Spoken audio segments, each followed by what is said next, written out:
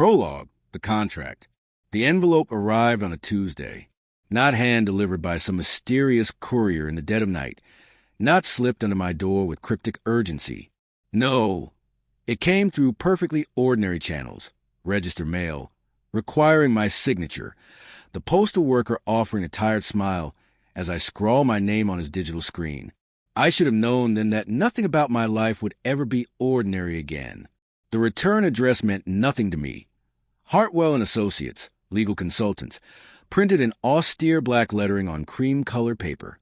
I carried it up the 3 flights of stairs to my apartment, my camera bag heavy on my shoulder, my mind still cataloging the shots I'd captured that afternoon in the city's industrial district. Rust and decay, beauty and abandonment. That was my specialty, finding art in things others overlooked or discarded. Perhaps that should have prepared me for what was coming. My apartment was exactly as I'd left it that morning. Organized chaos, proof sheets scattered across my dining table, the small kitchenette clean except for a single coffee mug and sink. The exposed brick walls I'd fallen in love with when I first viewed this place 4 years ago still gave me a sense of permanence, of having carved out something that was mine in a world that had taken so much.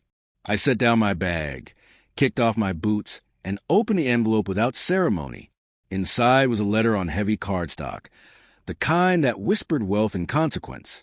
I unfolded it, expecting some solicitation, some class action lawsuit I'd been unknowingly included in. Instead, I found my life systematically dismantled in 3 typed pages.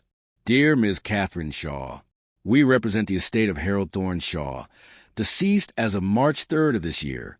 As you are the sole surviving heir of Mr. Shaw's direct bloodline, certain provisions of his last will and testament pertain directly to you, Harold Thorne Shaw, my grandfather, a man I'd met exactly twice in my 28 years, both times before I turned 10, a man who had disowned my mother when she married my father, a nobody, as I'd heard he called him, and who had maintained that cold distance even after they died in the car accident that shattered my teenage years. I'd built my life without him, without his money, without his approval. I'd worked 3 jobs to put myself through art school, lived on ramen and ambition, turned my photography into something approaching success through sheer stubborn will. And now he wanted something from me. My hands trembled slightly as I continued reading. Your grandfather's estate is valued at approximately $47 million, including properties, investments, and business holdings. However, Mr. Shaw placed specific conditions upon the distribution of this inheritance. Conditions that must be met within 6 months of his death, or the entire estate will be liquidated and donated to charity. The primary condition is as follows. You must enter into a legal marriage with Dominic Ashford, CEO of Ashford Industries, within 90 days of receiving this notice. This marriage must remain legally binding for a minimum of 2 years. The letter continued, outlining financial arrangements, legal protections, the involvement of trustees who would verify compliance. But I'd stopped processing the words, my brain stuck on that single impossible sentence. Marriage, to a stranger, for money. I read it again, then again, hoping the words would rearrange themselves into something that made sense, something that didn't feel like a violation of everything I'd built for myself. At the bottom of the 3rd page, in smaller print, should you decline this arrangement, all assets will be distributed as stated above, and you will receive nothing. Mr. Dominic Ashford has already agreed to the terms. Your decision is required within 14 days. 14 days to decide if I would sell myself for an inheritance from a man who'd never loved me. I crumpled the letter in my fist, then immediately smoothed it out again, as if that could somehow undo what I'd read. Rage and confusion warred inside me. What gave him the right? Even in death, Harold Shaw was trying to control lives, manipulate destinies, treat people like pieces on a chessboard.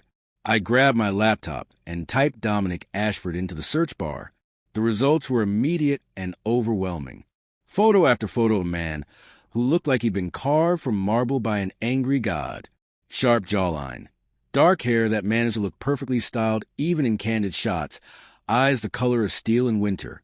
He was always in a suit, always commanding whatever space he occupied, stepping out of luxury cars, speaking at corporate conferences, attending charity galas with beautiful women on his arm. None of the women appeared twice. I clicked through to a profile in a business magazine from 6 months ago. Dominic Ashford, the ice king of tech innovation. The article painted him as brilliant, ruthless, a man who'd turned his father's struggling manufacturing company into a tech empire worth billions. He was 34, unmarried, and according to Breathless Prose, notoriously private about his personal life. There was nothing warm in any of the photographs, nothing approachable. He looked at the camera, at the world, with the same cool assessment one might give a balance sheet. This was the man my grandfather expected me to marry. I slammed the laptop closed and stood, pacing the small confines of my apartment. Through the window, the city spread out below, lights beginning to flicker on as evening descended. Out there were people living normal lives, making normal choices, free to love or not love whoever they wished. And here I was, being offered $47 million to surrender that freedom. The rational part of my brain began calculating what I could do with that kind of money. The student loans I could finally clear. The dream of opening my own gallery, showcasing the work of artists like me who needed someone to believe in them. The security I'd never had, not since my parents died and left me with nothing but debt and grief. 2 years. The letter had said 2 years. 730 days of living with a stranger, of wearing his ring, of playing the role of wife to a man who'd probably agreed to this arrangement for equally calculated reasons. I picked up my phone 3 times to call someone, a friend, maybe someone who could talk me down from the ledge I was standing on. But who could I tell? Who would understand? Most people would say I was insane to even consider it. Others would say I was insane not to. The letter sat on my table like an accusation, like a trap, like an opportunity. I didn't sleep that night. Instead, I sat by the window, watching the city breathe, feeling the weight of my grandfather's final manipulation pressing down on me. He'd known what he was doing, waited until I was old enough to be desperate, established enough to know what I was giving up, but still young enough to need what he was offering. By dawn, I'd made my decision. I would meet this Dominic Ashford. I would look him in the eye and see if I could survive 2 years shackled to someone who'd agreed to buy a wife. And if I couldn't, if he was everything those cold photographs suggested, then I would walk away and let my grandfather's fortune rot in some charity's account. I had 14 days to decide. But some part of me already knew the real question wasn't whether I would do it. The real question was what it would cost me, and whether, when those 2 years ended, there would be anything left of Catherine Shaw worth salvaging. I pulled out my phone and composed an email to the law firm. I agreed to meet with Mr. Ashford to discuss the arrangement. Please forward my contact information. My finger hovered over the send button for a long moment. This was the last instant of my old life, the final breath before diving into deep water with no certainty of reaching the other side. I pressed send. 3 hours later, my phone rang. Unknown number. I answered it anyway, my heart hammering against my ribs. Catherine Shaw. The voice was deep controlled, with an edge that made my skin prickle with awareness. Yes. Dominic Ashford. I understand you've agreed to discuss our arrangement. Our arrangement, as if we were business partners negotiating a merger, not two strangers being forced into matrimony by a dead man's will. I've agreed to meet. I corrected. That's all. A pause. I thought I heard amusement in it, though his tone remained perfectly neutral. Fair enough. Are you available tomorrow evening? I prefer to handle this in person. Where? My home. I'll send a car for you at 7. The presumption in his words sparked something hot in my chest. I can drive myself. Security, he replied simply. The address isn't public knowledge. The car will ensure your privacy as well as mine. And if I refuse, then I'll assume you're not serious about the arrangement, and we can end this conversation now. I should have been offended by the ultimatum. Instead, I found myself curious about the man behind that cool, commanding voice. What kind of person agreed to marry a stranger? What was he getting out of this? Fine, 7 o'clock. But I want it clear that I'm meeting you, not committing to anything. Understood. Another pause. I look forward to meeting you, Catherine. He hung up before I could respond. I stared at my phone, pulse racing. 24 hours. In 24 hours, I would meet the man who might become my husband, and my life would pivot irrevocably in one direction or another. I spent the rest of that day photographing the city, my camera capturing ordinary moments that felt suddenly precious. A couple sharing coffee at a street vendor's cart, their fingers intertwined. An old man feeding pigeons in the park, wedding ring worn thin on his finger. Two teenagers stealing a kiss behind a bus shelter. Everything ahead of them uncertain and thrilling. Love, choice, freedom, all the things I was considering surrendering. As the sun set and cast the city in shades of gold and shadow, I realized I was documenting before, creating evidence of who I was in case I lost myself in whatever came next. The next evening arrived too quickly. I dressed carefully, choosing a simple black dress that felt like armor, practical boots that reminded me I could walk away at any moment, minimal jewelry. My reflection in the mirror showed a woman trying to look confident, competent, unshakable. I saw through the mask to the fear underneath. At precisely 7 o'clock, a sleek black car pulled up outside my building. The driver, professional and silent, opened the door for me. As we pulled away from the curb, away from my apartment and the life I'd built, I watched the city scroll past the tinted windows and wondered if I would recognize myself when this was over. The drive took 40 minutes, carrying us out of the city proper and into the hills where wealth lived behind gates and walls. We passed estates that looked like small kingdoms, each more impressive than the last, until we turned through wrought iron gates that opened automatically at our approach. The house? No, the mansion at the end of the long driveway took my breath away despite my determination to remain unimpressed. Modern architecture married to classical elements, all glass and stone in clean lines, lit from within like a jewel box. It sat atop the hill as if surveying its domain, utterly confident in its own magnificence. This was the world I would be entering, the world my grandfather had belonged to and my mother had fled. The car stopped under a covered entrance. Before the driver could open my door, it swung open from outside, and there he was, Dominic Ashford, somehow more imposing in person than in any photograph, tall and broad-shouldered, wearing dark slacks and a white shirt with the sleeves rolled to his forearms. No tie, top button undone, as if he'd just come from work and couldn't be bothered with complete formality.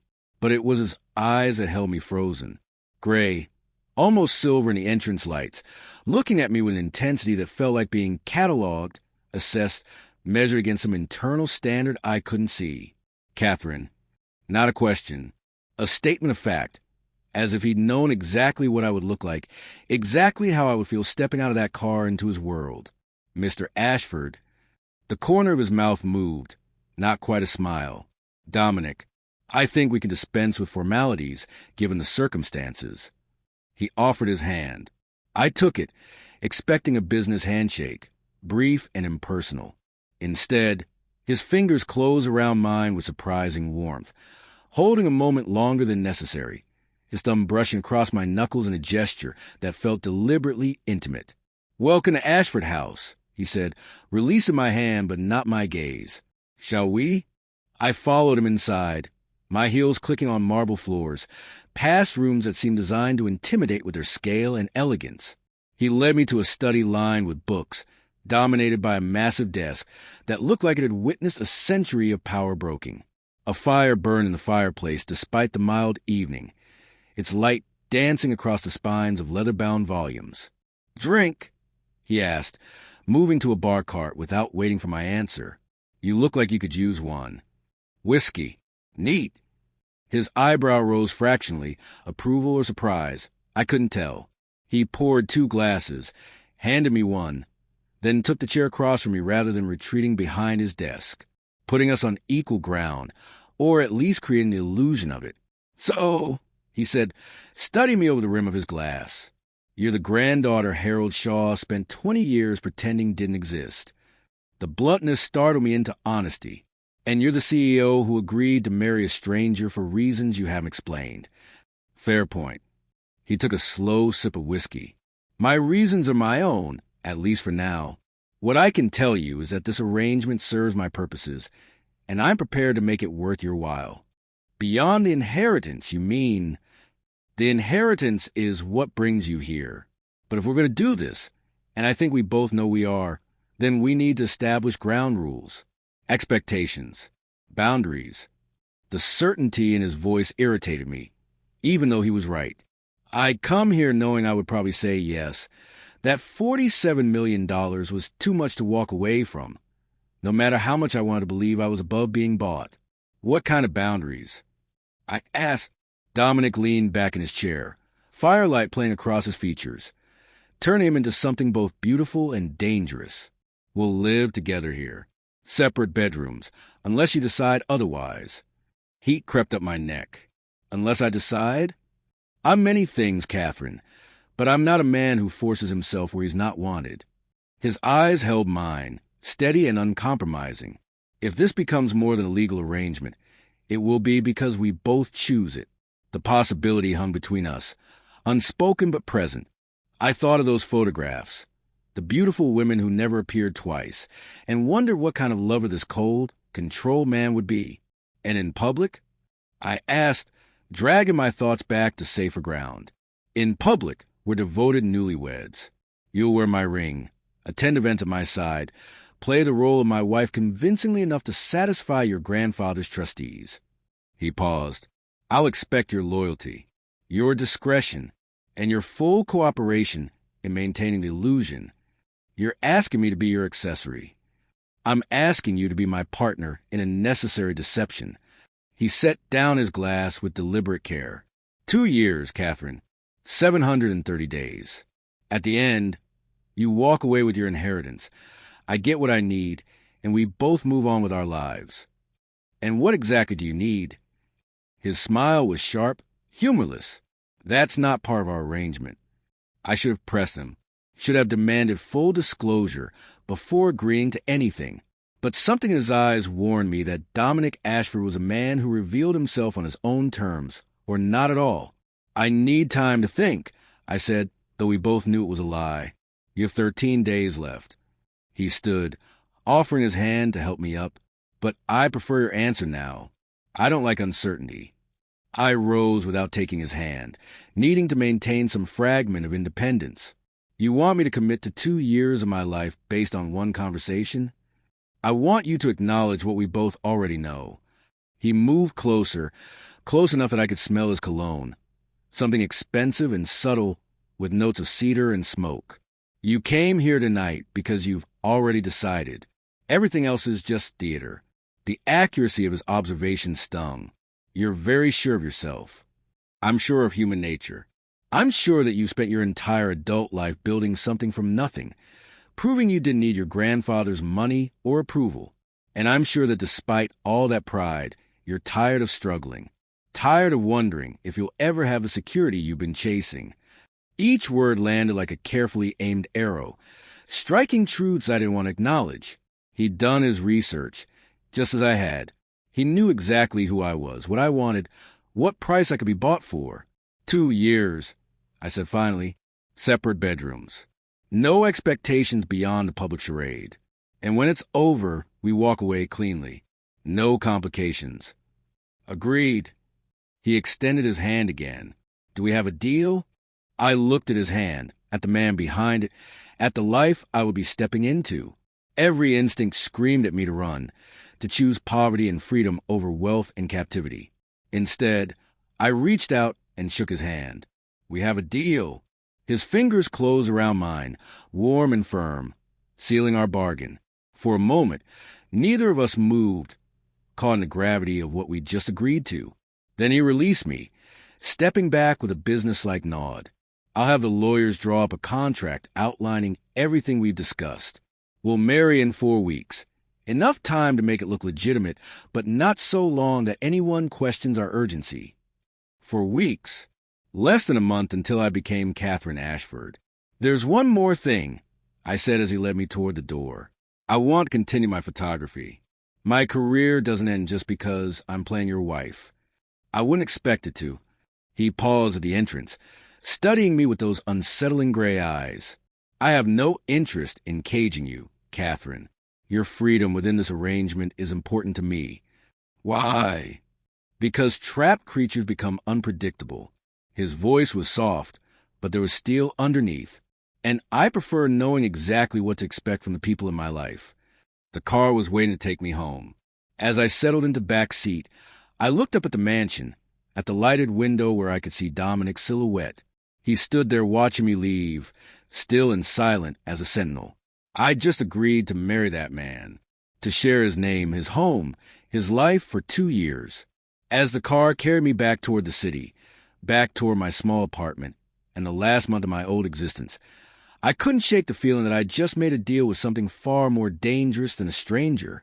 I'd made a deal with a man who saw through every defense I'd ever built, who knew exactly which buttons to push to get what he wanted. And worse, I'd made a deal with a man whose touch, however brief, had sent electricity racing through my veins. No complications, I'd said. Already, I suspected that was a promise neither of us would be able to keep. Chapter 1, The Ring. The contract arrived 3 days later, delivered by the same law firm that had appended my life with that initial letter. This time, I knew what I was opening. 27 pages of legal terminology that essentially boiled down to I would marry Dominic Ashford, live as his wife for 2 years, behave appropriately in public, and in exchange, receive my grandfather's inheritance plus a monthly stipend of $20,000 for personal expenses. There were clauses about fidelity, expected on both sides, at least publicly, clauses about media interaction, clauses about what would happen if either of us violated the terms. The word love appeared nowhere in the document. I signed in my apartment, alone, with only my coffee growing cold as witness. My hand trembled slightly as I wrote my name, but I didn't hesitate. Whatever reservations I had, whatever warnings my instinct for screaming, I'd made my choice. Now I had to live with it. The wedding was scheduled for exactly 4 weeks from the day I'd shaken Dominic's hand in his study. A small, private ceremony, or as private as anything involving the Ashford name could be. His publicist had already crafted the narrative. A whirlwind romance. Love at first sight. 2 people from different worlds finding each other against all odds. The society pages would eat it up. They always did. I spent the next 2 weeks in a surreal blur of preparation. A stylist appeared at my apartment, sent by Dominic, though he hadn't asked my permission, with racks of designer clothing that cost more than my rent. When I tried to refuse, she simply smiled and said, "Mr. Ashford insisted. He said to tell you that appearances matter in his world, and you'll need armor for what's coming." Armor, as if I were preparing for battle rather than a wedding. The dress itself was discovered at a boutique I could never have afforded to enter on my own. The owner, an elegant woman named Marguerite who spoke with a French accent that may or may not have been genuine, took one look at me and declared, "I know exactly what you need." What I needed, apparently, was ivory silk that moved like water, with a neckline that managed to be both modest and devastating, sleeves that fell off the shoulder, and a skirt that whispered against my legs as I walked. It was romantic without being fussy, elegant without trying too hard. It was perfect, and I hated that it was perfect. "You look like a woman worth marrying," Marguerite said with satisfaction as I studied my reflection in the 3-way mirror. "You look like an expensive acquisition," I thought, but didn't say. I was standing in that same dress 2 weeks later, in a private room at the courthouse, watching through the window as black cars began arriving. My hands were cold despite the warm spring afternoon. I'd done my own makeup. The stylist had offered, but I needed something to remain my own, some small task that connected me to the person I'd been before all this began. A knock at the door made me turn. I expected the wedding coordinator, or perhaps one of the lawyers who'd been hovering at the edges of this entire process. Instead, Dominic stepped inside.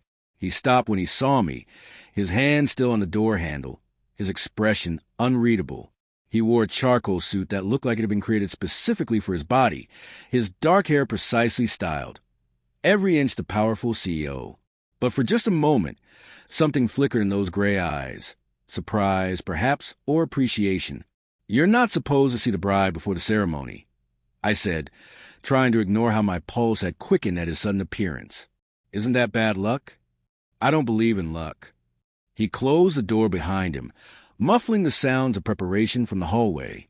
And given the circumstances, I think we can dispense with tradition.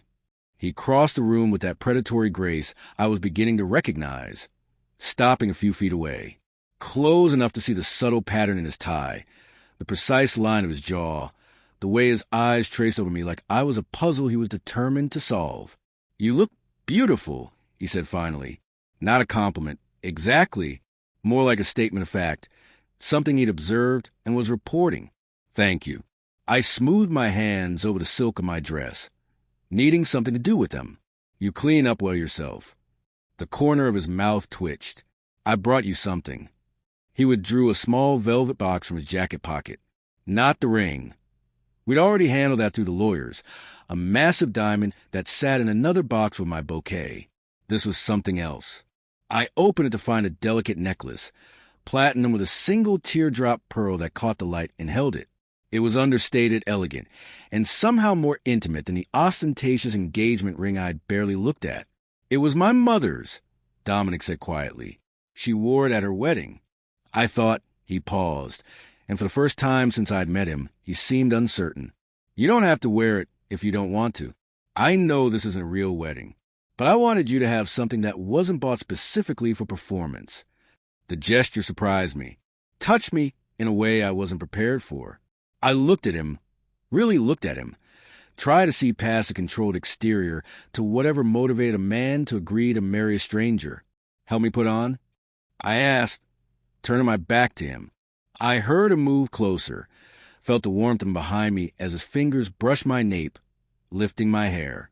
The pearls settled against my collarbone, cool at first, then warming to my skin. His hands lingered for a moment longer than necessary, his breath stirring the small hairs at the back of my neck. "Catherine," my name in his deep voice sent an involuntary shiver down my spine. "If at any point today you want to stop this, just say the word. I'll handle everything. The explanation, the lawyers, your grandfather's trustees. You won't face any consequences." I turned to face him, surprised by the offer. "You'd really do that? Let me walk away after everything you put into this. I told you before, I don't cage people, and I won't trap you into something you can't live with." His eyes held mine with unnerving intensity. "But I need to know now, before we walk into that room and speak vows in front of witnesses. Can you do this?" It was the same question I'd been asking myself for 4 weeks. Could I marry this man? Could I live in his house, share his name, play his wife for 2 years while maintaining enough of myself to survive intact? I thought of my parents, who'd married for love and had their happiness cut brutally short. I thought of my mother, who'd chosen poverty with my father over wealth with her family's approval. I thought of all the years I'd spent building a life alone, proud of my independence, but exhausted by the constant struggle. This was different. This was a business arrangement with clear terms and an expiration date. No messy emotions, no risk of heartbreak. Just 2 years of performance in exchange for security I'd never have otherwise. "Yes," I said, meeting his gaze steadily. "I can do this." Something in his expression shifted. Relief, maybe, or satisfaction. "Then let's go get married." He offered his arm. I took it, feeling the solid muscle beneath the expensive fabric, and let him lead me toward the room where we would lie to everyone about why we were doing this. The ceremony itself was brief and oddly impersonal, despite the intimate setting. The judge who would officiate was an older man with kind eyes who seemed genuinely pleased to be marrying us. Dominic's assistant and one of the lawyers served as witnesses. No family on either side.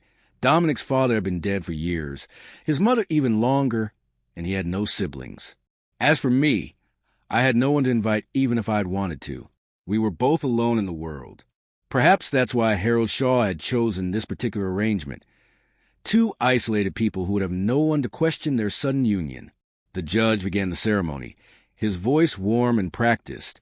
I barely heard the words, too conscious of Dominic standing beside me, his hand now holding mine, his thumb tracing small circles against my palm in a gesture that felt almost unconscious.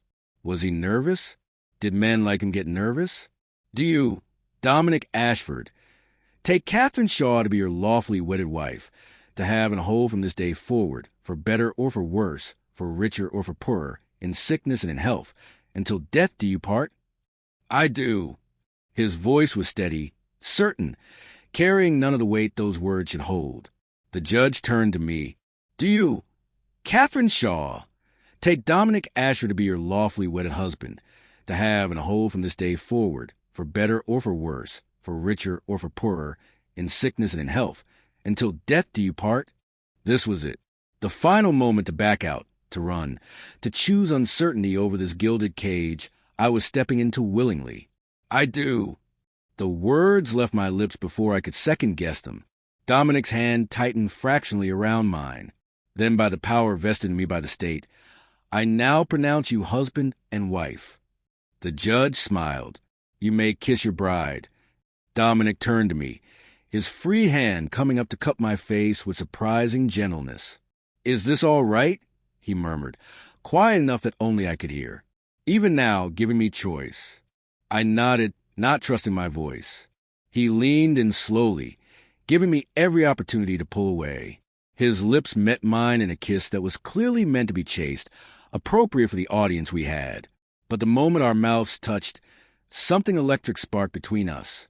His hand slid into my hair, angling my head for better access, and the kiss deepened into something far more genuine than either of us had intended. I forgot about the witnesses, the judge, the performance we were supposed to be giving. There was only the heat of his mouth on mine, the strength in the arm that had wrapped around my waist, the way my body responded without permission from my brain. When he finally pulled back, his eyes were darker than I'd ever seen them, pupils blown wide. We stared at each other for a moment, both slightly breathless, before remembering where we were. The judge cleared his throat delicately. Congratulations to you both. We signed the marriage certificate in a daze. At least I did. Dominic seemed to have recovered his composure quickly, his signature bold and assured across the page. Catherine Ashford, I wrote, and the name looked foreign in my handwriting. Like someone else's identity I was borrowing. And then it was done. I was married. Catherine Ashford, wife of Dominic Ashford, bound to him legally and financially for the next 2 years. Ready? Dominic asked, offering his arm again. For what? The performance. There are photographers waiting outside. My publicist made sure of it. He must have seen something in my expression because he added, just follow my lead. Smile, look happy. We're madly in love, remember? Right. The charade. I'd almost forgotten. We walked out of the courthouse together into a barrage of camera flashes. Someone shouted questions. Mr. Ashford, is it true this was love at first sight? Catherine, how did you two meet? Will there be a honeymoon? Dominic handled them all with practiced ease, his arm secure around my waist, his smile perfectly calibrated to suggest a man who just married the woman of his dreams. He said all the right things about privacy, about wanting to enjoy the special time together, about how fortunate he was. I stood beside him and smiled until my face hurt, channeling every acting skill I'd never known I possessed. The car, another sleek black vehicle that probably cost more than I'd earned in 5 years, waited at the curb. Dominic handed me in first, then slid in beside me.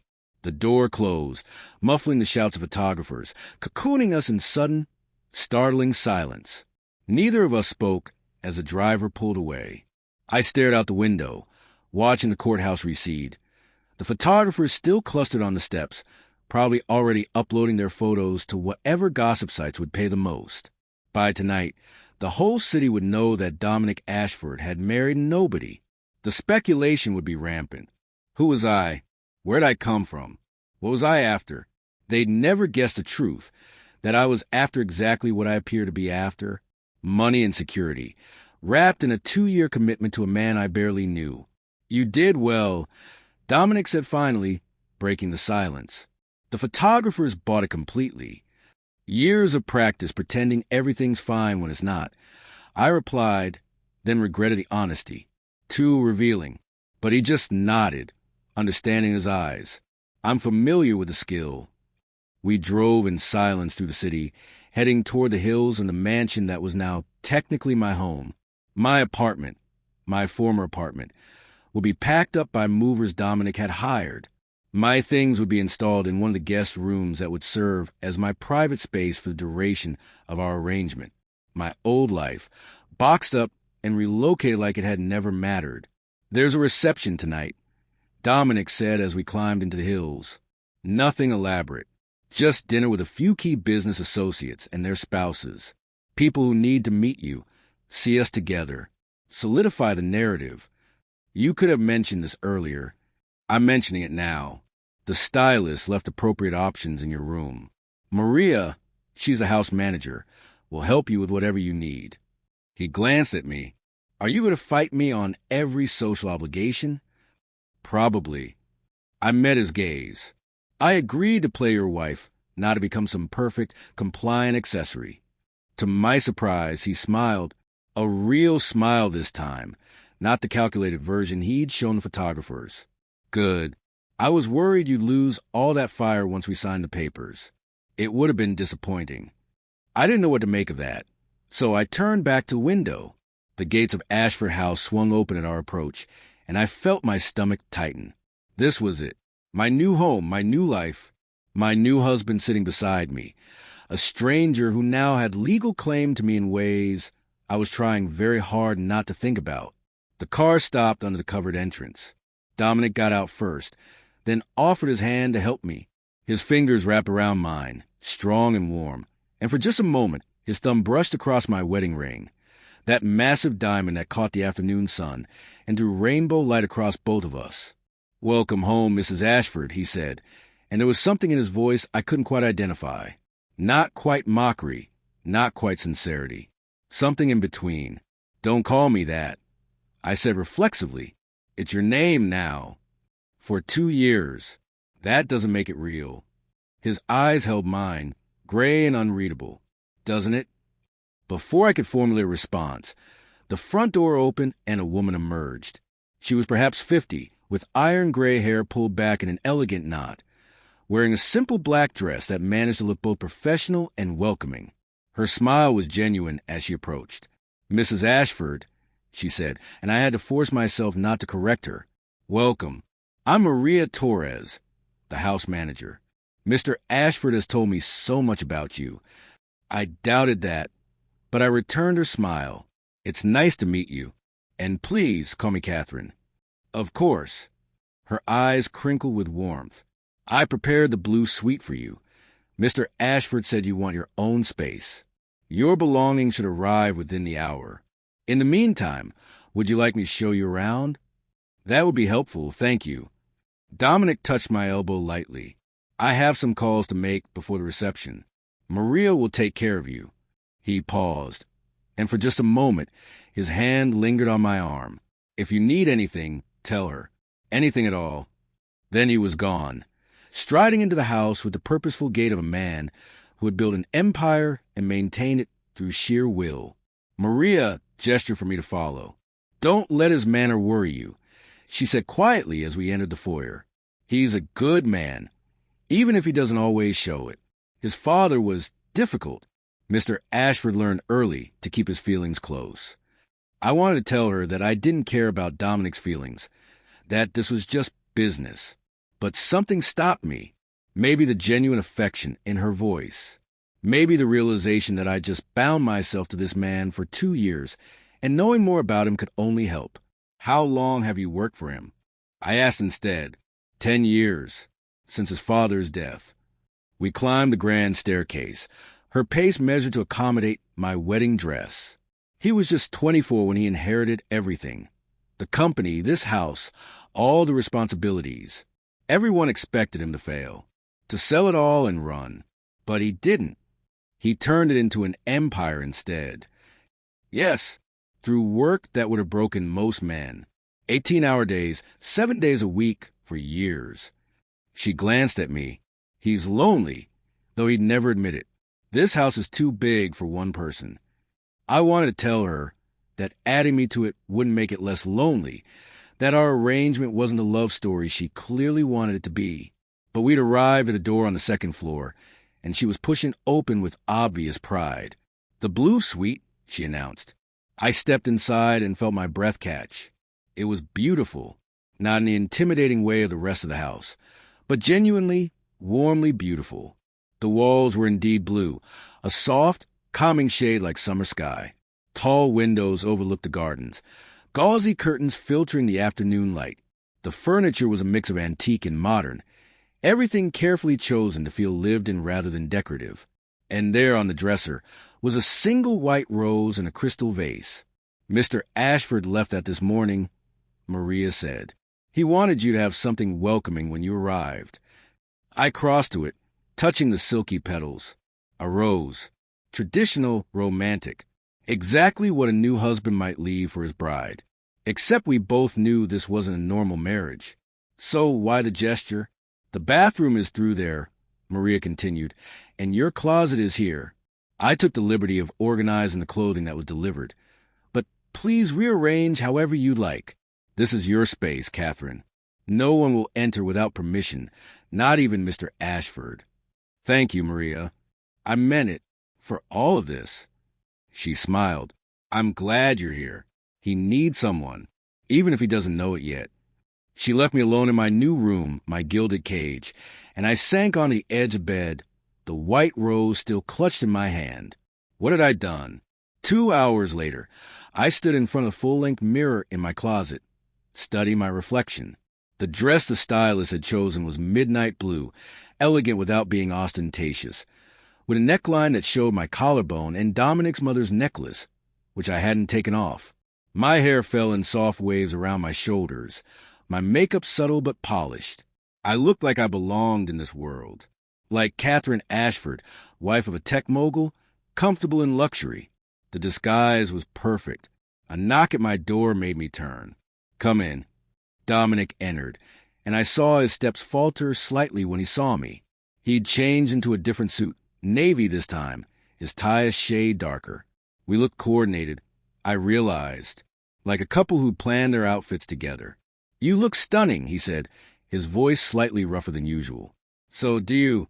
We stood there for a moment, strangers playing dress-up as husband and wife, both aware how absurd and how permanent this was. "Are you ready?" he asked finally. "No, I wanted to say, I'm not ready for any of this. Not ready to smile at your friends and pretend I'm in love with you.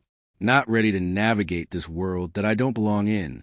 Not ready to be married to a man whose kiss this afternoon shook me more than I want to admit."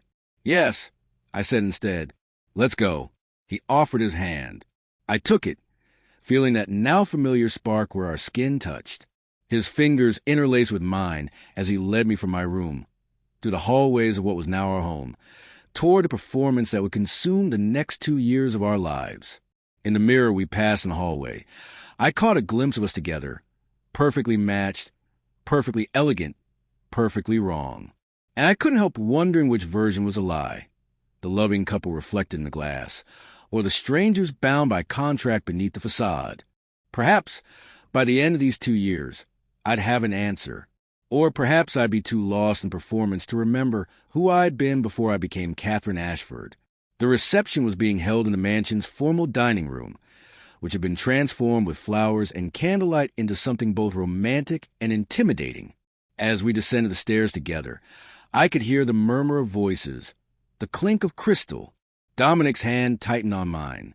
"Remember," he murmured, his breath warm against my ear. "We're madly in love. Can't keep our hands off each other. Every look, every touch, it has to be believable. I'm aware of the terms. I'm just making sure." His thumb traced across my knuckles again, that gesture that seemed to calm him as much as unsettle me. "These people are sharks. They'll sense any weakness, any crack in the story. We have to be perfect. No pressure, then." His lips curved into that almost smile. "You'll be fine. Just follow my lead." The doors opened, and we stepped into the room together. All conversation stopped as heads turned toward us. I felt every eye assessing me, cataloging my appearance, calculating my worth and finding it wanting.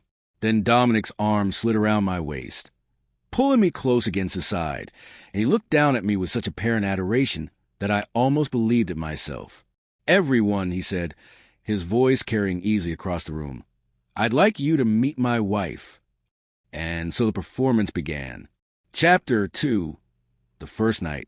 The reception stretched into evening like an endurance test designed specifically to break me. Dominic hadn't lied about his associates being sharks. They circled with champagne glasses and practiced smiles, their questions landing like precisely aimed barbs designed to expose any weakness in our story. "How did you two meet?" asked Victoria Chun, a sleek woman in her 50s who apparently sat on the board of Ashford Industries. Her eyes were sharp as she studied me over the rim of her wine glass. Dominic's hand settled on the small of my back, his touch possessive and warm to the thin fabric of my dress. "At a gallery opening," he said smoothly. Catherine's photographs were being exhibited. I took one look at her work and knew I had to meet the artist behind it. It was a good lie, based loosely on truth, since I was indeed a photographer. But the way he delivered it, with just the right mix of pride and intimacy, made it sound absolutely believable. "How romantic," Victoria said, though her tone suggested she found it anything but. "And the whirlwind courtship? You've only been photographed together for a few weeks. When you know, you know." Dominic's eyes found mine, and even though I knew it was an act, the intensity there made my breath catch. Why waste time when you found exactly what you've been looking for? I forced myself to smile up at him, channeling every ounce of acting ability I possessed. He's quite persistent when he wants something. "That's our Dominic," said a man whose name I'd already forgotten, his laugh just slightly too loud. Once he sets his sights on an acquisition, he doesn't stop until he closes a deal. The word acquisition landed like a slap. That's exactly what I was, wasn't it? Just another asset added to Dominic Ashford's impressive portfolio. Dominic's jaw tightened almost imperceptibly. "Catherine isn't an acquisition, Robert. She's my wife. There's a difference." The temperature in the conversation dropped several degrees. Robert blanched, mumbling an apology, and the group shifted awkwardly before drifting away to find easier prey. "Thank you," I murmured once we were relatively alone. "For that, I meant it."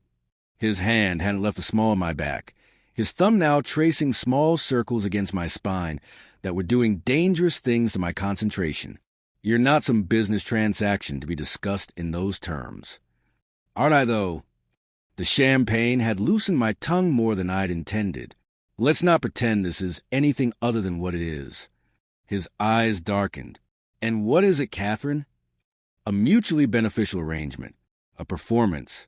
You said so yourself." "Did I?" He leaned closer, his voice dropping to something intimate, private. "To anyone watching, we look like newlyweds sharing sweet nothings. Or did I say we had to make it believable? There's a difference." Before I could parse what he meant by that, another couple approached. Younger this time, the woman smiled genuine as she congratulated us. More introductions, more performance, more champagne. By the time dinner was served, I'd met what felt like hundreds of people whose names blurred together into an incomprehensible mass. I was seated beside Dominic at the head of the table, his hand occasionally finding my thigh under the table, in what anyone watching would assume was affectionate intimacy, except each touch sent electricity racing through me that had nothing to do with performance. "You're doing well," he murmured during a lull in conversation, his breath warm against my ear. "Better than I expected." "Because you thought I'd crumble under scrutiny?" "Because most people would." His hand squeezed my thigh gently. "You're stronger than you look." I turned to meet his gaze, close enough now to see the subtle flecks of darker gray in his eyes, the precise line of his jaw. "You have no idea what I can handle." Something flashed in his expression. Interest, heat, challenge. "Maybe I'd like to find out." The air between us thickened, charged with something that definitely wasn't part of our carefully negotiated arrangement. This was dangerous territory, attraction that could complicate everything we'd agreed to keep simple. I pulled back, reaching for my water glass with a hand that wasn't entirely steady. "We should probably mingle more. People are watching." "Let them watch." But he released my thigh, his attention shifting to the businessman on his other side who'd been trying to catch his ear all evening. "We'll continue this conversation later." That sounded like both a promise and a threat. It was past midnight when the last guest finally departed. I stood in the foyer, my feet aching in my heels, my face sore from smiling, watching their taillights disappear down the long driveway. "You survived," Dominic said from behind me. I turned to find him leaning against the doorframe to his study, tie loosened, top button undone. Hair slightly mussed from running his fingers through it, a nervous habit I'd noticed during the evening. He looked more human like this, less a controlled CEO, and more like a man who just endured an exhausting performance. Barely. I bent to remove my heels, sighing with relief as my feet touched cool marble. "Do you do that often? Entertain like that?" "Weekly. Sometimes more." He straightened, moving toward me. "It's part of the job. Maintaining relationships, solidifying alliances. The game never stops." "That sounds exhausting." "It is." He stopped in front of me, and I was struck by how tall he was, how much I had to tilt my head to meet his eyes now that I wasn't wearing heels. "But you made it easier tonight. By playing my part convincingly. By being yourself." His hand came up, fingers brushing my cheek in a gesture that felt far too intimate for our arrangement. They expected some fortune hunter, some nobody try and claw her way into my world. Instead, they got Catherine Shaw, intelligent, talented, completely unimpressed by their money or status. "I'm married to you for money," I pointed out. "That makes me exactly what they think I am." "No." His thumb traced along my jawline, and I should have pulled away but found myself frozen by the intensity in his gaze. "You're here because your grandfather manipulated circumstances to leave you no real choice. That's different from hunting me down for my money." "Is it though?" "The end result is the same. The motivation matters." His voice had dropped to something lower, rougher. "And your motivation is survival, security. There's no shame in that." I was acutely aware of how close we were standing, of the warmth radiating from his body, of the way his eyes kept dropping to my mouth, of how much I wanted to close the distance between us, to see if that kiss at the courthouse had been a fluke or if the electricity between us was as real as it felt. This was dangerous. This was exactly what we'd agreed wouldn't happen. I stepped back, breaking whatever spell had been weaving around us. I should go to bed. It's been a long day. Disappointment flickered across his features before his customary control reasserted itself. "Of course. Get some rest." He moved toward his study, then paused. "Catherine?" "Yes." "Thank you. For today. For all of it." He met my eyes, and for just a moment, I saw past the armor to something more vulnerable. "I know this isn't what either of us would have chosen, but I'm glad it's you." Before I could formulate a response, he disappeared into his study, the door closing quietly behind him. I stood alone in the foyer, my heart racing, my thoughts a tangled mess. This was supposed to be simple, a business arrangement with clear boundaries and an expiration date. So why did I feel like I'd just been handed something precious and fragile, something that required careful handling or it would shatter? Sleep eluded me. I lay in my beautiful blue room, staring at the ceiling, replaying the evening in my mind. Dominic's hand on my back, on my thigh. The way he looked at me when he thought no one was watching. That moment in the foyer when the air between us had felt charged with possibility. At 2 a.m, I gave up. I pulled on the silk robe that had been hanging in my closet, another gift from my new husband, apparently, and padded barefoot through the darkened house. I wasn't sure where I was going until I found myself in the kitchen. Maria had given me a brief tour earlier, but everything looked different in the darkness, illuminated only by moonlight streaming through the massive windows. I was searching through cabinets for tea when a voice from the doorway nearly made me drop the kettle. "Couldn't sleep?" I spun to find Dominic leaning against the doorframe, wearing dark pajama pants and nothing else. In the moonlight, I could see the definition of his chest and abdomen, the breadth of his shoulders. He looked nothing like the controlled businessman in his perfectly tailored suits. He looked dangerous and entirely too appealing. "I didn't mean to wake you." I managed, dragging my eyes back to his face. "You didn't. I don't sleep much." He moved into the kitchen with that predatory grace, taking the kettle from my hands. "Let me? You'll never find anything in here." I watched as he filled the kettle, set it to boil, then retrieved tea from a cabinet I never would have thought to check. His movements were efficient, practiced. He'd clearly done this before, probably countless sleepless nights in this enormous house. "Chamomile or English breakfast?" he asked. "This late? Chamomile, I suppose." "Good choice." He prepared 2 cups with the same precision. He probably applied everything in his life. When the tea was ready, he handed me one and leaned against the counter, studying me over the rim of his cup. "What's keeping you awake?" "You, I thought but didn't say." "Processing, I suppose. Everything changed today." "Yes, it did." His eyes held mine. "Having regrets already?" "Should I be?" "That depends entirely on what you expected from this arrangement." He set down his cup. "What did you expect, Catherine?" I considered lying, maintaining professional distance we'd agreed to. But something about the darkness, the intimacy of this midnight conversation, made honesty easier. I expected a business transaction. Clear boundaries. Professional distance. I took a sip of tea, using it as a shield. I didn't expect chemistry. He supplied the word I'd been avoiding. Attraction? The way you respond every time I touch you. Heat flooded my face. Don't lie to me." He pushed off the counter, closing the distance between us with 2 deliberate steps.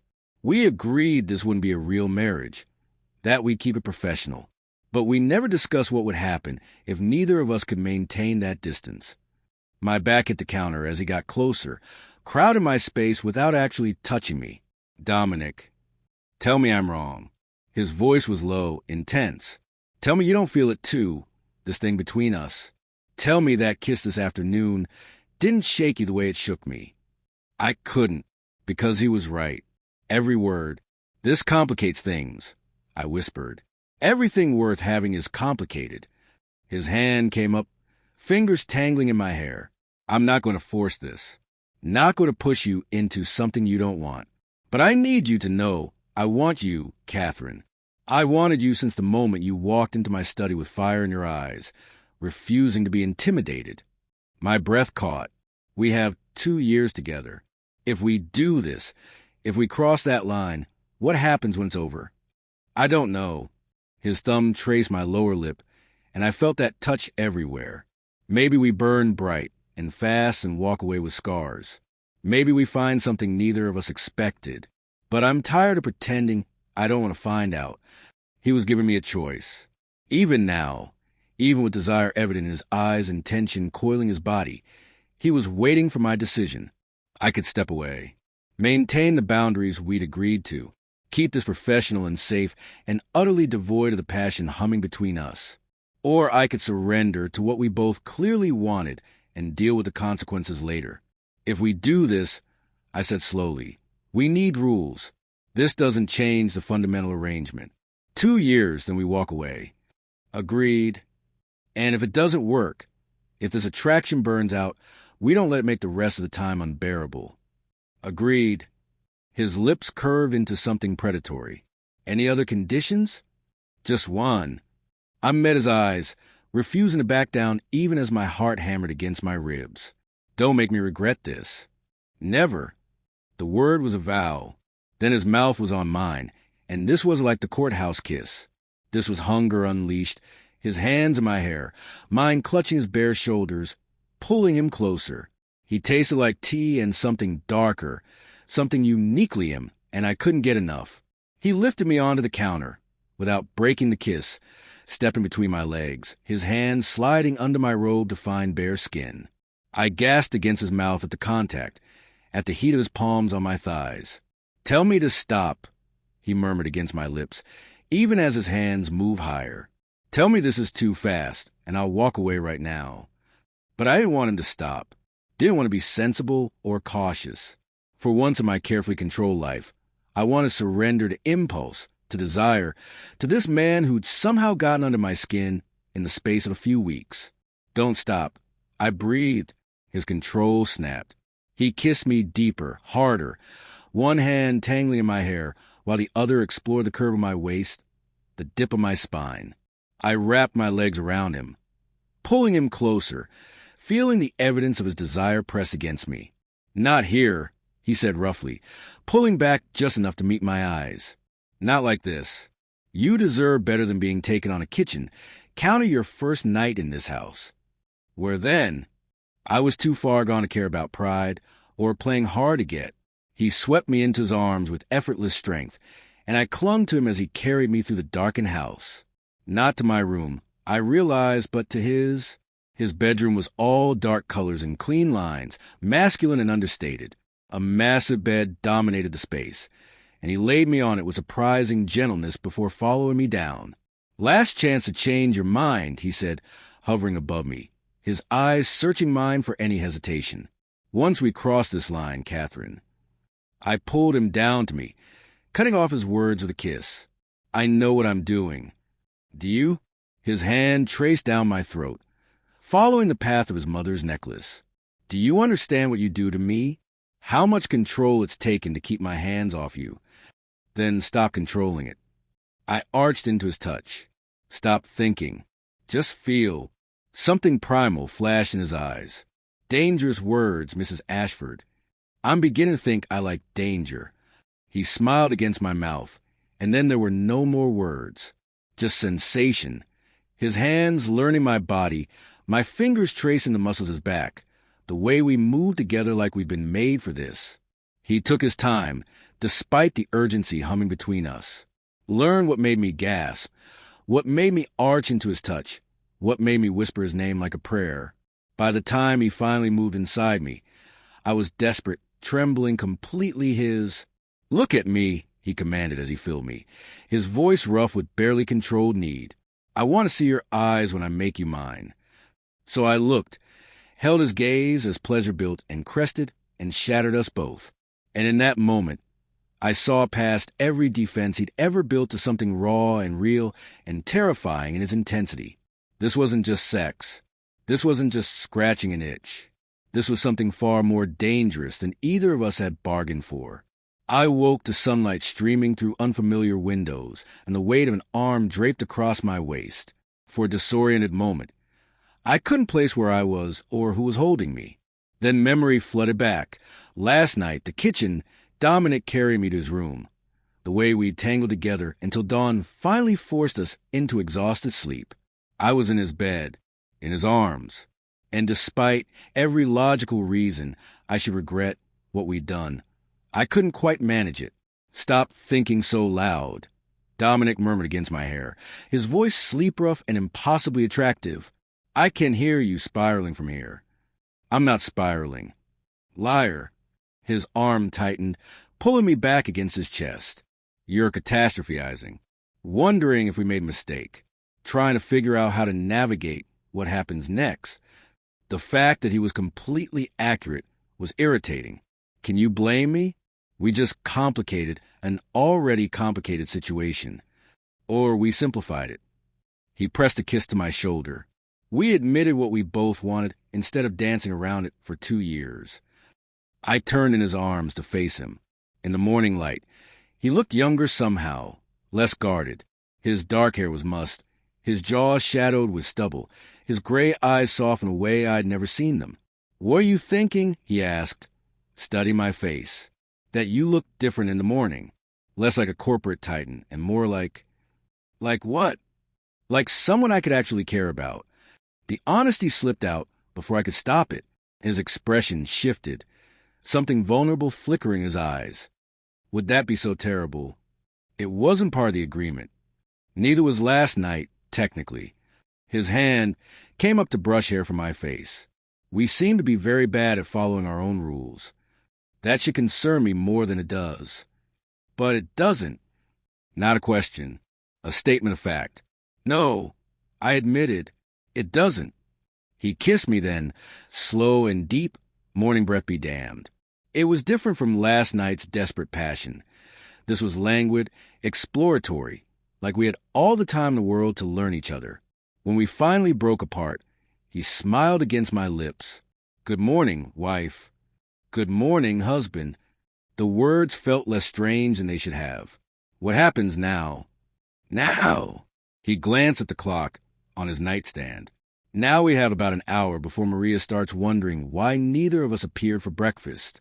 We could spend that hour talking about what last night meant and how it changes things. Or I prompted when he paused. His smile turned wicked, or we could not talk at all. His hand slid down my body, and all thoughts of complicated logistics fled. There would be time later to figure out what we'd done, what it meant, where we went from here. For now, there was only this. The slide of skin against skin, the way he knew exactly how to touch me, the way my name sounded on his lips like a benediction. We made it to breakfast an hour late, both of us slightly rumpled despite fresh clothes. Maria took one look at us and smiled knowingly but said nothing.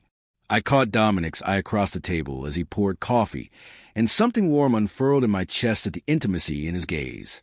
This was supposed to be fake, a performance for the benefit of lawyers and trustees and society pages. But somewhere between the courthouse kiss and this morning's tangled sheets, something had shifted, become real in a way I hadn't anticipated and wasn't sure how to handle. "What's your schedule today?" Dominic asked, spreading jam on toast with the same precise movements he applied to everything. I thought I'd set up my darkroom. The space you showed me yesterday has perfect light. I'd been surprised when he'd mentioned dedicating an entire room to my photography, but he'd been insistent. "You're not giving up your career for this arrangement," he'd said. "Good. I'll be in the office until 6, but I'll be home for dinner." He met my eyes. "Unless you prefer to eat separately. I don't want to presume. Together is fine. More than fine. Actually." But I wasn't ready to examine why the thought of spending the evening with him made something flutter in my stomach. "I'll probably work late anyway. I have a commission I need to finish." We discussed mundane things, his meetings, my photography, Maria's question about groceries. To anyone watching, we looked like any married couple navigating their first morning together. Except we weren't any couple. We were two people playing a role that was becoming alarmingly real. After breakfast, Dominic kissed me goodbye at the door, a brief press of lips that somehow felt more intimate than anything we'd done last night. "I'll see you tonight." "Tonight?" I agreed. I watched his car disappear down the driveway, then turned back to the house that was now my home. My gilded cage, I'd thought yesterday. But maybe it was becoming something else. Something more complex than prison or sanctuary. Maybe it was becoming the place where Catherine Shaw learned that sometimes the most dangerous traps were the ones that felt like freedom. I spent the day setting up my darkroom, losing myself in the familiar ritual of organizing chemicals, testing lights, calibrating equipment.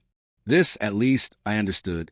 Photography didn't make demands I couldn't meet or ask questions I couldn't answer. It was past 5 when my phone buzzed with a text. "How's the darkroom coming along?" I smiled despite myself. "Making progress. Should be operational by tomorrow." "Good. I'm heading into a meeting, but wanted to check in. See you at 7 for dinner?" "I'll be there."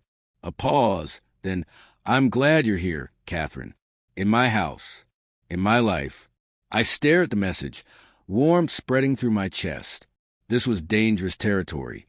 Feelings creeping in where only business should exist. But I couldn't quite bring myself to shut it down. "I'm glad to." I typed back, then immediately questioned my honesty. But it was true. Against all logic and self-preservation, I was glad. By 7 o'clock, I'd cleaned up and changed into casual clothes, jeans and a soft sweater, my version of comfortable. I found Dominic already in the dining room, still in his work clothes, but with his jacket discarded and sleeves rolled up. He looked up when I entered, and the smile that transformed his face made my breath catch. This was becoming a problem.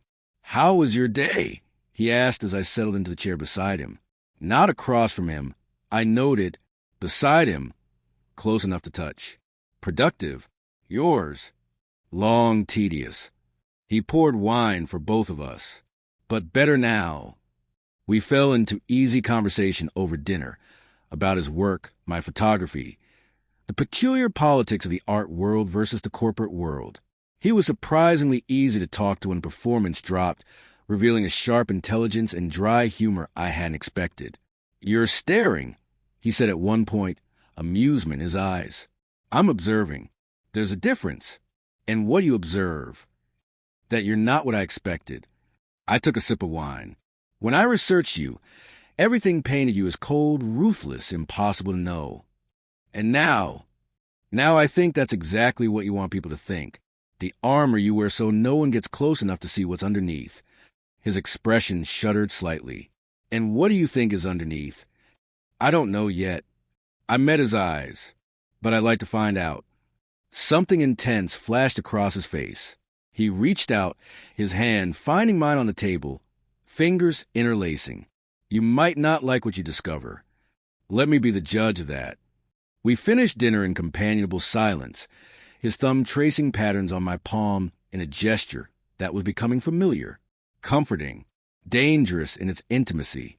Come with me, he said when we were done. I want to show you something. He led me through the house to a room I hadn't seen before, his study, larger and more personal than the one where we'd first met. One wall was entirely windows overlooking the gardens, another lined with bookshelves. But it was the third wall that caught my attention. Photographs, dozens of them, beautifully framed and arranged with obvious care. My photographs. How did you? I moved closer, recognizing images from various shows I'd had over the years. These were sold. How did you get them? I bought them. He stood behind me, close but not touching. Over the past few years, whenever I saw your work exhibited, I bought pieces. Before I knew who you were, before your grandfathers brought us together, I just responded to them. I turned to face him, stunned. You're telling me you collected my work? That you've been following my career? Not intentionally. At least, not at first. He looked almost embarrassed, an expression I never thought I'd see on Dominic Ashford. I saw your first show 4 years ago. Something about the way you captured abandonment and beauty together resonated with me. After that, I made a point of attending your exhibitions. You never introduced yourself. No, you were just this brilliant artist I admired from afar. I never imagined. He gestured between us. The implication settled over me. He hadn't agreed to marry me because of the arrangement. He'd already been invested in my work, in some version of me, long before circumstances forced us together. What are you saying, Dominic? He took a breath, and for the first time since I'd met him, he looked uncertain, vulnerable. I'm saying maybe this arrangement isn't as coincidental as we thought. Maybe your grandfather knew something we didn't, that we'd actually fit together. Or maybe he just got lucky with his manipulation. Maybe he moved closer, his hands coming up to frame my face. Or maybe some things are meant to be contract or no contract. You don't believe in fate. You said so. I'm starting to reconsider. His thumbs brushed across my cheekbones. Because how else do I explain the fact that the woman I've been admiring anonymously for years suddenly becomes my wife? That feels like more than just coincidence.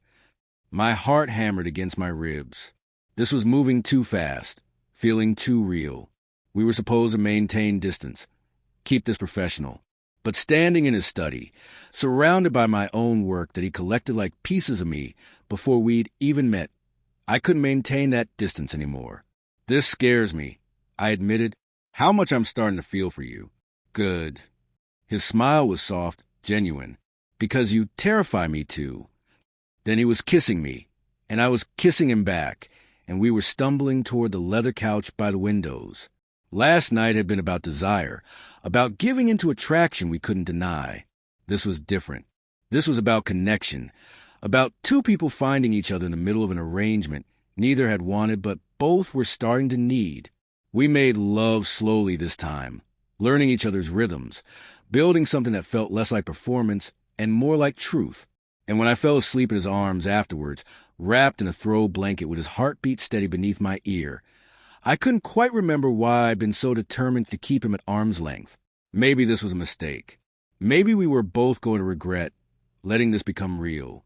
But for the first time in longer than I could remember, I felt like I belonged somewhere, with someone, even if that someone was supposed to be temporary, even if this was all going to end in exactly 729 days. For now, in this moment, it was enough. Chapter 3, Cracks in the Facade. 3 weeks into our marriage, I photographed Dominic for the first time. It was early morning, that golden hour when light slanted through the bedroom windows and painted everything in shades of amber and rose. He was still asleep, One arm flung above his head. The sheet pulled at his waist. His face relaxed in a way it never was when he was awake. Beautiful. Vulnerable. Mine. The thought stopped me cold, my finger hovering over the shutter button. Mine. When had I started thinking of him that way? When had this arrangement transformed from performance into something that felt dangerously close to real? I took the photo anyway. Couldn't help myself. The composition was too perfect. Light and shadow playing across the planes of his face. The intimacy of the moment too precious not to capture. The click of the shutter woke him. His eyes opened slowly, focusing on me and the camera, and I braced myself for annoyance or demands that I delete it. Instead, he smiled. Morning, photographer. Morning, subject. I lowered the camera, suddenly self-conscious. Sorry, the light was perfect and you looked like a man who spent most of the night keeping his wife awake. His voice was sleep-rough, intimate, guilty as charged. Heat crept up my neck at the memory. We'd barely slept, too caught up in each other to care about things like rest or reason. Every night was like that now, an exploration that never seemed to reach its conclusion, as if we were both trying to memorize each other before time ran out. Can I see? He held out his hand for the camera. I hesitated. My photography was personal, private. Even my exhibited work went through careful curation before anyone saw it. Showing him a raw, unedited image felt more intimate than anything we'd done in this bed. But he waited patiently, no demands, just that steady gaze that somehow made me want to give him everything. I handed over the camera. He studied the image in silence, his expression unreadable. Just when I was about to apologize and offer to delete it, he looked up at me with something raw in his eyes. Is this how you see me? I looked at the screen, trying to see it through his perspective. In the photograph, he looked peaceful, young. The hard edges that defined Dominic Ashford, CEO, were softened by sleep and light, revealing someone more human underneath. Yes, I said honestly, that's how I see you. He handed back the camera, then pulled me down beside him, cradling me against his chest. No one has ever looked at me like that, like I'm something worth capturing. You are. The words came easier than they should have. You're more than the armor you wear, Dominic, more than the Ice King the media paints you as. His arms tighten around me. Don't give me too much credit. That armor exists for a reason. Everyone has armor. The question is whether you ever take it off for anyone. I take it off for you. His voice was quiet, almost vulnerable. Every night, every morning. You've seen more of me in 3 weeks than most people see in a lifetime. The weight of that confession settled over us. This was supposed to be temporary, a business arrangement with an expiration date, clearly marked on the calendar. But somewhere along the way, we'd started revealing things that couldn't be taken back, building something that was beginning to feel permanent. Dominic. I know. He pressed a kiss to my temple. We don't talk about it. We just enjoy what we have while we have it. But Catherine, he waited until I looked up at him. I want you to know that this, us, it's not just the arrangement anymore. Not for me. My heart stuttered. What are you saying? I'm saying that I'm in dangerous territory. That every morning I wake up with you in my arms. It gets harder to remember why we have an expiration date. His eyes held mine, gray and intense. I'm saying that somewhere along the way, I stopped acting. I should have pulled away, should have reminded him of our agreement, the boundaries we'd set, the importance of maintaining distance, so neither of us got hurt when this ended. Instead, I whispered, me too. His kiss was soft, reverent, different from the passion that usually consumed us. This was acknowledgement, recognition that we'd crossed a line we couldn't uncross. So, what do we do? I asked against his lips. We take it one day at a time. His hand tangled in my hair. We don't make promises we can't keep. We just see where this goes. And when the 2 years are up, we'll figure out then. He pulled me closer. Right now, I just want to enjoy having you here. Is that enough? It should have been. Should have been more than enough. This powerful man admitting he wanted me for more than just our agreement. But a small voice in the back of my mind whispered warnings about falling too far, too fast, with someone who still kept so many secrets. I silenced it with another kiss. That afternoon, reality intruded in the form of a phone call. I was in my darkroom, developing the morning's photographs, when my phone buzzed. Unknown number. I almost ignored it, but something made me answer. Catherine Shaw. A woman's voice, crisp and professional. Catherine Ashford now. I corrected automatically, then immediately regretted drawing attention to the marriage. Of course. My apologies, Mrs. Ashford. A pause. Significant. My name is Jennifer Walsh. I'm a reporter with Metropolitan Magazine. I was hoping to schedule an interview with you about your marriage to Dominic Ashford. My stomach dropped. I don't give interviews. I understand your desire for privacy, but there's significant public interest in this story. The mysterious woman who captured the heart of New York's most eligible bachelor. Surely you can understand why people are curious. Curious or invasive? I kept my voice steady despite the anxiety crawling up my spine. My marriage is private. I'm not interested in making it public entertainment. Mrs. Ashford, I'm calling as a courtesy. I'm running a story whether you participate or not. I thought you might prefer to have your voice included rather than letting me rely solely on other sources. The implicit threat was clear. Talk to me, or I'll write whatever narrative I want. What other sources? Friends, acquaintances, people who knew you before the marriage. You'd be surprised what people are willing to share when the price is right. Her voice remained pleasant, which somehow made it worse. For instance, I've already spoken with several people who are quite curious about how a struggling photographer with significant student loan debt suddenly married a billionaire just weeks after his name appeared in her grandfather's will. Quite the Cinderella story. Or is it something else? Ice flooded my veins. She knew about the inheritance, about the will. How much else did she know? I have nothing to say to you. That's your choice, of course. But you should know I'm very good at my job, and I have sources inside Ashford Industries who've been very helpful. She paused. I'll give you 24 hours to reconsider. My number is on your caller ID. I do hope we can chat, Catherine. It would be such a shame if the story painted an unflattering picture. She hung up before I could respond. I stood frozen in my darkroom, the red safe light casting everything in shades of blood and shadow. This was what I'd feared in the beginning. Exposure, scrutiny, someone digging deep enough to discover the truth behind our convenient marriage. I needed to tell Dominic. Now, I found him in his home office, bent over his laptop, glasses perched on his nose. I discovered he wore them when working, though he never did in public. Another small intimacy, another piece of the real person behind facade.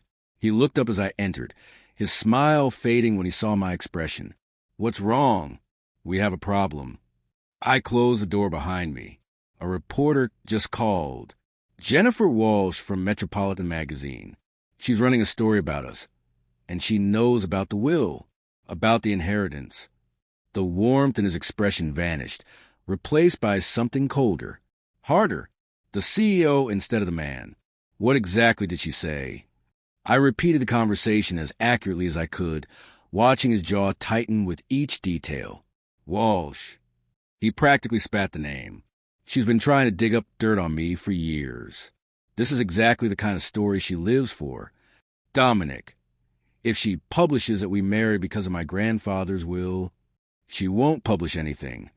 He was already reaching for his phone. I'll handle it. How? You can't just make a reporter disappear. No, but I can make her editor very aware of the legal consequences of printing unsubstantiated speculation. He paused, phone in hand. Unless you want to do the interview, give her a carefully controlled version of the truth. What truth? That we're only married because a dead man manipulated us both? That this is all fake? The words came out sharper than intended, sharpened by fear and the memory of this morning's intimate confessions. His eyes met mine, something unreadable flickering in their depths. Is it fake, Catherine? Is that what you think this is? I don't know what this is anymore. I sank into the chair across from his desk. This morning, we talk about taking it one day at a time, about not making promises. And now someone's threatening to expose the whole arrangement. What happens when people find out the truth? What truth? He set down his phone, giving me his full attention. That we entered into a marriage arrangement? Or that somewhere along the way, it became real? Does it matter? Either way, we look like liars. You look like a man who bought a wife, and I look like a gold digger who sold herself. I don't care what I look like. He stood, moving around the desk to crouch in front of my chair, taking my hands in his. I care about protecting you, about making sure that whatever Walsh writes doesn't hurt you. And yourself, your company, your reputation. My reputation has survived worse. His thumbs traced circles on my palms, that calming gesture he seemed to use without thinking. But I won't let her paint you as something you're not. I won't let her cheapen what we have. What do we have, Dominic? The question that had been building since that first night. Really, he looked at me for a long moment, and I saw a conflict in his eyes. The careful man who never revealed too much warring with whatever he was beginning to feel for me. I don't know, he admitted finally, but I know it's more than performance, more than obligation. And I know that the thought of losing it, of losing you, makes me want to burn down everything in my path to prevent it. The intensity of his words should have frightened me. Instead, they sent warmth flooding through my chest. That's very dramatic, I said softly.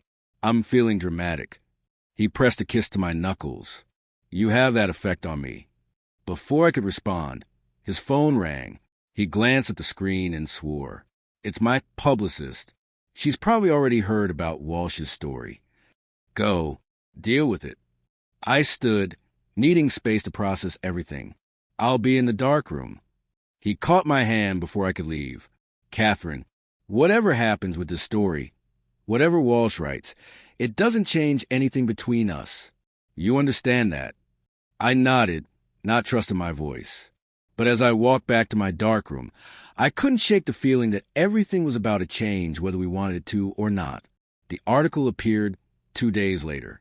I woke to find Dominic already up, sitting on the edge of the bed with his tablet, his expression thunderous. Without a word, he handed it to me, The Ashford Arrangement, Love Match or Legal Maneuver, by Jennifer Walsh. When billionaire CEO Dominic Ashford married photographer Catherine Shaw in a private courthouse ceremony last month, the union was touted as a whirlwind romance. But Metropolitan magazine has uncovered evidence suggesting the truth may be far more calculated. Sources close to the situation reveal that Shaw's marriage came just weeks after her estranged grandfather, Harold Thorne Shaw, passed away, leaving a $47 million estate with strings attached.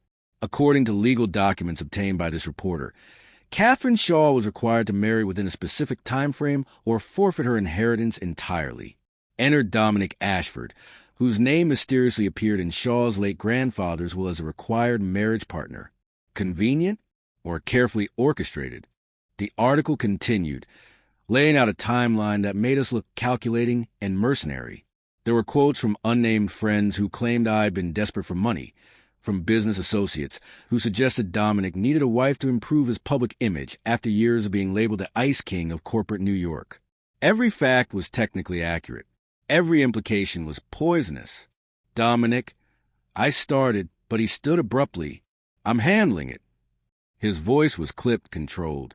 The warmth from yesterday, completely gone.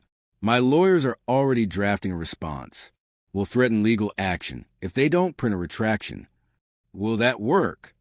It will make them more careful going forward. But the damage is done. He finally looked at me, and I saw fury in his eyes, not directed at me, but definitely present. Walsh is good at staying just on the right side of libel. Everything she wrote is technically true, even if the framing is garbage. So, what do we do? We ignore it, refuse to comment, let it die down naturally. He was already moving toward his closet, pulling out one of his perfectly tailored suits. I have a board meeting this morning that I can't cancel. We'll discuss strategy when I get home. There was no kiss goodbye, no reassurance, just Dominic in full armor, the CEO who'd learned early to keep emotions locked away. I understood. I did, but it still stung. After he left, I made the mistake of checking social media. The article had been shared thousands of times, each share accompanied by commentary that ranged from mildly skeptical to downright vicious. Gold digger finally caught her whale. Can't believe anyone thought this was real. She's probably counting down the days until she can divorce him and take half. He's using her for PR. Bet she's gone as soon as she served her purpose. Each comment landed like a physical blow. I wanted to defend us, to explain that yes, we'd started as an arrangement, but somewhere along the way, something real had developed. But would anyone believe me? Would I have believed me if I'd been on the outside looking in? My phone rang. My best friend, Sophie, one of the few people from my old life who'd remained constant. "Are you okay?" she asked without preamble. "I just saw the article. Tell me it's bullshit. It's complicated." That's not a denial, Kat. Sophie had known me too long to accept evasion. "Is it true? Did you marry him for money?" "Not exactly. It's, Sophie, I can't explain over the phone. Can you come over?" She arrived within the hour, taking one look at my face before pulling me into a hug. "Okay, start from the beginning. And don't leave anything out." So I told her everything, the will, the arrangement, the contract, the way that started as pure business, but evolved into something I still couldn't fully name. She listened without interruption, her expression cycling through shock, concern, and something that might have been understanding. "So you're actually falling for him," she said when I finished. "Not a question." "I don't know. Maybe. Yes." I buried my face in my hands. "God, Sophie, this is such a mess." "Does he feel the same way?" "He says he does. But how can I know what's real and what's part of the performance? We've been lying to everyone since the beginning. Maybe we're lying to ourselves, too." Sophie was quiet for a moment, studying me with those perceptive eyes that had seen through every defense I'd ever built. "You want my honest opinion?" "Always." "I think you're scared. I think something real is developing, and that terrifies you more than the article or the social media trolls or anything else." She took my hands. "Kat, you've been alone since your parents died. You've built this entire life on being self-sufficient, not needing anyone. And now you have this man who's breaking through all of that, and you don't know how to handle it. That's not." I started, then stopped, because she was right. It's not supposed to be real. We have an expiration date. How do I let myself fall for someone who's temporary? Who says he has to be temporary? The contract does. 2 years, then we walk away. Contracts can be renegotiated. Sophie squeezed my hands. "But only if you're both willing to be honest about what you actually want. Are you?" Before I could answer, the doorbell rang. Maria's voice drifted from the front of the house, then raised in what sounded like protest. I hurried to the foyer to find a woman in an expensive suit trying to push past Maria, a camera crew behind her. "Mrs. Ashford," the woman called when she saw me. "Jennifer Walsh, Metropolitan Magazine. Do you have any comment on my article? Is it true you married your husband for money?" "Get out." My voice was steadier than I felt.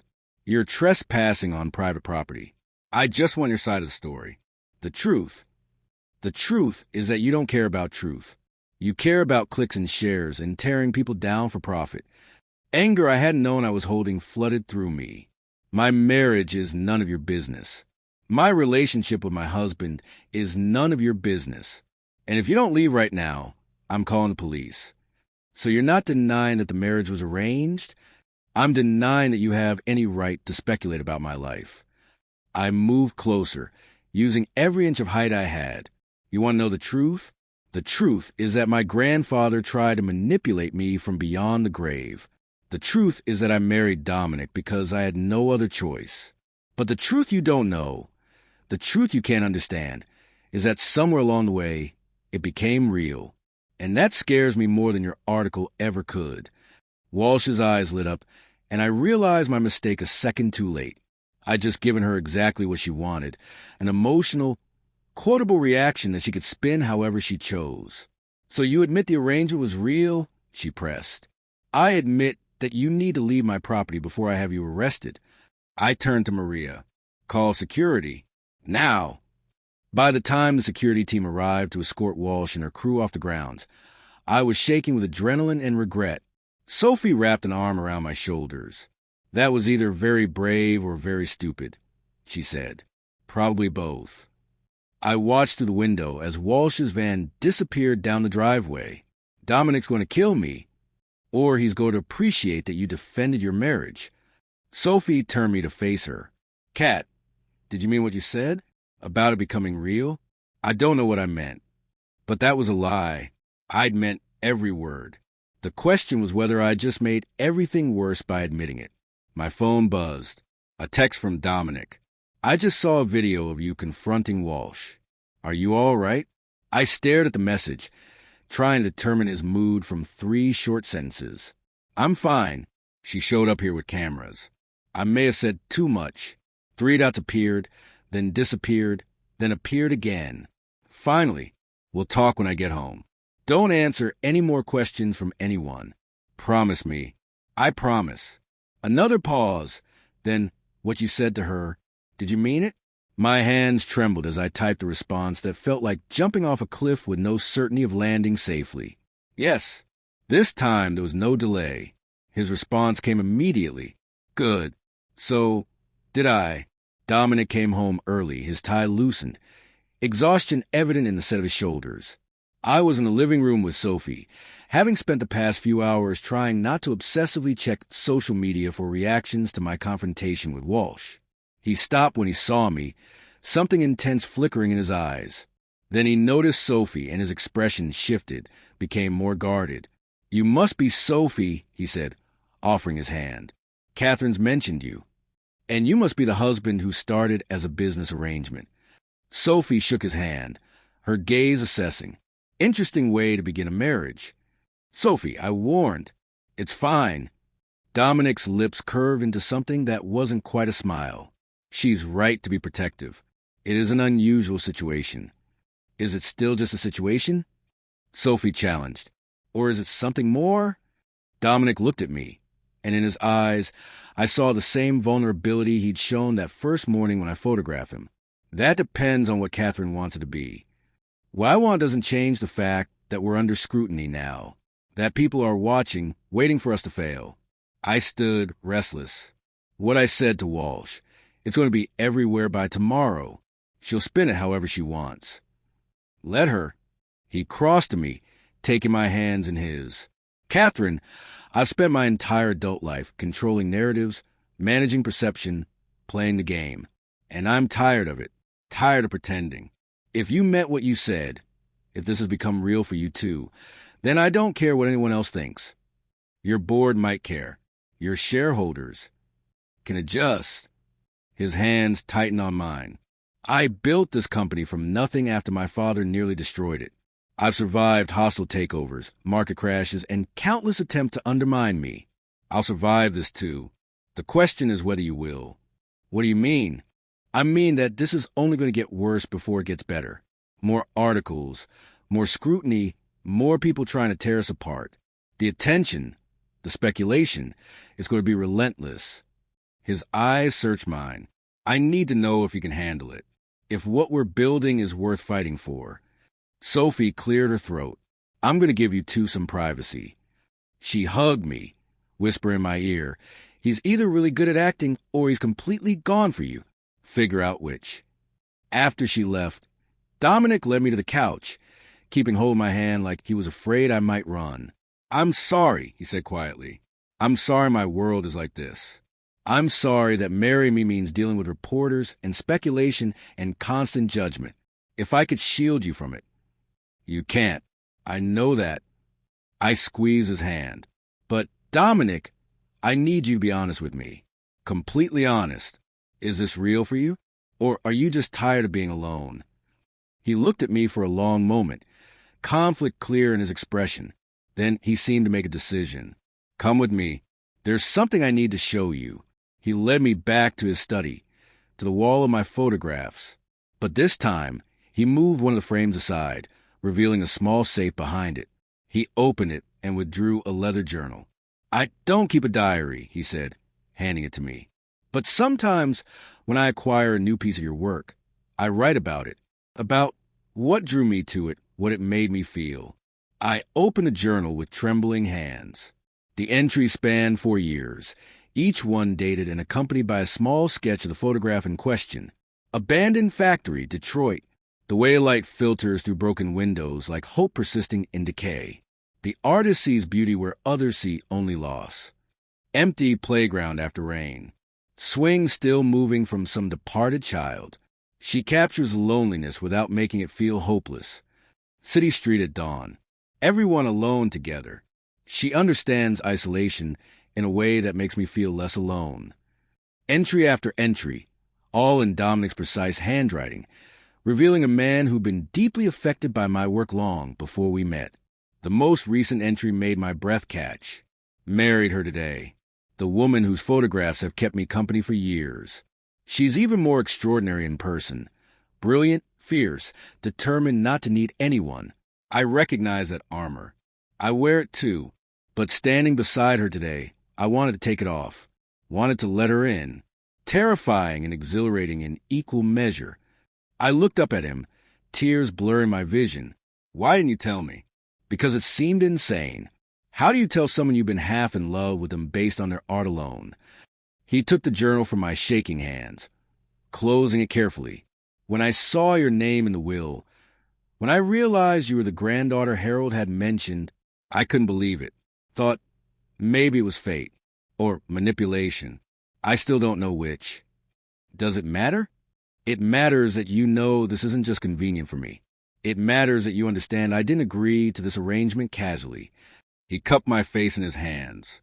I agreed because I've been looking at your soul through your photographs for 4 years, and I wanted to know if the woman behind them could be as extraordinary as her art suggested. And my voice was barely a whisper. You're more extraordinary than I ever imagined. His thumb brushed away a tear that had escaped, which is why I need to know if you're willing to fight for this. Because I am, Catherine. I'm willing to weather every article, every piece of gossip, every attempt to tear us apart. But I can't do it alone. I thought about the past 3 weeks, about waking up in his arms every morning, about the way he looked at me when he thought I wasn't watching, about how this house had started to feel like home, about how terrified I was of losing all of it. I'm scared, I admitted. I'm scared of how much I'm starting to feel for you. I'm scared that 2 years won't be enough. I'm scared that we're building something beautiful on a foundation of lies, and it's all going to collapse. Then let's change the foundation. He pressed his forehead to mine. Let's stop calling it an arrangement. Let's stop pretending there's an expiration date. Let's just be married, really married. We've only known each other 3 weeks. I've known your work for 4 years. I've known your soul longer than I've known your face. His hand slid into my hair. And the past 3 weeks have only confirmed what I suspected. You're the person I've been waiting for. That's crazy. Probably. He smiled against my lips. But I've never been accused of being overly cautious when I want something. And I want you, Catherine, not for 2 years, not temporarily, permanently. My heart hammered against my ribs. This was too fast, too intense. We barely knew each other beyond the attraction that had consumed us since that first night. But when I looked into his eyes, I saw the same fear I felt, the same leap of faith he was asking me to take with him. What if we're making a mistake? I whispered, then we'll make it together. He kissed me softly. What do you say? Want to try being really married to me? I thought about Sophie's words earlier, about how I'd spent years being alone, building walls, refusing to need anyone, about how exhausting that had been.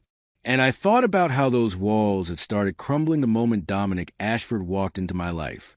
Yes, I said, the word both a promise and surrender. Let's be really married. His kiss was fierce, claiming, full of relief and desire and something that felt dangerously close to love. We stumbled toward the couch, pulling it close, desperate to seal this decision with something physical and undeniable. Later, lying tangled together with the journal falling to the floor beside us, I traced patterns on his chest and tried not to think about how much power I'd just given him to destroy me. No regrets, he asked, his voice rumbling beneath my ear. Ask me again in 2 years. Or, he countered, we could burn that contract, make this real in every way. I lifted my head to look at him. You'd really do that? Give up the protection of our agreement. I don't need protection from you. His hand slid up my spine. I need you. Everything else is negotiable. It was the most romantic thing anyone had ever said to me. Also the most terrifying, because if we burned that contract, if we made this real with no safety net, there would be no clean ending, no predetermined escape route. Just two people trying to build something lasting out of an arrangement that had started as anything but. Not yet, I said finally. Let's get through this media storm first. Let's make sure we can survive the scrutiny before we make any irreversible decisions. Disappointment flickered across his face before he nodded. Fair enough. But Catherine, I'm not changing my mind. Whatever we need to do to protect us, I'll do it. I believed him. That was the problem. I was starting to believe every word he said, every promise he made, every look that suggested I was the center of his world. And if I was wrong, if this was still just an elaborate performance, the crash when it came would destroy me. But for now, in his arms, I let myself believe in the possibility of forever, even if forever was the most dangerous lie we could tell ourselves. Chapter 4, Breaking Point. The fallout from my confrontation with Jennifer Walsh was worse than I'd anticipated. By morning, the video had been viewed over 2 million times. Every gossip site, every tabloid, every social media platform had dissected my words, my tone, my body language. Some praised my authenticity. Most accused me of confirming exactly what Walsh had implied, that our marriage was a calculated arrangement that had inconveniently developed real feelings. She basically admitted she married him for money. One comment read, "The fact that she caught feelings doesn't make it less mercenary." The think pieces started appearing by noon. The problem with transactional marriages in modern society. When gold digging becomes love, the Catherine Ashford story. Is Dominic Ashford's marriage real or PR damage control? I stopped reading after the first dozen. Each word felt like a scalpel, carefully cutting away at the fragile thing Dominic and I were building. You need to eat something, Maria said gently, setting a tray on the table beside me. I'd retreated to my darkroom, the only place that still felt like mine in this increasingly hostile world. I'm not hungry, Mr. Ashford called. He's concerned about you. She hesitated. He wants you to know that his lawyers have sent cease and desist letters to 17 publications. Several have already agreed to remove their articles. It doesn't matter. I stare at the photographs hanging to dry, shots of the city I'd taken last week, before everything exploded, before I'd been stupid enough to confirm our arrangement on camera. The damage is done. You can't unring that bell. Perhaps not, but you can choose how you respond to it. Maria's voice was kind but firm. Hiding in the darkroom won't make it go away. She was right, of course. But the alternative, facing the world, facing the judgment, felt insurmountable. After she left, I forced myself to check my email. Most of it was spam or strangers offering unsolicited opinions about my marriage. But one message caught my attention. From Victoria Chin's subject, lunch? Catherine, I imagine you're drowning in unwanted attention right now. For what it's worth, I think Walsh's article was garbage journalism designed to sell clicks at the expense of truth. I'd like to take you to lunch this week. No agenda, no judgment. Just two women talking. Dominic has my number if you're interested. Best, Victoria. I stared at the message, surprised. Victoria had been one of the sharks at our wedding reception. Her questions pointed and designed to expose cracks in our story. Why would she reach out now? Unless it was another trap, another attempt to dig for information she could use against us. My phone buzzed. Dominic, how are you holding up? I've had better days. I'm coming home early. We need to talk. My stomach dropped. Those 4 words, we need to talk, never preceded anything good. About what? The board meeting this morning. There are complications. Complications. That vague, ominous word that could mean anything from minor annoyance to complete disaster. What kind of complications? In person. I'll be there in an hour. The longest hour of my life crawled past. I tried to work, to focus on developing the photographs in front of me, but my hands shook too badly to be precise. Finally, I gave up and went upstairs to change out my darkroom clothes into something that didn't smell like chemicals and anxiety. I was pulling on jeans when I heard the front door open. Voices, Dominic's and someone else's. Mayo, unfamiliar. I hurried downstairs to find Dominic in the foyer with a man I didn't recognize. Late 50s, impeccably dressed, with the bearing of someone used to authority. Catherine. Dominic's expression was carefully neutral. This is Richard Morrison, chairman of Ashford Industries Board of Directors. My stomach tightened. The chairman. Here, this can be good. Mrs. Ashford. Morrison's handshake was firm, his smile not reaching his eyes. I apologized for the intrusion. I insisted on accompanying Dominic home to discuss a rather urgent matter. What matter? I looked between them, dread pooling in my gut. Dominic's jaw was tight. Perhaps we should sit down. He led us to the study, closing the door with deliberate care. Morrison settled into one of the leather chairs, as if he owned the place. I remained standing, too anxious to sit. The board met this morning. Morrison began without preamble. As you might imagine, the recent media attention regarding your marriage has become a concern. A concern for whom? I asked, finding my voice. For the company. For our shareholders. For Dominic's ability to lead effectively. Morrison's tone was matter-of-fact, as if he were discussing quarterly earnings rather than my life. Ashford Industries stock has dropped 3 points since Walsh's article published. Our investors are nervous. They're questioning Dominic's judgment. Because he got married? I couldn't keep the incredulity from my voice. Because the circumstances of that marriage suggest either poor decision-making or deliberate deception. Morrison leaned forward. Mrs. Ashford, I'm going to be blunt. Your grandfather's was become public knowledge. The conditions attached to your inheritance. The requirement that you marry Dominic specifically. It all looks extremely calculated. And that reflects poorly on Dominic's reputation. So what are you suggesting? Dominic's voice was dangerously quiet. Morrison didn't flinch. The board believes it would be in everyone's best interest if you and Mrs. Ashford separated. Quietly, amicably. You could cite irreconcilable differences, incompatibility, whatever narrative plays best. But continuing this marriage while under such scrutiny is damaging the company. The words landed like physical blows. They wanted us to separate, to end this before it had really begun. No. Dominic's response was immediate, absolute. Dominic, be reasonable. I said no. He stood, his entire body radiating controlled fury. I built this company from the wreckage my father left behind. I've increased shareholder value by 400%. I've turned Ashford Industries into one of the most innovative tech firms in the country. And you're telling me that my personal life, my marriage, is ground for questioning my leadership. Your personal life became the board's business when it started affecting our bottom line. Morrison's voice remained calm. We're not trying to punish you. We're trying to protect the company. By asking me to divorce my wife? By asking you to prioritize what matters. Morrison glanced at me, and I saw pity in his eyes, which somehow made it worse. Mrs. Ashford seems like a lovely woman. But surely you both understand that this marriage was unconventional from the start. Ending it now, before more damage is done, would be the prudent course. Get out. Dominic's voice was ice. Get out of my house, out of my personal life, and tell the board that if they have concerns about my leadership, they can vote me out. But I won't be manipulated into destroying my marriage to satisfy their comfort. Morrison stood slowly. I hope you'll reconsider.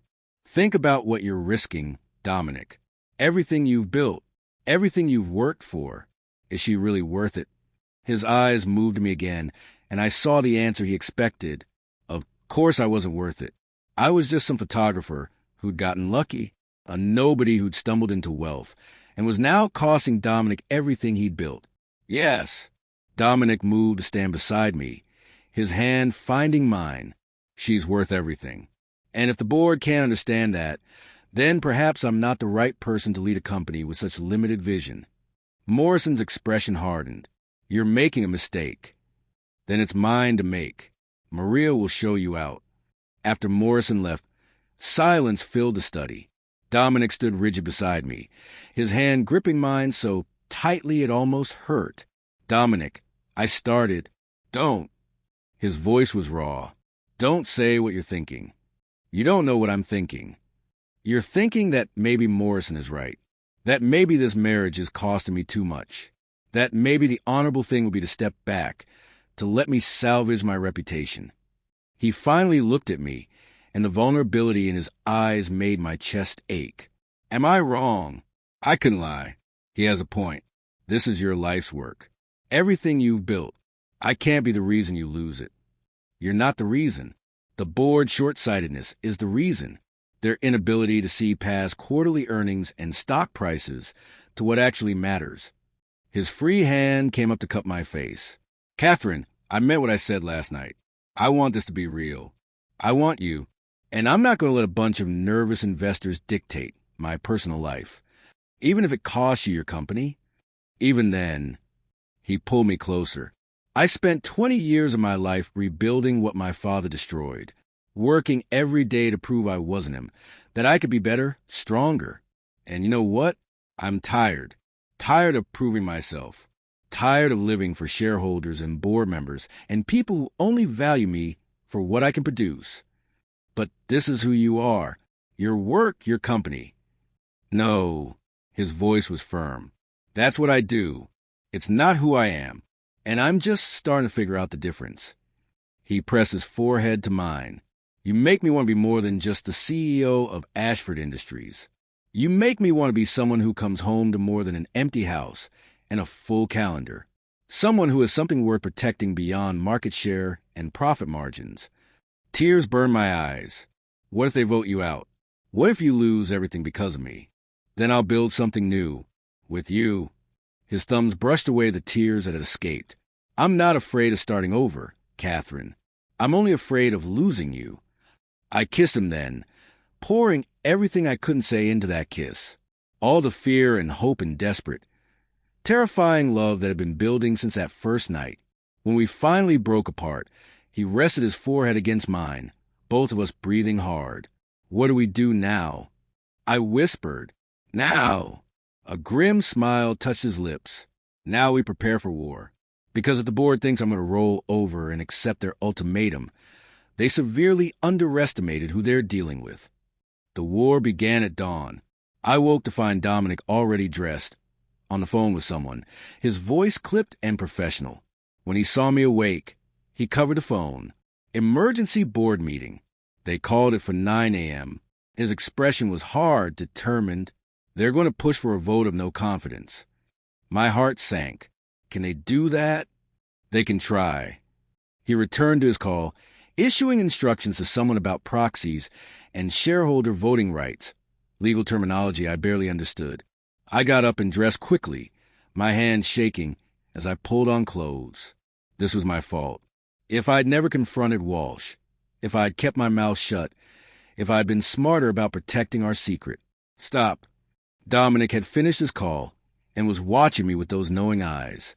I can hear you spiraling from across the room. None of this is your fault. They're trying to oust you because of me. They're trying to oust me because I refuse to let them control my personal life. There's a difference. He crossed to me, taking my face in his hands. Catherine, I need you to understand something. Even if this goes badly today, even if they vote me out, I don't regret this. I don't regret us. And I need you to promise me you won't either. How can I promise that? If you lose your company. It's just a company. It can be replaced. His eyes held mine, fierce and certain. You can't. He kissed me hard, almost desperately, then pulled back. I have to go. I'll call you when it's over.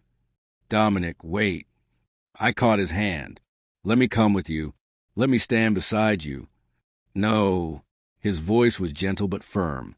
This is board politics. Corporate warfare. It's going to get ugly, and I won't expose you to that. I'm your wife. I should be there.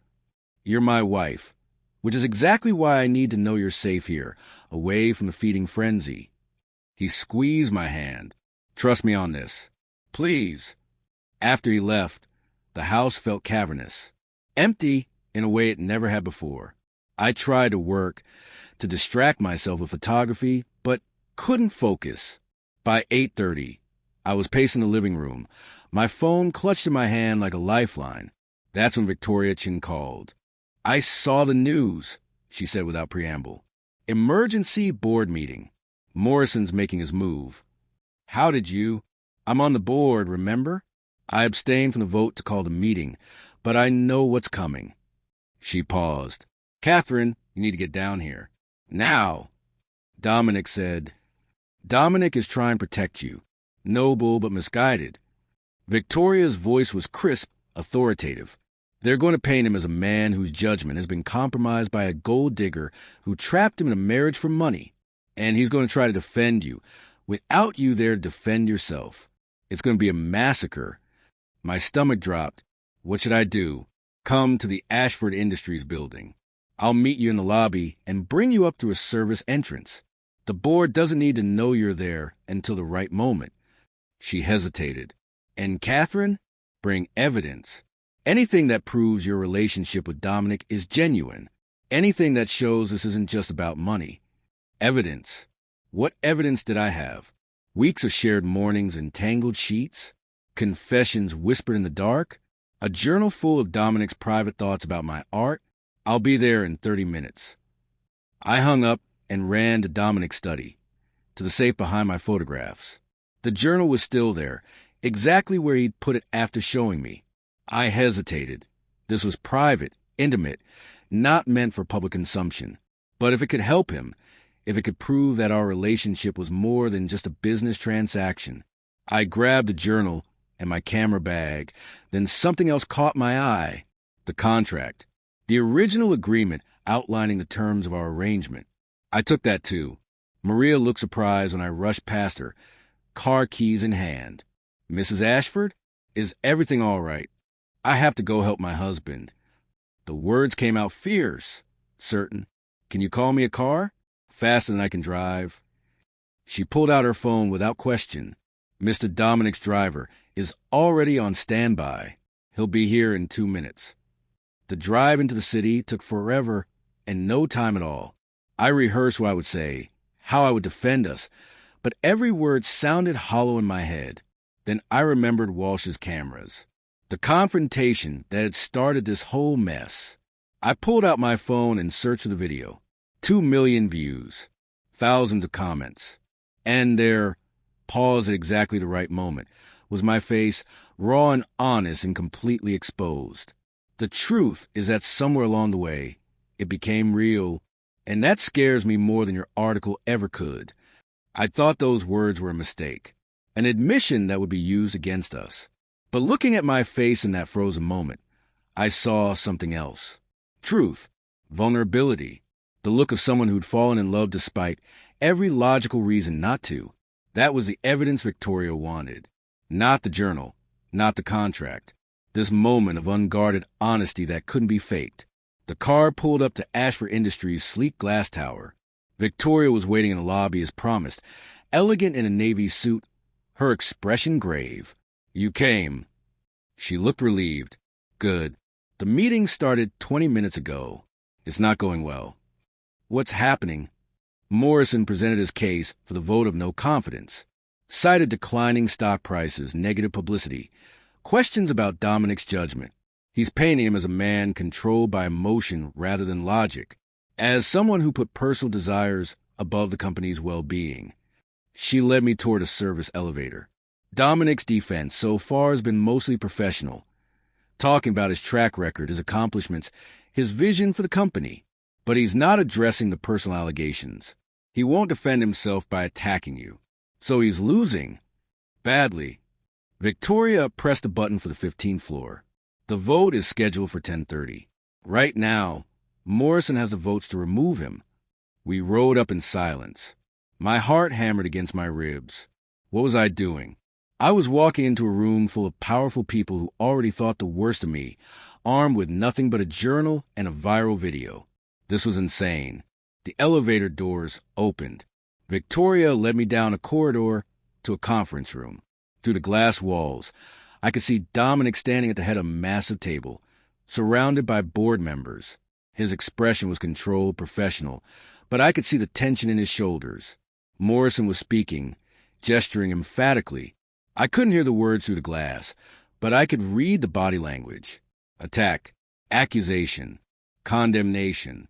Ready? Victoria asked. No, I wasn't ready. But Dominic was in there fighting alone, and I'd promised myself I wouldn't let him face this without me. Let's go. Victoria opened the door, and every head in the room turned toward us. The sudden silence was deafening. Dominic's eyes met mine, shock and concern flashing across his face. Catherine, what are you? I'm here to defend my husband. I moved into the room with more confidence than I felt, and to set the record straight.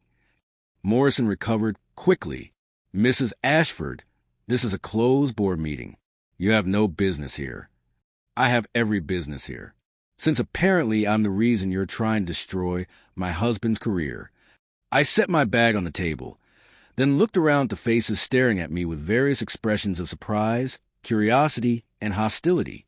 You think I trapped him in a marriage for money, that I'm some gold digger who got lucky, that our relationship is fake, calculated, mercenary, isn't it? Morrison's voice was cold. Your own words, caught on video, admitted as much. My words admitted that the marriage started as an arrangement. Yes, but you clearly didn't listen to the rest of what I said. I pulled out my phone, pulled up the video, and connected it to the conference room's display system. May I? Victoria nodded. The video played on a massive screen, my face 10 feet tall, my voice filling the room. The truth is that my grandfather tried to manipulate me from beyond the grave. The truth is that I married Dominic because I had no other choice. But the truth you don't know, the truth you can't understand, is that somewhere along the way, it became real. And that scares me more than your article ever could. I paused the video on my face. That moment of absolute honesty. That, I said, pointing to the screen, is not the face of someone faking emotion for financial gain. That's the face of someone who fell in love when she least expected it, with someone she was trying very hard not to need. Silence.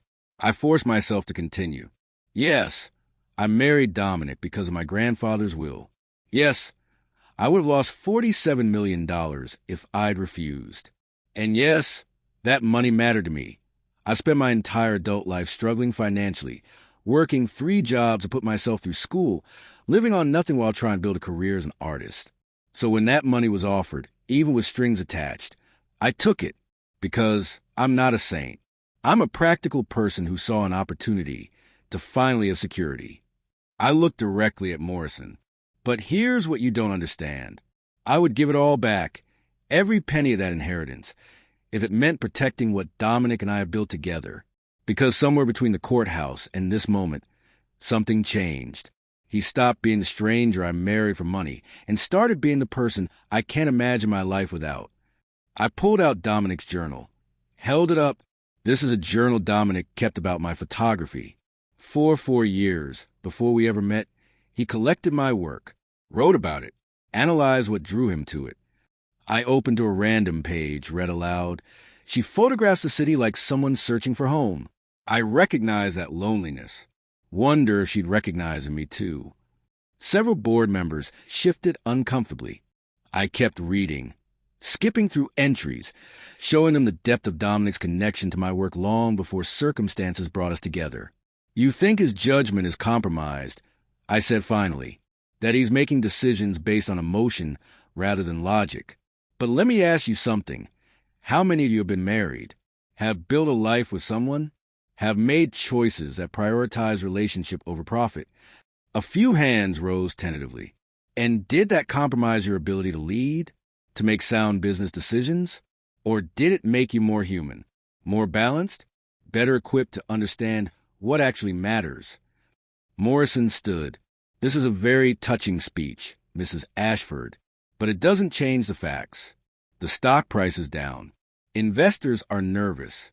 The publicity has been damaging. The stock price will recover. Victoria spoke up, her voice cutting through the room. It always does after a scandal. Anyone with experience in the market knows that temporary dips mean nothing long-term. As for publicity, I continued, yes, it's been brutal, but it's also honest, real. And in a world where everyone carefully curates their image, where every relationship is filtered through social media polish, maybe that authenticity is actually valuable. I turned to face Dominic, who'd been silent through my entire speech, his eyes never leaving my face. I didn't want to fall in love with you, I said, my voice softening. I fought it every step of the way. Because love is terrifying and messy and complicated. Because I'd spent so long protecting myself, not needing anyone. But you got through every defense I'd ever built. And yes, that scares me. But losing you, that terrifies me even more. I looked back at the board. So if you vote him out, you should know something. You won't be removing a CEO whose judgment is compromised. You'll be removing a leader who finally understands what actually matters, who's learned to value people over profit margins. And you'll be losing the best thing that ever happened to this company, a man who cares deeply, loves fiercely, and refuses to sacrifice his integrity for convenience. I picked up my bag. Now I'll leave you to your vote. But whatever you decide, know this. I'm not going anywhere. Dominic Ashford is my husband, and I will stand beside him whether he's CEO or not, because that's what marriage means. Not a contract with an expiration date, not a business arrangement, but a partnership, a choice, love. I walked toward the door, my legs shaking, my heart racing. Victoria caught my eye and nodded, something like respect in her expression. I was almost to the elevator when I heard footsteps behind me. Catherine, wait. Dominic. I turned to find him striding down the corridor, his expression intense. That was either the bravest or most foolish thing you've ever done, he said when he reached me. Probably both. My voice trembled. Did I just make everything worse? Instead of answering, he pulled me into his arms, kissing me with a desperation that suggested I'd done something right. When we finally broke apart, both breathless, he rested his forehead against mine. I love you, he said, the word simple and profound. I should have said it before. Should have made sure you knew. I love you, Catherine, not because of a contract or an arrangement or any of the reasons we started this. I love you because you're brilliant and fierce, and you make me want to be better than I ever thought I could be. Tears streamed down my face. I love you too. So much it terrifies me. Good. He smiled against my lips. We could be terrified together. Behind him, the conference room door opened. Victoria appeared, her expression carefully neutral. The board is ready to vote, she said. Then quietly, whatever happens, that was remarkable, Catherine. I think you changed some minds in there. Dominic took my hand, interlacing our fingers. Let's go face the verdict together. Are you sure? I already crashed your meeting once. You're my wife, my partner. If they're going to vote me out, I want you beside me when they do it. His grip tightened. Besides, after that speech, I think you've earned the right to see how this ends. We walked back into the conference room hand in hand. The board members watched us enter, their expressions ranging from moved to skeptical to calculating. Morrison stood at the head of the table. Given Mrs. Ashford's passionate defense, the board has decided to table the vote of no confidence pending further review. Relief and disappointment warred in my chest. Not a victory, but not a loss either. A postponement. However, Morrison continued, we would like to propose an alternative solution, a 6-month probationary period, during which Dominic continues as CEO but with increased oversight. If the stock recovers, if the publicity dies down, if the marriage proves stable, then we revisit the question of leadership. And if it doesn't, Dominic asked, his voice dangerously quiet, then we have this conversation again, with potentially different results. Morrison's eyes moved between us. Mr. Ashford, you've built an impressive legacy here. We don't want to dismantle that lightly. But we need assurance that your personal life won't continue to be a distraction. Dominic looked down at me, and I saw the question in his eyes. Was this acceptable? Could we live with this sword hanging over us for 6 months? I squeezed his hand. We could handle 6 months. Together. Agreed. Dominic said finally, 6 months. But I wanted documented that this probation has nothing to do with my job performance and everything to do with the board's discomfort with my personal choices. Morrison nodded stiffly. Fair enough. We'll have the terms drafted by end of day. The meeting adjourned. Board members filed out, several nodding at me with what might have been respect. Victoria paused on her way out. Lunch is still on the table, she said to me. I think we have a lot to talk about. After everyone left, Dominic and I stood alone in the conference room, still holding hands, processing what had just happened. 6 months. I said finally, we could do 6 months. We can do forever. He turned to face me fully. Catherine, I meant what I said. I love you, and I don't care if we have to spend the next 6 months proving it to every skeptic in the world. We will. Together, I agreed. Together, he echoed. He kissed me then, slow and sweet and full of promise. And standing in that corporate conference room where they'd tried to tear us apart, I felt something settle into place. This was real. Whatever we'd started as, whatever arrangement had brought us together, it had transformed into something genuine, something worth fighting for. The next 6 months would be difficult. The scrutiny wouldn't end. The pressure wouldn't ease. We'd have to prove ourselves over and over, to the board, to the public, to everyone who thought we were doomed to fail. But we'd do it together. And maybe, just maybe, we'd emerge stronger on the other side. Chapter 5, The Unraveling. The 6-month probation became a countdown. 183 days until the board would reconvene and decide whether Dominic could keep his company. 183 days of living under microscope. Every decision scrutinized, every public appearance analyzed for signs of strain. We handled it the only way we knew how, by making our marriage as real as possible. Dominic started coming home earlier, trading 18-hour days for dinners together, for evenings spent in companionable silence while I edited photographs and he reviewed reports. We fell into routines that felt domestic, permanent.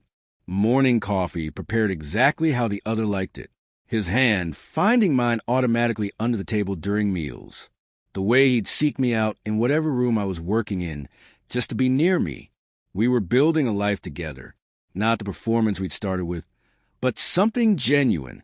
3 weeks into the probation period, I woke to find Dominic already awake, propped on one elbow, watching me sleep. That's creepy, I murmured, not opening my eyes. You're beautiful when you sleep. I'm just appreciating the view. His finger traced lazy patterns on my bare shoulder. Also, you talk in your dreams. My eyes flew open. I do not. You do. Last night you were arguing with someone about aperture settings. His smile was soft, affectionate, very passionate about f-stops, apparently. I groaned, burying my face in the pillow. Please tell me I didn't say anything embarrassing. Define embarrassing. His hand slid down my spine. You did mention my name once. In a context that was quite flattering, actually. Heat flooded my face. Dominic. I'm teasing. He kissed my shoulder. Mostly, but it's nice knowing I feature in your dreams, even the nonsensical ones about photography. I turned to face him, taking in a relaxed set of his features, the warmth in his eyes. This was the Dominic only I got to see, without armor, without the weight of expectations and performance. I've been thinking, I said, tracing the line of his jaw, about something you said a few weeks ago, about burning the contract. His expression shifted, became more alert. And maybe we should, not publicly. We still need to be able to prove to the trustees that we're fulfilling the terms of the will. But between us, I took a breath. I don't want an expiration date anymore, Dominic. I don't want to keep measuring our relationship against a timeline that was arbitrary to begin with. Something fierce and possessive flashed in his eyes. You're sure? I'm terrified, I admitted, but I'm sure. This is real. We're real. And I want to stop qualifying it with for now or until the contract ends. I want to just be married. Really married. No safety net. He pulled me to him, his kiss deep and claiming. When we finally broke apart, both breathless, he said, the contract is in my safe. We could burn it tonight. Make this official in every way that matters. Tonight, I agreed, but that afternoon, everything changed. I was in my darkroom when my phone rang. An unknown number, but something made me answer it anyway. Catherine Ashford? A man's voice, professional but with an edge of urgency. Yes. My name is David Chun. I'm an attorney representing Harold Shaw's estate. He paused. I need to speak with you about your inheritance. Are you somewhere private? My stomach dropped. What about it? There's been a complication. The trustees have raised questions about whether you fulfilled the terms of your grandfather's will. What questions?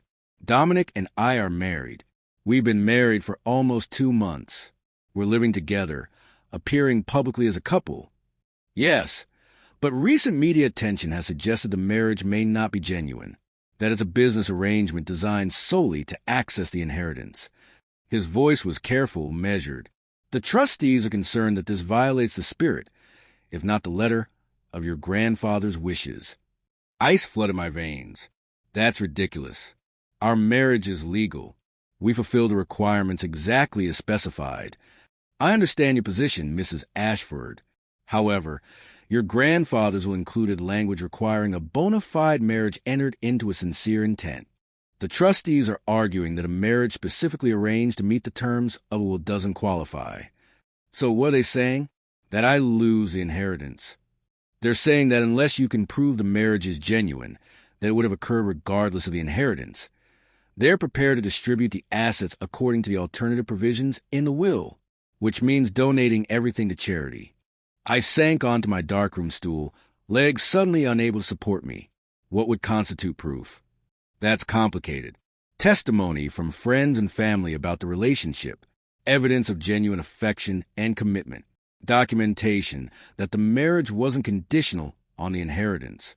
He sighed. Mrs. Ashford, I'll be honest.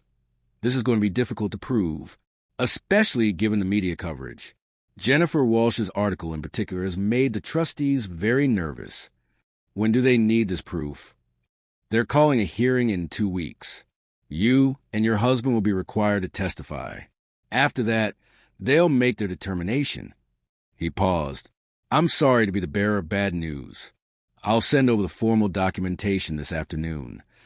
After he hung up, I sat in the red glow of the darkroom safe light, trying to process what I'd just heard. We could lose the inheritance. The entire reason we'd entered into this arrangement could be stripped away because we'd been honest about how it started. The irony was brutal. I needed to tell Dominic, but he was in back-to-back meetings all afternoon, and this wasn't the kind of news to deliver over text. Instead, I called Sophie. They're trying to take it away, I said when she answered, not bothering with pleasantries. The inheritance. The trustees think our marriage is fake. Okay, slow down. Start from the beginning. I explained the call, the hearing, the impossible task of proving our relationship was genuine when we'd literally started as a contract. But it is genuine now, Sophie pointed out. You love him. He loves you. That's real, Kat. How do we prove that? How do we make a bunch of lawyers and trustees believe that something that started as a business arrangement transformed into real feelings? The same way you proved it to the board, by being honest, by showing them what I see every time you talk about him, that you're completely, terrifyingly in love with your husband. She paused. Unless you're having second thoughts? No. God, no. I want this marriage, Sophie. I want Dominic. The money doesn't even matter anymore. The realization hit me as I said it. I don't care if we lose the inheritance. I just don't want to lose him. Then tell him that, and make sure the trustees hear it too. After we hung up, I sat in the darkroom, thinking about what Sophie had said. The money didn't matter anymore. Somewhere along the way, it had stopped being about the inheritance and started being about the man I'd married, which meant that even if we lost everything my grandfather had left me, I'd still have what mattered most. I just hoped Dominic felt the same way. He came home at 7, exhaustion evident in the set of his shoulders. I was waiting in the living room. The lawyer's email pulled up on my laptop. Bad day? I asked as he loosened his tie. Tedious. Morrison is finding reasons to question every decision I make. He crossed me, pressing a kiss to my forehead. But it's better now that I'm home. How was your day? Complicated. I gestured to the laptop. "We need to talk." His expression immediately shifted to concern. He sat beside me, and I showed him the email, watched his face harden as he read through the legal language. "They can't do this," he said finally, voice tight with controlled anger. "We met every requirement. Married within the specified time frame. Lived together. Maintained the marriage for the required period. But the will specifies a bona fide marriage. And given everything that's been published about us, they're using the media circus to invalidate a legal contract." He stood, pacing. "This is Harold Shaw's doing, even from beyond the grave. One final manipulation. David Chun said we can contest it. Testify at the hearing. Provide evidence that the marriage is real." "What kind of evidence?" He turned to face me. "Character witnesses who can swear we're in love? Our friends and family. Except we don't have any. Not really. No one who's seen us together in normal circumstances. Building a life. We have Maria. Victoria offered to be a friend. Maria is an employee, and Victoria is a board member with her own agenda." He ran a hand through his hair, frustration evident. "Catherine, they're going to tear us apart in that hearing. Question everything. Look for cracks. Try to prove we're lying about our feelings. Then we don't lie." I stood, moving to him. "We tell them the truth. All of it. How we started, how it changed, what it became. We're honest. Honesty got us into this mess. Honesty also got us out of the board meeting." I took his hands. "Dominic, I don't care about the money anymore. I mean it. If we lose the inheritance, if they donate everything to charity, I can live with that. What I can't live with is the idea that this hearing, this investigation into our relationship, might destroy what we built." His eyes searched mine. "You really mean that? You'd give up $47 million? For you?" "Yes." The truth of it rang through me. That money was supposed to give me security, stability, everything I'd been searching for. But I found all of that with you. The money is just money. You're irreplaceable." He pulled me to him, his embrace almost crushing. "I love you," he said against my hair. "God, Catherine, I love you so much it scares me." "I know. I feel the same way." I pulled back to look at him. "So we fight this together. We go to that hearing and we tell them the truth. And if they choose not to believe us, at least we'll know we were honest. And if we lose everything, we'll still have each other." I touched his face. "That's enough." He kissed me then, deep and desperate, as if trying to memorize a taste of me. When we finally broke apart, his forehead rested against mine. "We were supposed to burn the contract tonight," he said quietly. "We still can. The hearing doesn't change what we decided this morning. We're real, Dominic, whether the trustees believe it or not." He studied me for a long moment, conflict clear in his expression. Then he nodded. "Get the champagne. Let's make this official." 15 minutes later, we stood in his study. The contract spread out on his desk. It looked innocuous, just pages of legal text that had defined our relationship for 2 months. Terms and conditions that no longer mattered because we found something beyond the agreement. "Last chance to back out," Dominic said, lighter in hand. "Once we do this, there's no safety net, no predetermined end date. Just you and me, figuring it out as we go."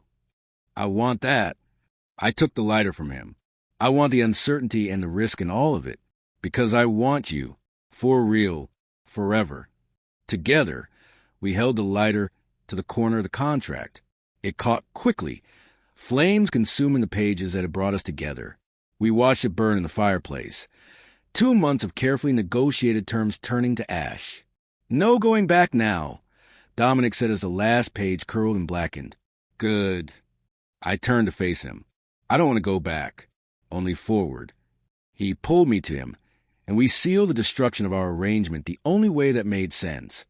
By making love on a couch in his study, the ashes of our contract still cooling in the fireplace. Later, tangled together with a throw blanket hastily pulled over us, Dominic traced patterns on my shoulder. "Whatever happens at that hearing," he said quietly, "whatever the trustees decide, promise me something." "What?" "Promise me you won't regret this." Us. That you won't look back and wish you'd chosen differently. I shifted to look at him, seeing the vulnerability in his eyes. I promise, Dominic, you're the best choice I've ever made. Arranged marriage and all. His smile was soft, genuine. Same. Even if it means losing everything else, I'd still choose you. We fell asleep there, wrapped in each other, surrounded by the evidence of the life we were building. And for the first time since that lawyer's call, I felt a flicker of hope. Maybe we couldn't prove our marriage was genuine to a room full of skeptical trustees. Maybe we'd lose the inheritance, face continued scrutiny, struggle under the weight of judgment, but we'd face it together. And that had to count for something. The next 2 weeks passed in a blur of preparation. David Chun, the estate attorney, helped us compile evidence for the hearing. Photographs of us together. Not the State Society paid shots, but candid images from my camera. Dominic asleep in our bed. Me working in the darkroom with him watching from the doorway. The two of us making dinner together. His arm around my waist. Both of us laughing at something long forgotten. Evidence of a life shared. Of intimacy that couldn't be faked. We gathered statements from Maria, who testified to the change she'd seen in Dominic since our marriage. From Victoria, who described my defense of him at the board meeting as the actions of a woman genuinely in love. From Sophie, who swore she'd never seen me happier, more settled, more myself than I'd been since marrying Dominic. But the strongest evidence came from Dominic himself. 3 days before the hearing, he brought home a folder. Inside were letters, dozens of them dating back for years, all addressed to me but never sent. I wrote to you, he said as I read through them, tears streaming down my face. After I saw your exhibitions, after I bought your photographs, I wanted to tell you how your work affected me, how it made me feel less alone, but I never had the courage to send them. The letters were beautiful, vulnerable, revealing a side of Dominic I was only beginning to fully understand. A man who'd been lonely for so long, who'd found connection to art before ever meeting the artist. This is evidence. I said, voice thick with emotion. This proves you cared about me before the will, before the arrangement. This changes everything. I know. He took my hand. I'm giving you every weapon I have, Catherine. Every piece of proof that this is real. Because I can't lose you. And if showing a room full of strangers my private thoughts, my vulnerability, my heart, if that's what it takes to keep you, then I'll do it. Dominic, I'm not finished. He pulled me to him. Whatever happens in that hearing, I want you to know something. You saved me from a life that was all work and no meaning, from becoming the cold, isolated person everyone expected me to be. You made me believe that I could have more than just success, that I could have happiness, love, a partner. I kissed him, tasting salt from my own tears. You saved me, too, from a life of just surviving. You taught me it was okay to need someone, to let someone in, to build something together, instead of always doing everything alone. We held each other as the sun set outside, both aware that the hearing tomorrow would determine not just the inheritance, but potentially the legitimacy of everything we'd built together. Are you scared? I asked, terrified. His arms tightened around me, but not of losing the money. I'm scared they'll find a way to destroy this, to make what we have seem like a lie. Then we make sure they can't. We walk in there tomorrow and we tell our truth so clearly, so honestly, that they have no choice but to believe us. And if they don't, I pulled back to look at him. Then we'll know we tried, and we'll still have each other. That's what matters. He nodded, but I could see the worry in his eyes. And I understood it, because despite everything we'd said, despite our declarations that the money didn't matter, there was a part of both of us that feared what losing it would mean, not for the financial loss, but for what it represented. Validation. Proof that our relationship was real, recognized, legitimate in the eyes of the world. Without that validation, would we be strong enough to stand against the continued skepticism, the judgment, the people who would always see our marriage as nothing more than a calculated transaction? I didn't know, and that uncertainty kept me awake long after Dominic had fallen asleep beside me, his arm heavy across my waist, his breath steady against my shoulder. Tomorrow we would face the trustees. Tomorrow we would defend our marriage, our love, our choice to turn an arrangement into something real. Tomorrow, we would find out if love forged in unusual circumstances could survive the harsh light of scrutiny. I pressed closer to Dominic, breathing in his familiar scent, trying to memorize this moment. Whatever happened, I wanted to remember this. The feeling of being held by the man I loved, surrounded by the evidence of the life we'd built, on the precipice of everything changing. "I love you," I whispered into the darkness. In his sleep, Dominic's arm tightened around me, as if even unconscious, he was trying to keep me safe. I closed my eyes and prayed it would be enough. The hearing was held in a conference room at the law firm of Hartwell and Associates, the same firm that had sent me that first life-changing letter. We arrived together, hands clasped, presenting a united front. The room was already full. The 3 trustees, David Chun, another lawyer representing the estate, and a court reporter to document everything. The head trustee was a woman, in her 60s, named Eleanor Hartwell. She looked at us with the expression of someone who'd already made up her mind but was obligated to go through the motions anyway. "Mr. and Mrs. Ashford," she said as we took our seats. "Thank you for coming. I'm sure you understand why we've called this hearing." "To question the legitimacy of our marriage," Dominic replied, his voice calm. "Yes, we understand."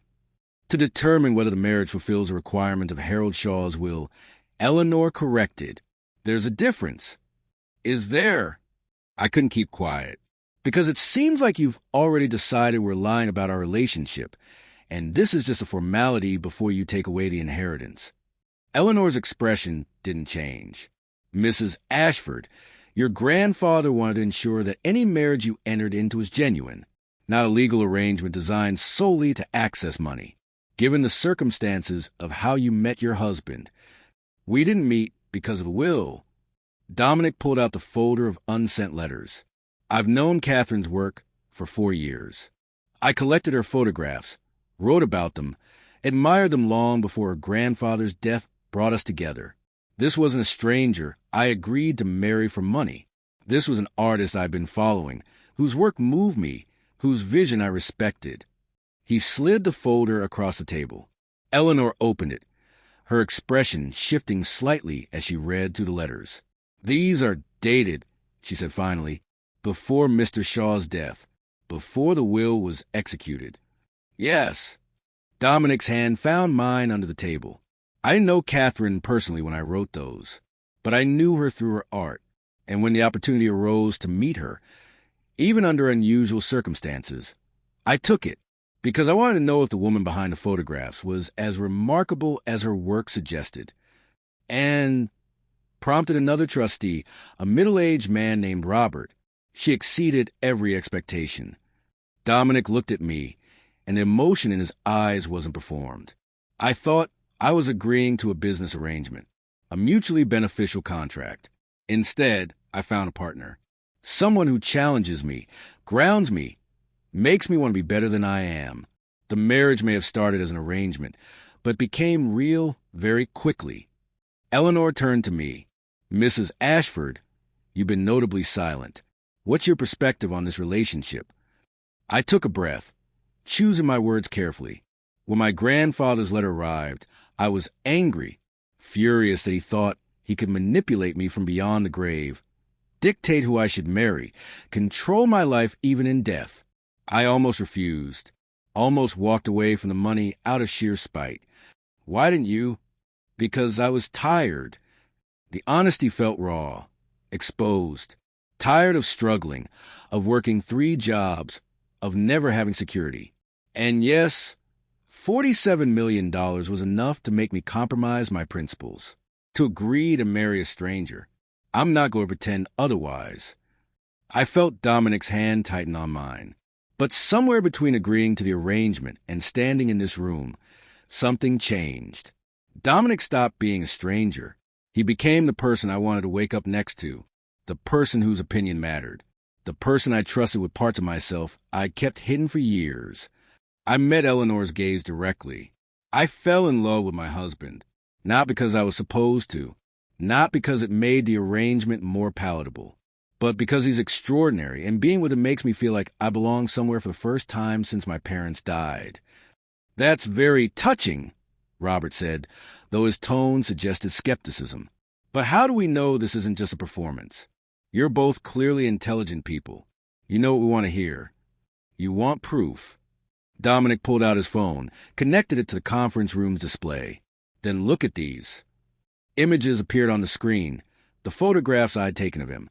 Dominic asleep in our bed, vulnerable and unguarded. Dominic in his study, lit by desk lamp glow, looking thoughtful and slightly sad. Dominic in the kitchen making coffee, wearing pajama pants and nothing else, completely at ease. Private moments, intimate glimpses into our life together. These are Catherine's photographs, Dominic said, taken over the past 2 months. Not staged, not planned, just her capturing moments when she found me interesting enough to document, because that's what she does. She photographs things that matter to her. Eleanor studied the images, something softening in her expression. These are quite beautiful, Mrs. Ashford. He's my favorite subject, I said quietly. I've never photographed someone the way I photographed Dominic, because I've never felt this way about anyone before. The trustees conferred quietly among themselves. Finally, Eleanor spoke. The letters are compelling evidence of prior connection. The photographs certainly suggest intimacy.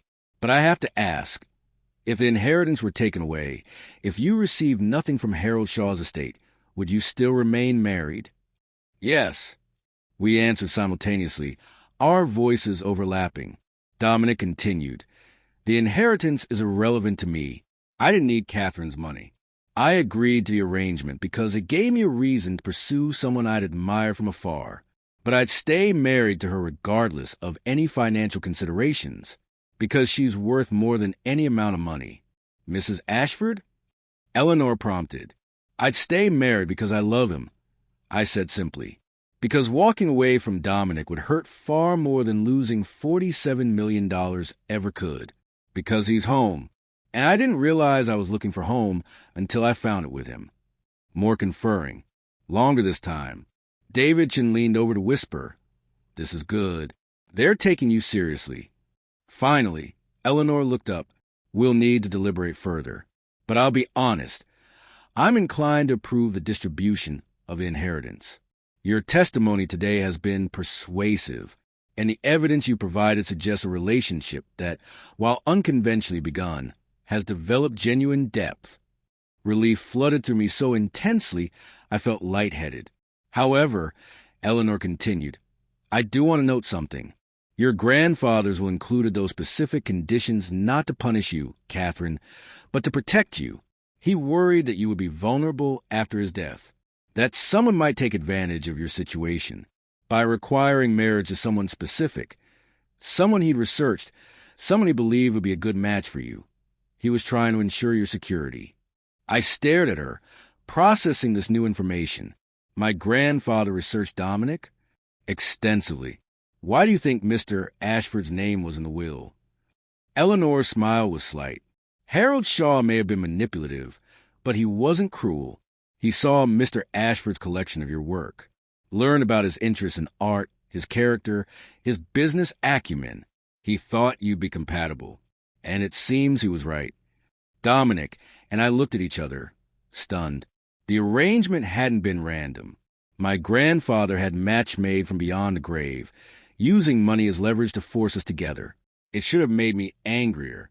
Instead, I felt an unexpected rush of gratitude toward a man I'd spent years resenting. We'll have our final decision within the week, Eleanor said. Thank you both for your candor today.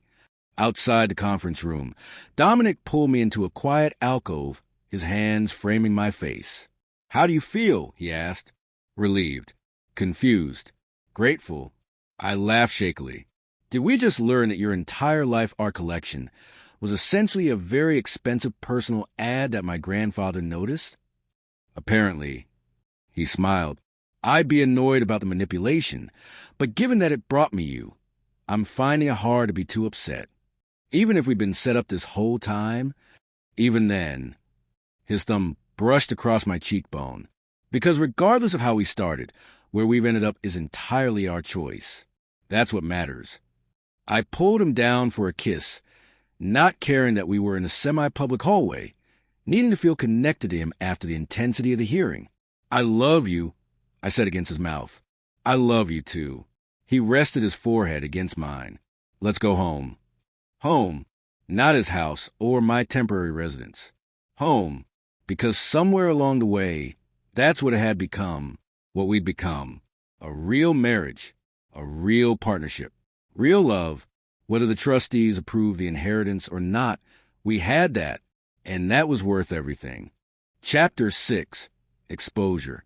The trustees' decision arrived 5 days later in the form of a formal letter delivered by courier. I was alone when it came, Dominic having left early for a series of meetings that couldn't be postponed. Maria brought it to me in the darkroom where I've been working on a new series, Urban Landscapes at Dawn, the city caught between darkness and light, a metaphor for our current existence, suspended between judgment and vindication. This just arrived, she said, her expression carefully neutral. I thought you'd want to see it immediately.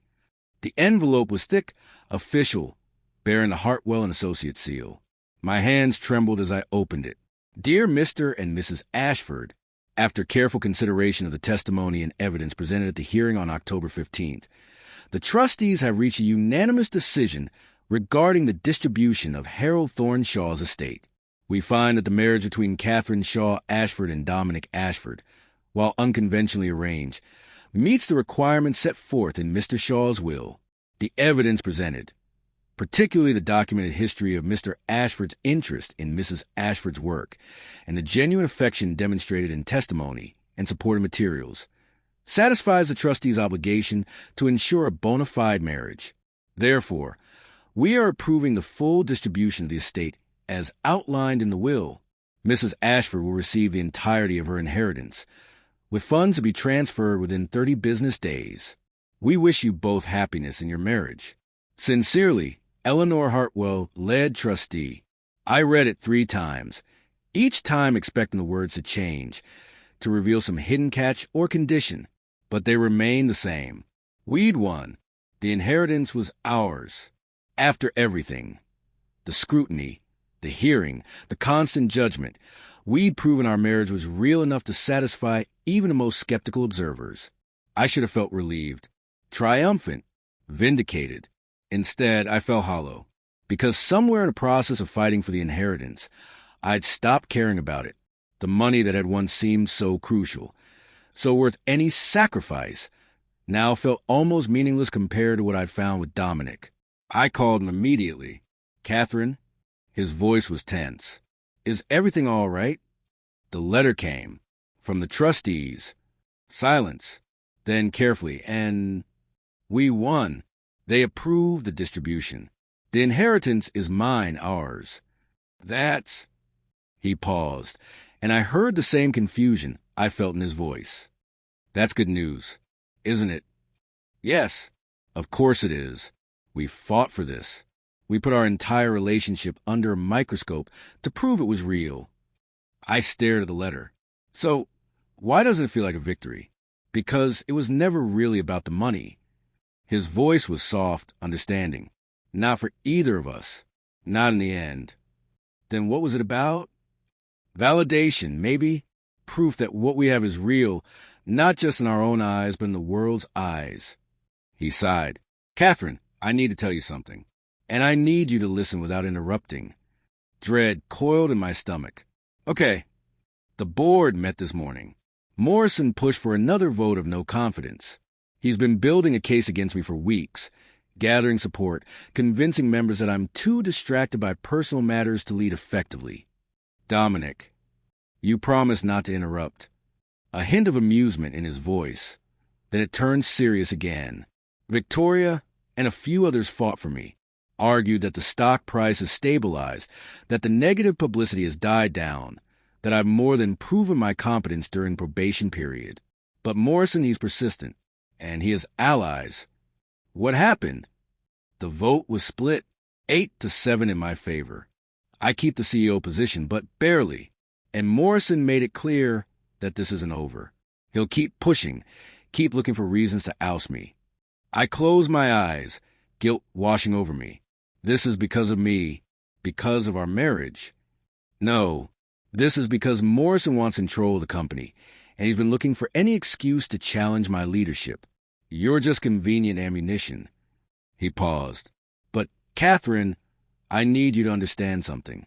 Even if I'd lost that vote, even if they removed me as CEO, I wouldn't regret us. I wouldn't regret choosing you. How can you say that? This company is your life's work. Everything you've built is just a company. It can be rebuilt, replaced.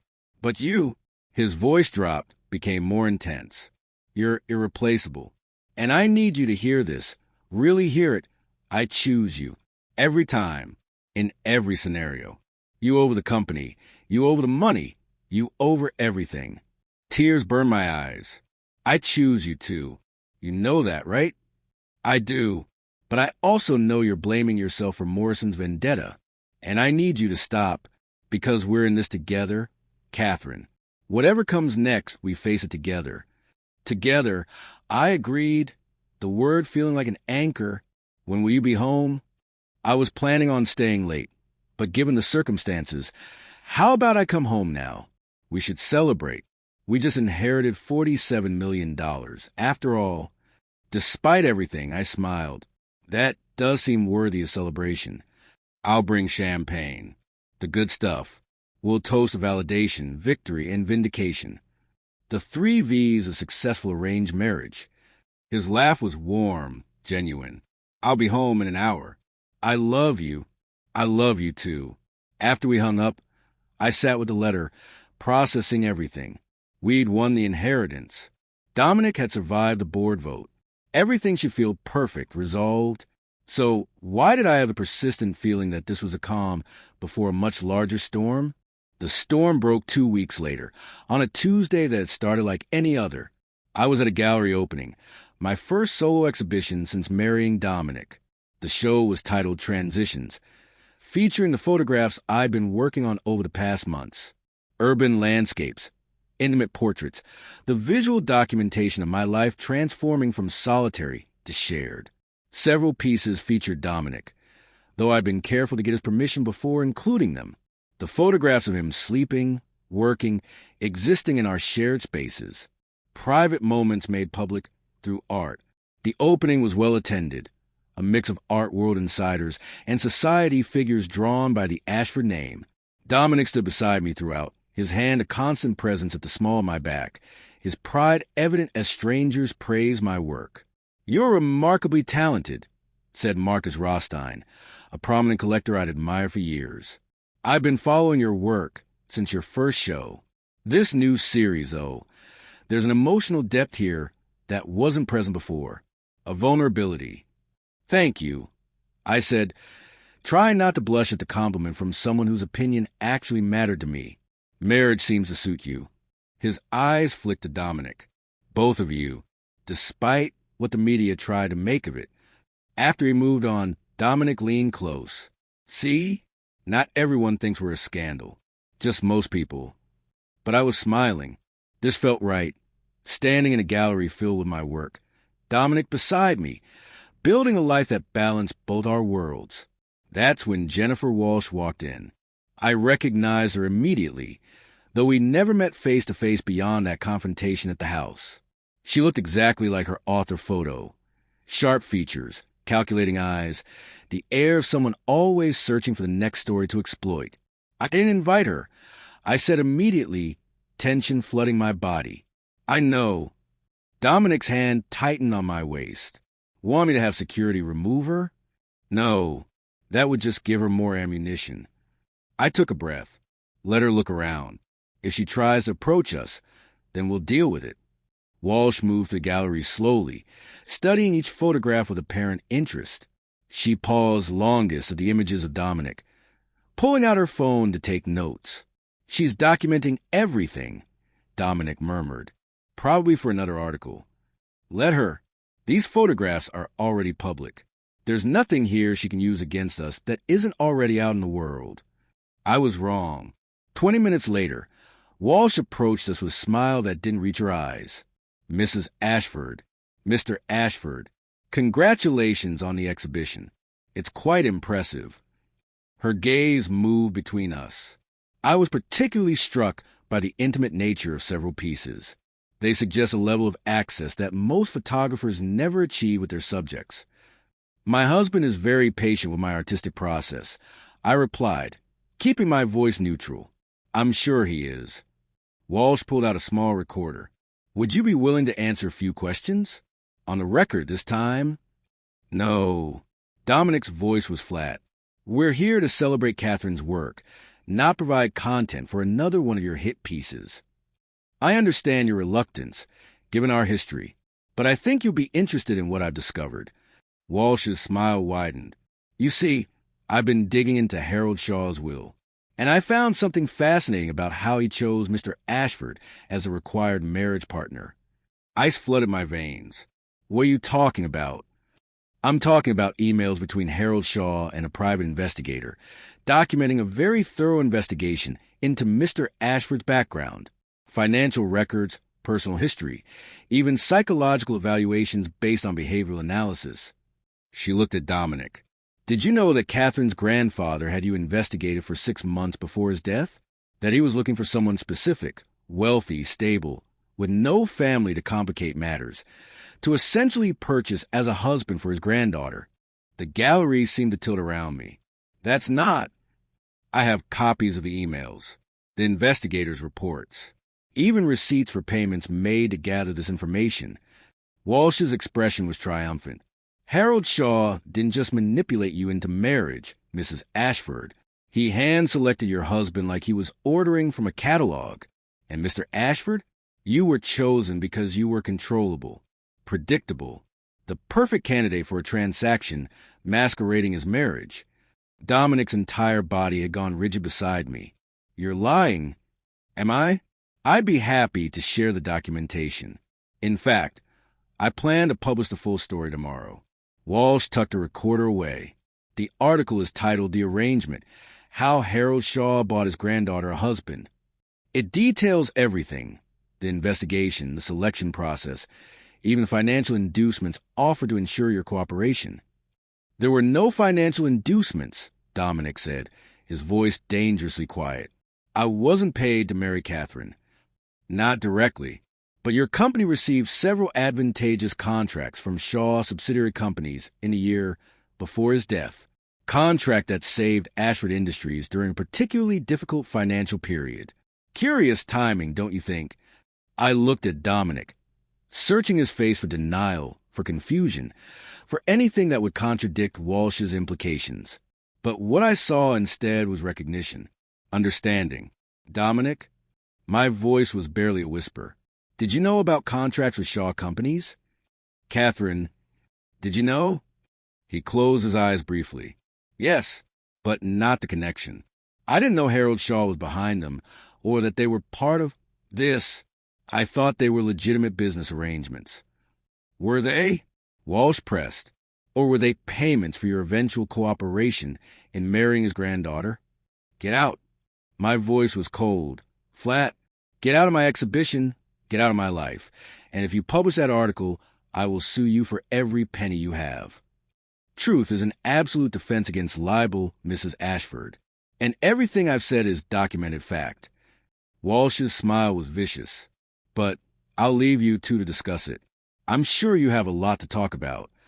After she left, silence filled the space between Dominic and me. Around us, the gallery continued its celebration. People admiring my work. Champagne flowing, conversations bubbling. But we stood frozen in our own private nightmare. Catherine, Dominic started. Not here. I could barely breathe. Not in front of everyone. Then where? Home. We go home, and you tell me everything. Every detail of those contracts. Every interaction with Shaw's companies. Everything Walsh just implied. I met his eyes. And then I'll decide if you've been lying to me this entire time. I haven't lied. Not here. I repeated, then turned to the gallery owner. I'm sorry, Marcus, but I need to leave. Family emergency. Outside, the cool evening air hit my face like a slap. Dominic followed me to where our car waited, the driver opening the door before noticing the tension radiating off both of us. The drive home was silent. Dominic reached for my hand once. I pulled away. At the house, we went straight to his study. He poured himself a drink with shaking hands while I stood by the windows, staring out at the dark gardens. "Start talking," I said finally. "Everything." He took a long drink, then set the glass down carefully. 3 years ago, Ashford Industries hit a rough patch. We'd invested heavily in new technology that failed to perform as expected. Our stock dropped 30% in 3 months. We were hemorrhaging money, losing contracts, on the verge of collapse. And suddenly we were approached by several companies interested in partnering with us. They offered contracts that were extremely generous, better terms than we deserved given our circumstances. I was suspicious at first, but the contracts were legitimate. The companies were reputable. My lawyers reviewed everything and found no issues. These were Shaw subsidiary companies. Yes, though I didn't make that connection until much later. The companies had different names, operated in different sectors, but they were all ultimately controlled by Harold Shaw's various holdings. He ran a hand through his hair. "Those contracts saved my company, Catherine. Without them, I would have lost everything." And then, conveniently, a year later you were named in his will as my required husband. I didn't know. I swear to you, I had no idea Harold Shaw even knew who I was until your lawyer's letter arrived. I thought the contracts were just good business, not payment for future cooperation. I turned to face him. "But you must have suspected something.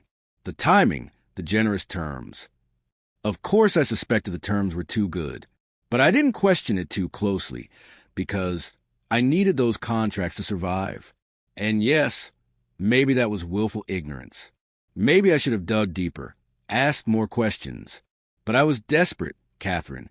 I was watching everything my father built, everything I'd worked to save, crumbling around me. When someone threw me a lifeline, I grabbed it, even if that lifeline had strings attached. I didn't know about the strings. His voice was raw. Not until I saw my name in that will and started putting pieces together. Even then, I told myself it was coincidence. That Harold Shaw had researched me because of my art collection, my interest in your work, that the contracts were unrelated. But they weren't, were they? He orchestrated everything. Saved your company so you'd be in a position to agree to marry me. Made sure you were financially stable, but still grateful enough to cooperate. I laughed bitterly. We were never in control of any of this. Every choice we thought we were making, every moment we believed was ours, it was all manipulated by a dead man pulling strings we couldn't even see. That's not true. Dominic moved toward me. Maybe the beginning was manipulated. Maybe Harold Shaw created circumstances that pushed us together. But everything after, the way we fell in love, the life we've built, that was real. That was ours. Was it? I stepped back. How do I know any of this is real, Dominic? How do I know you're not still following the script my grandfather wrote? The perfect husband, the devoted partner, all paid for by contracts that save your company. Because I love you. His voice was desperate now. Because I choose you every day, regardless of any contract or arrangement or manipulation. Because what we have goes so far beyond what Harold Shaw could have orchestrated. Does it? Or are we just really good at playing our roles? You don't believe that. I don't know what I believe anymore. Tears burned my eyes. Everything I thought was real, our connection, your collection of my work, the way we came together, it's all tainted now. All part of some elaborate scheme by a grandfather I barely knew to control my life even after death. Catherine, please. I need time. I moved toward the door. I need to think, to process this without you standing there looking at me like I'm breaking your heart. Because maybe I am. Or maybe this is all just part of the performance we've been giving since day one. Where are you going? Sophie's. I'm going to stay with Sophie for a few days. I paused at the door. Don't follow me. Don't call. Just give me space to figure out what's real and what's been manipulation. Catherine. He looked shattered, stripped of every defense. I love you. That's real. Whatever else might be complicated or manipulated, that's real. I want to believe you. And I did. God help me. I wanted to believe him more than anything. But right now, I don't know if I can trust my own judgment, because everything I thought I knew about us has been called into question. I left before he could respond, before I could see the pain in his eyes and let it change my mind.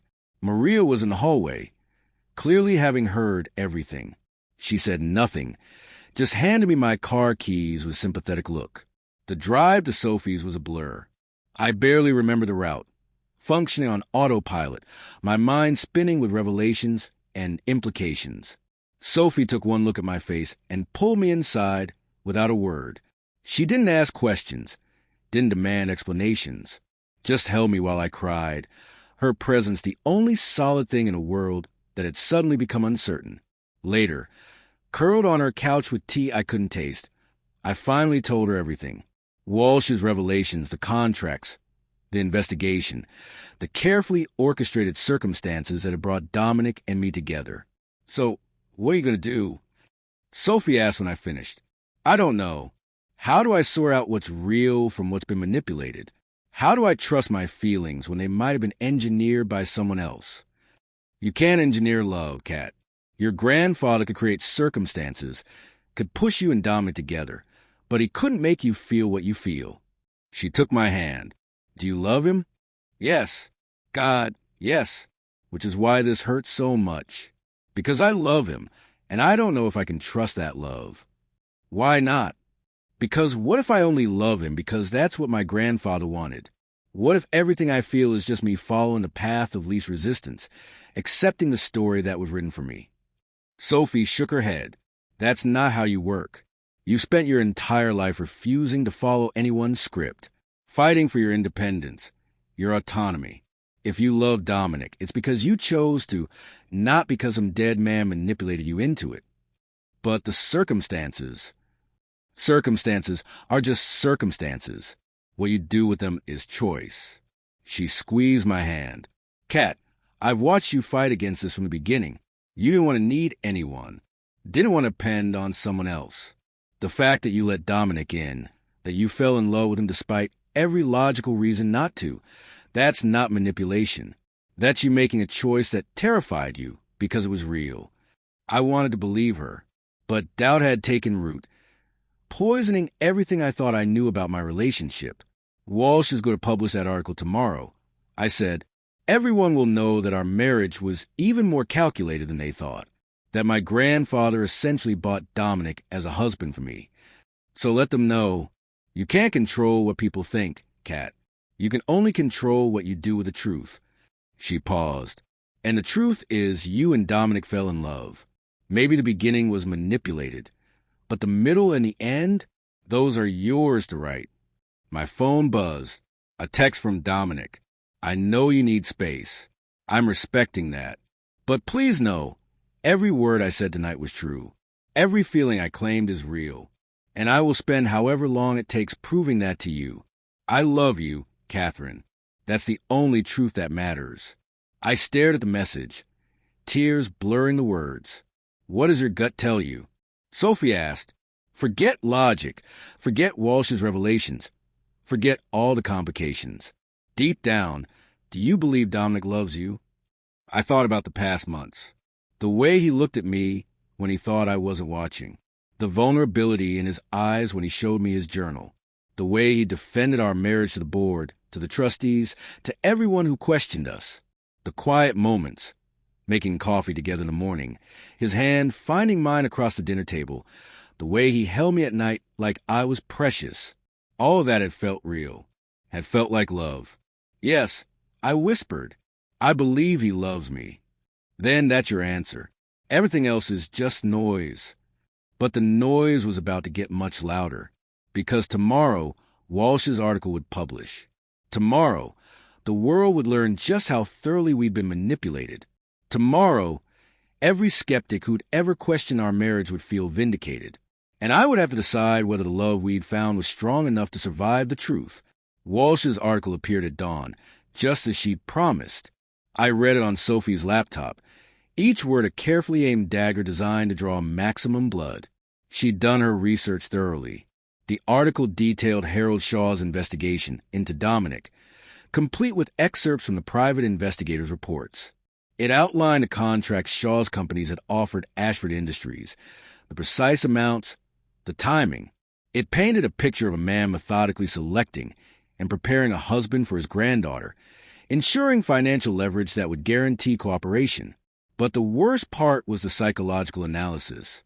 Walsh had apparently found a behavioral psychologist willing to speculate about the relationship dynamics, discussing codependency, Stockholm Syndrome, the ways that manufactured circumstances could create genuine feelings that were nonetheless rooted in manipulation. The question isn't whether Catherine and Dominic Ashford have feelings for each other. The psychologist was quoted as saying, "The question is whether those feelings would exist without Harold Shaw's orchestrated intervention. And if they wouldn't, can a relationship built on such a foundation ever be truly authentic?" The article had been shared thousands of times before I finished reading it. The comment sections were vicious, divided between people who felt vindicated in their skepticism and people who felt sorry for us as victims of manipulation. Both perspectives made me feel hollow. My phone wouldn't stop buzzing. Calls from numbers I didn't recognize, probably reporters looking for comments. Texts from acquaintances I barely knew, asking if I was okay. Even a message from Victoria Chun, "I'm sorry. This is brutal. Let me know if there's anything I can do." Only one person hadn't contacted me. Dominic. He was respecting my request for space, even as the world exploded around us, even as his name was dragged through the mud alongside mine. I called him. He answered on the first ring. "Catherine." Just my name, but I heard everything in it. Relief, love, desperate hope. I read the article. I said, "I know. It's brutal. It's invasive.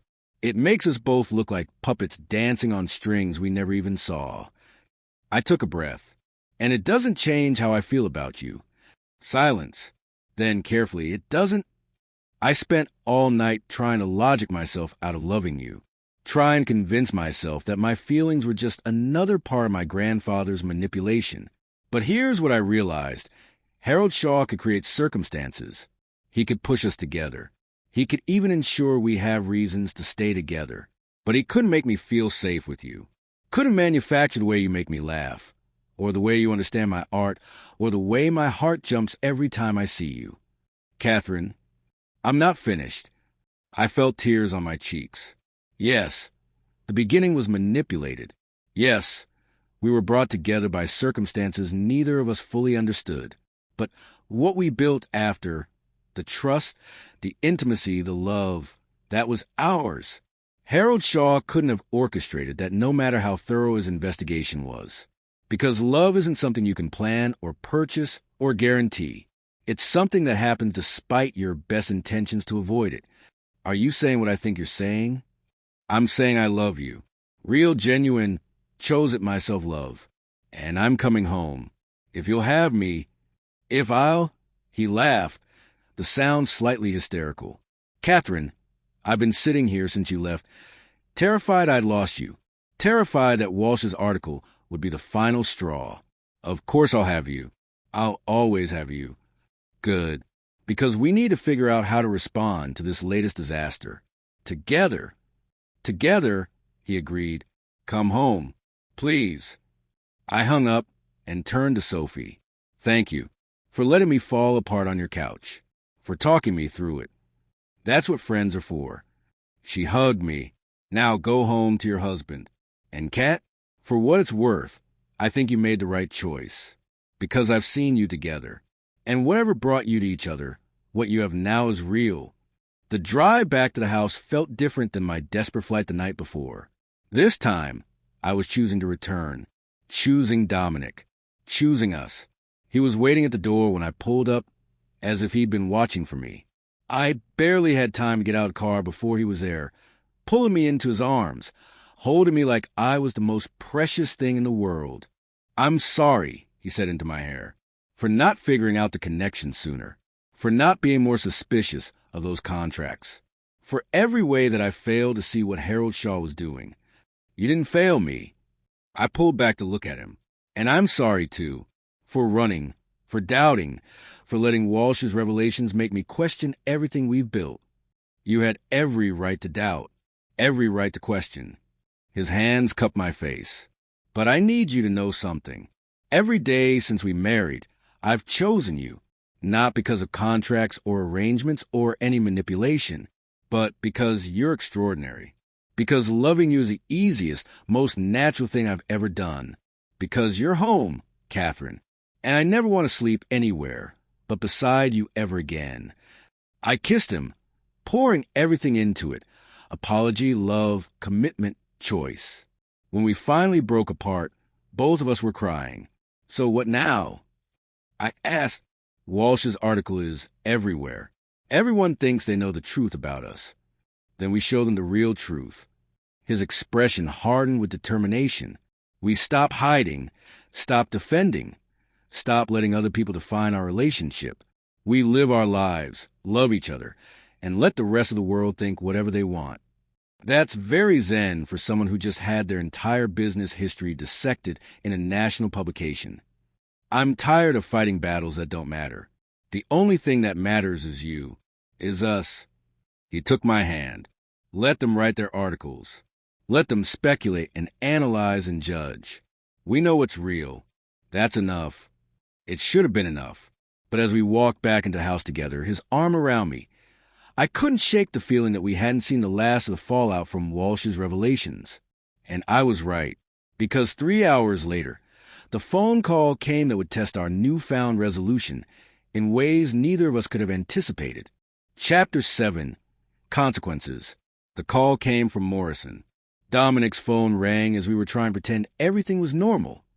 Making lunch together in the kitchen, both of us hyper-aware of each other's presence, still raw from the previous night's separation and reconciliation.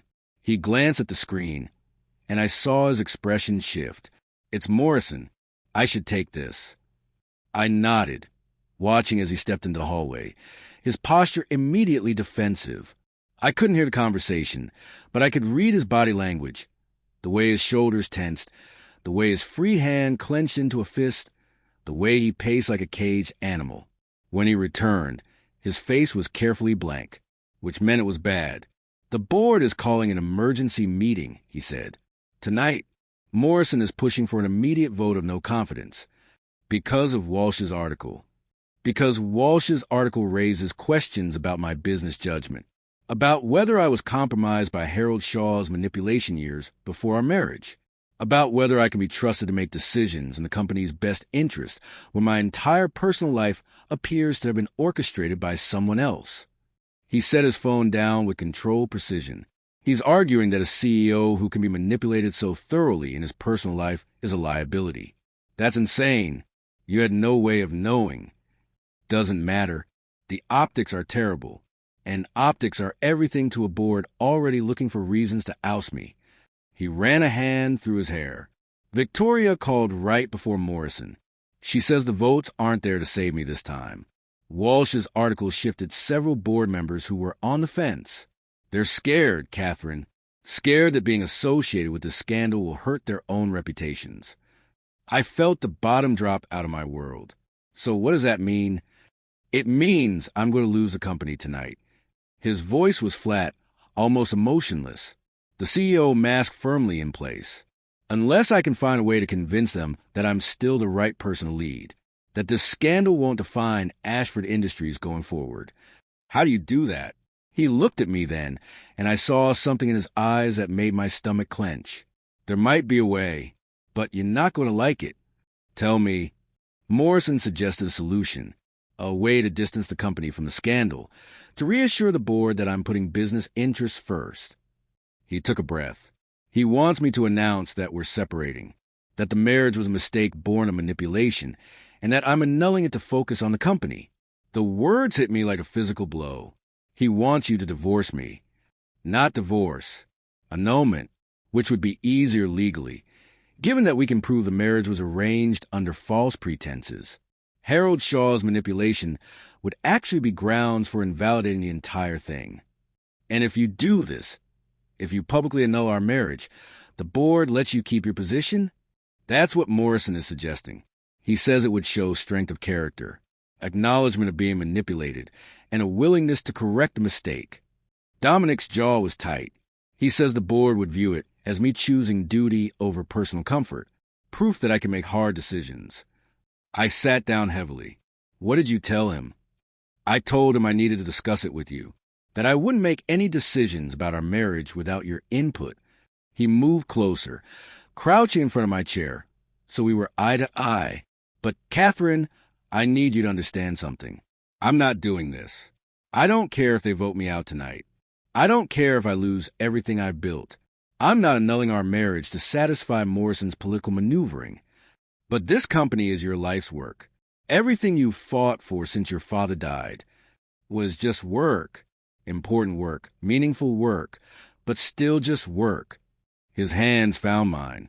You are my life, not the company, not the title. You, and I'm not giving that up for anything. Tears burned my eyes. Dominic, I can't be the reason you lose everything. You're not the reason. Morrison is the reason. Walsh is the reason. Harold Shaw's manipulation is the reason. His grip tightened. But you're the only thing that makes any of this worth fighting for. What if... I took a shaky breath. What if we did it? What if we announced a separation, just until things calmed down? It wouldn't have to be real. We could still live together, still be married privately. No, his voice was firm. I'm not lying about us anymore. I'm not hiding what we have to make other people comfortable. And I'm especially not pretending to end our marriage to save a position I'm realizing I don't even want anymore. I stared at him. You don't want to be CEO? I thought I did. I thought that position defined me, gave me purpose. But these past months with you, I've been happier than I ever was working 18-hour days, sacrificing everything for quarterly earnings and shareholder satisfaction. He smiled slightly. You've shown me there's more to life than work, than proving myself over and over to people who will never be satisfied. But if you lose the company, what will you do? Build something new, something that's actually mine, not inherited from my father or defined by my past. Maybe something in the art world. I've always wanted to open a gallery. Or maybe something completely different. I don't know yet. His eyes held mine. But whatever I do, I want to do it with you. As your husband. Openly, honestly, with no more secrets or arrangements or performances. Morrison will destroy you at the meeting tonight if you refuse his offer. Let him try. There was steel in Dominic's voice now. I built that company once. I can build another. What I can't do is rebuild us if I sacrifice our marriage on the altar of corporate politics. Some things are irreplaceable, Catherine. You're one of them.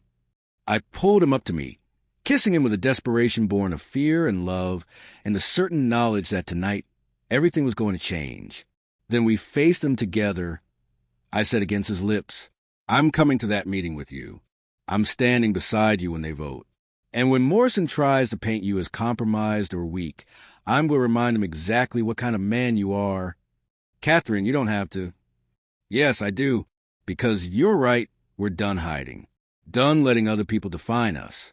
If they're going to vote you out, they're going to have to do it while looking both of us in the eye. His smile was fierce, proud. Have I mentioned that I love you? Not in the last hour. I kissed him again. But you can remind me, I love you, and I'm going to keep loving you whether I'm a CEO or unemployed, whether we're wealthy or starting over. None of that matters as long as I have you. You have me, always. I took a breath. Now let's go figure out what you're going to say to that board. We spent the afternoon preparing. Not a speech. Dominic was done with carefully crafted statements. Instead, we talked about what mattered, what we wanted, what we were willing to fight for, and what we were ready to let go. By the time we left for Ashford Industries, I felt oddly calm. Not because I wasn't scared. I was terrified. But because for the first time since this whole arrangement began, I knew exactly where I stood, beside Dominic, in all things, for better or worse. The boardroom was exactly as I remember from my last uninvited appearance, cold, corporate, designed to intimidate. The board members were already assembled, their expressions ranging from sympathetic to hostile as Dominic and I entered together. Morrison's eyebrows rose when he saw me. "Mrs. Ashford, this is a closed board meeting." "Then I'll be brief." I moved to stand beside Dominic at the head of the table. "I understand you're voting tonight on whether my husband should continue as CEO. And I understand that his relationship with me, a relationship that began under complicated circumstances, is part of your concern." "It's not personal, Mrs. Ashford," said Robert, the trustee who'd been skeptical from the beginning. "But the publicity has been damaging, and the revelations about Harold Shaw's manipulation raise serious questions about judgment and independence." "Questions I'm happy to address," Dominic said. "But first, I want to make something clear. Morrison suggested that I could save my position by annulling my marriage, by publicly distancing myself from Catherine and the scandal surrounding us."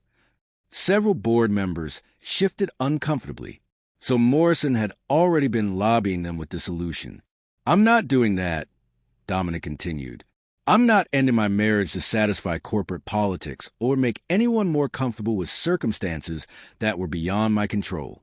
So if that's the condition for keeping my position, then you can have my resignation right now." Shock rippled around the table. Victoria's expression was carefully neutral, but I saw approval in her eyes. "Dominic, be reasonable." Morrison started. "I am being reasonable. For the first time in years, I'm prioritizing what actually matters." Dominic's hand found mine. "I built this company from wreckage, turned it into something my father never could have achieved, and I'm proud of that work. But I'm done sacrificing everything else, my happiness, my marriage, my life, on the altar of shareholder value.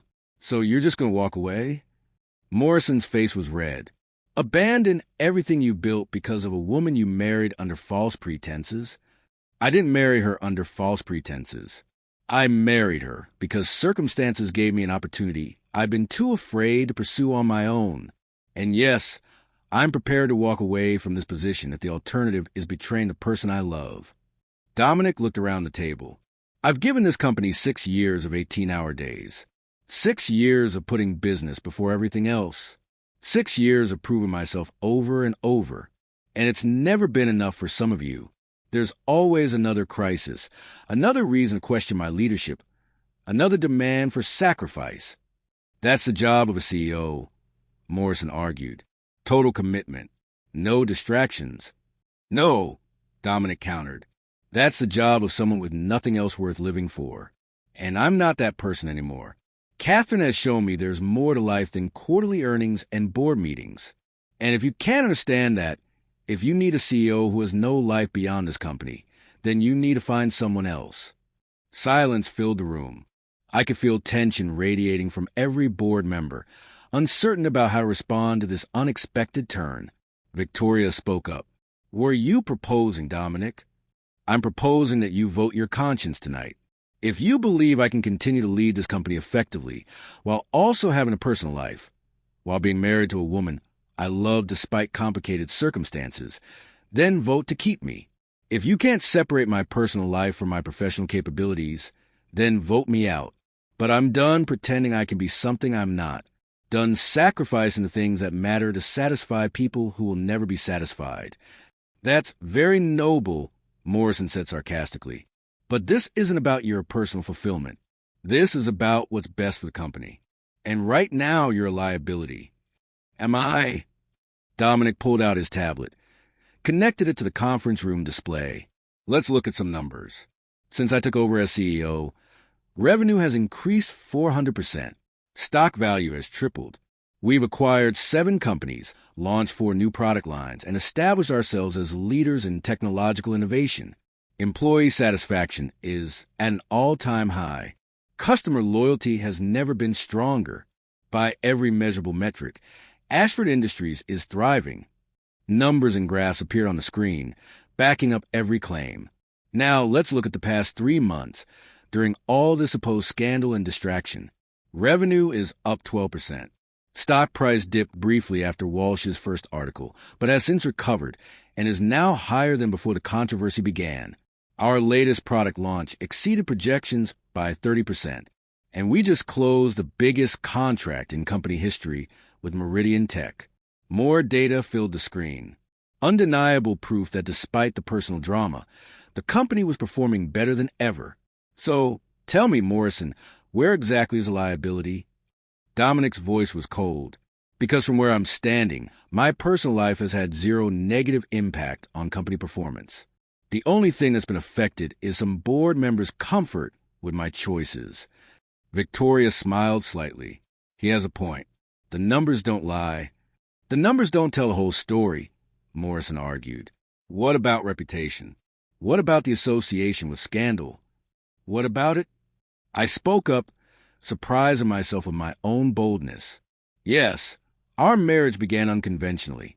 Yes, we faced scrutiny and judgment, but we've also been honest about it.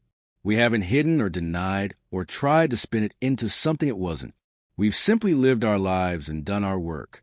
And apparently that's been enough because the company is thriving. I moved closer to the table, looking at each board member in turn. Some of you are parents. Some of you are married. I'm sure all of you have made choices in your personal lives that others might judge or question. Should those choices disqualify you from professional success? Should your private lives be subject to constant scrutiny and approval before you're allowed to do your jobs? It's different when you're a public figure, Robert said, but his tone was less hostile now. Is it? Or is it just an excuse to control people beyond their professional obligations? I returned to Dominic's side. My husband has proven himself over and over. He's shown leadership, vision, dedication. The fact that he's also capable of having a personal life, of loving someone, of being vulnerable, of making choices that prioritize happiness alongside success, that should be seen as a strength, not a weakness. Beautifully said, Mrs. Ashford, Victoria said, and I agree, which is why I'm voting to keep Dominic as CEO. His personal life is his own business. His professional performance speaks for itself. I second that, said another board member, a woman named Patricia, who'd been silent until now. I'm tired of this witch hunt.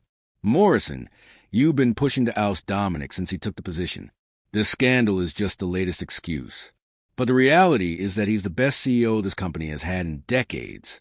And I'm not voting him out because he fell in love. Nor am I, said another voice. Then another. Around the table, board members began declaring their positions. Morrison's face grew redder with each defection. You're all making a mistake. The publicity will continue.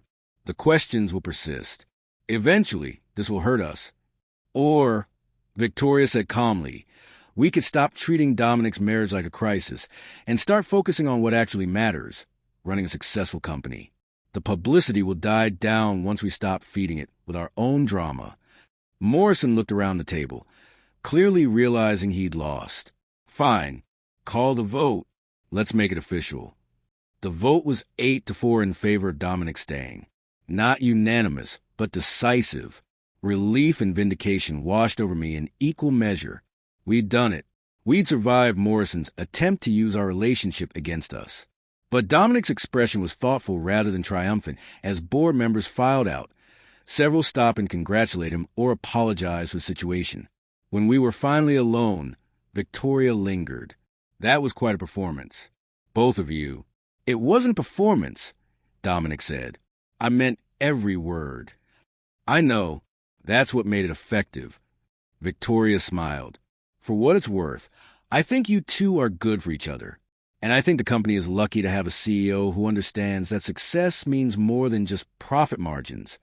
After she left, Dominic and I stood alone in the conference room, the evening's intensity settling over us. We did it, I said softly. You did it. He pulled me to him. That speech about personal lives and professional performance. Catherine, you were incredible.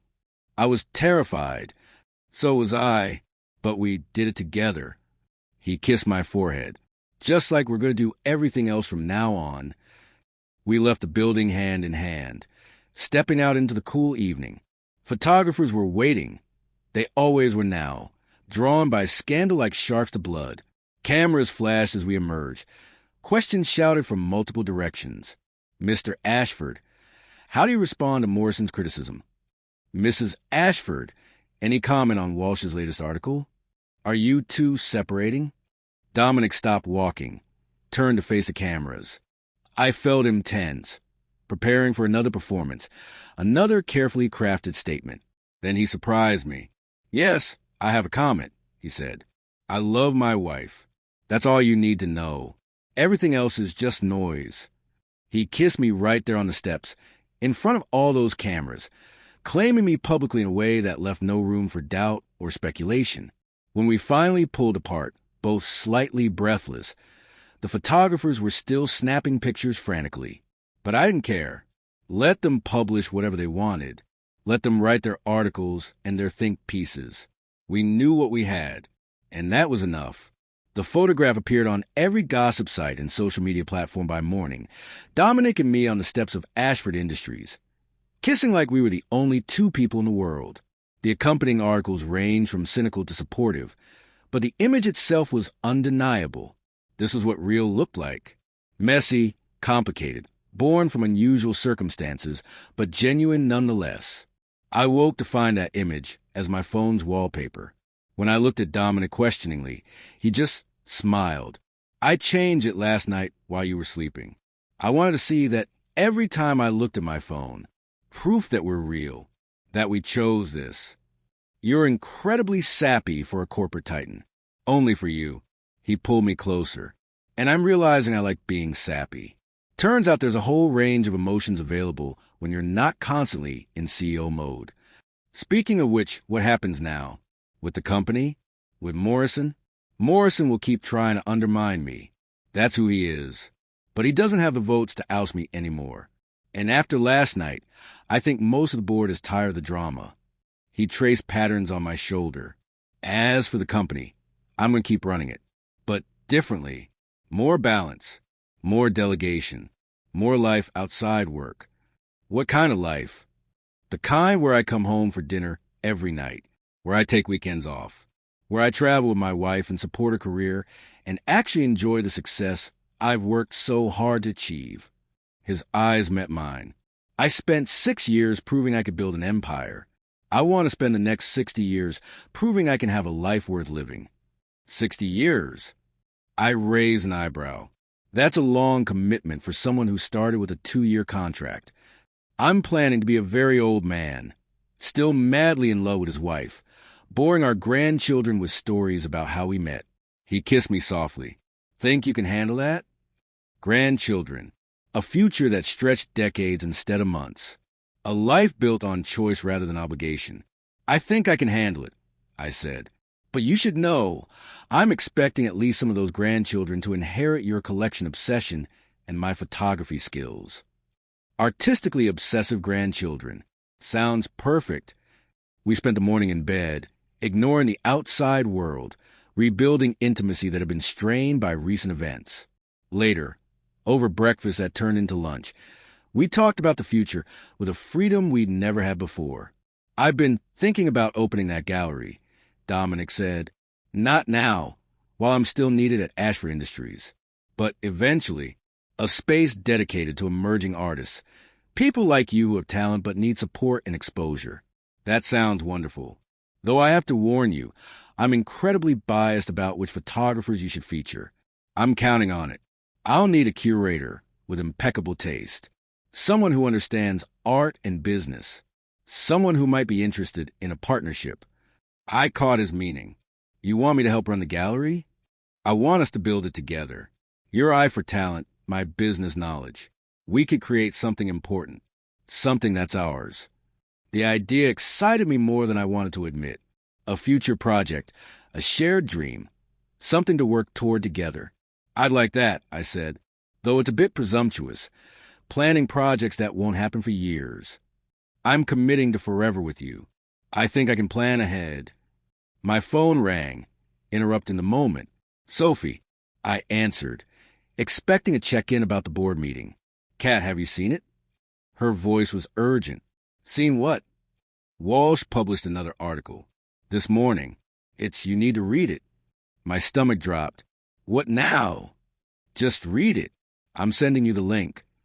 I pulled up the article on my phone, Dominic reading over my shoulder. "The Arrangement, When Manipulation Becomes Love," by Jennifer Walsh. I owe Catherine and Dominic Ashford an apology.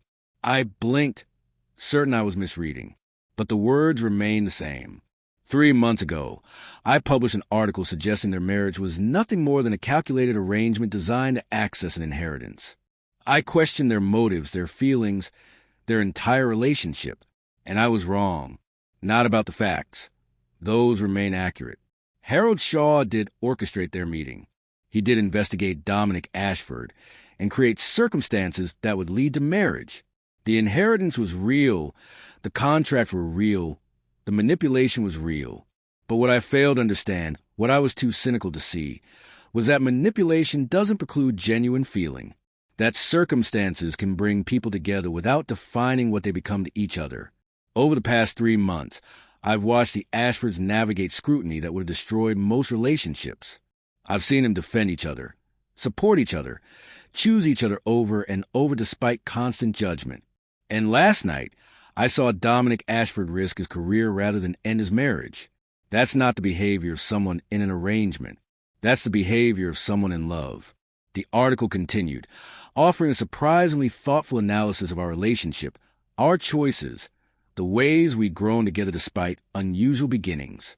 Walsh interviewed relationship psychologists who discussed how strong foundations could be built even from complicated circumstances. She included quotes from board members about Dominic's performance, from gallery owners about my work, from Sophie about our friendship. It was fair, honest, almost apologetic. I began investigating the Ashfords because I believed they were perpetrating a fraud. What I discovered instead was two people navigating impossible circumstances with remarkable grace. Yes, their marriage began as an arrangement, but it became something real, something worth fighting for, worth risking everything to preserve. In a world of carefully curated images and performed relationships, perhaps there's something refreshing about a couple that started with honesty about their circumstances and chose love anyway. Perhaps the Ashfords' unconventional beginning doesn't invalidate their genuine ending. Perhaps sometimes manipulation and love can coexist, and love can win. To Catherine and Dominic Ashford, I'm sorry for the pain my articles caused. I'm sorry for questioning what you clearly have, and I'm genuinely happy for you both. May your arranged marriage lead to a long and genuinely happy life together. I finished reading in stunned silence. Dominic was equally speechless beside me. Is this real? I finally asked. Jennifer Walsh just apologized publicly and gave us her blessing. Dominic scrolled to the comments, which were notably more positive than on previous articles. This is unprecedented. Walsh never admits error. Maybe she's human after all, I said. Or maybe she realized that tearing people down isn't as satisfying as she thought. My phone buzzed with texts from Sophie from Victoria, from people I barely knew, all referencing Walsh's article. The narrative was shifting, had shifted. We were no longer the scandalous arranged marriage. We were the couple that proved love could grow from unlikely circumstances. It was strange, being vindicated by the same person who tried so hard to destroy us. But I wasn't complaining. Well, Dominic said, setting down his phone, I guess that's one crisis resolved. Think we're done with drama now? Can we just be boringly happy for a while? I hope so, though with our track record, I'm not counting on it. He was joking, but his words would prove prophetic. Because 3 weeks later, the final complication would arrive, one that would test our newfound stability in ways neither of us anticipated, and force us to confront the one question we've been avoiding. What do we actually want our future to look like? The pregnancy test sat on the bathroom counter like an accusation. 2 pink lines. Unmistakable. Undeniable. I stared at it, my mind utterly blank. This wasn't possible. We'd been careful. We used protection. This wasn't part of the plan. Except we'd stopped planning, hadn't we? We'd burned the contract, committed to forever, stopped counting days, and started building a life. Somewhere in all that, apparently, we'd gotten careless. Or maybe not careless. Maybe just human. I heard Dominic's footsteps in the bedroom. Catherine, you've been in there for 20 minutes. Everything okay? I opened the door, the test still in my hand. His eyes went immediately to it. then to my face, then back to the test. Is that... He stopped, swallowed. Are you pregnant? Apparently. My voice sounded strange, disconnected. I'm pregnant. We're having a baby, which wasn't part of any arrangement or plan or... I laugh, the sound slightly hysterical. We got married because of a contract, and now we're having a baby by accident. The universe has a twisted sense of humor. Dominic took the test from my shaking hands, studied it like he could find different results if he looked hard enough. Then he set it down carefully and pulled me into his arms. How do you feel? He asked quietly. Terrified, shocked, completely unprepared. I pressed my face against his chest. We barely figured out being married. We just survived multiple scandals and a board trying to oust you. And now we're going to be parents? Dominic, I don't know if I can do this. Yes, you can. We can. His arms tighten around me. Together, remember? Everything together. But what if we're not ready? What if we mess this up? What if... My voice broke. What if this is another consequence of my grandfather's manipulation? What if even this pregnancy is somehow part of his plan? Dominic pulled back to look at me. Harold Shaw had a lot of power, but I don't think he could plan this.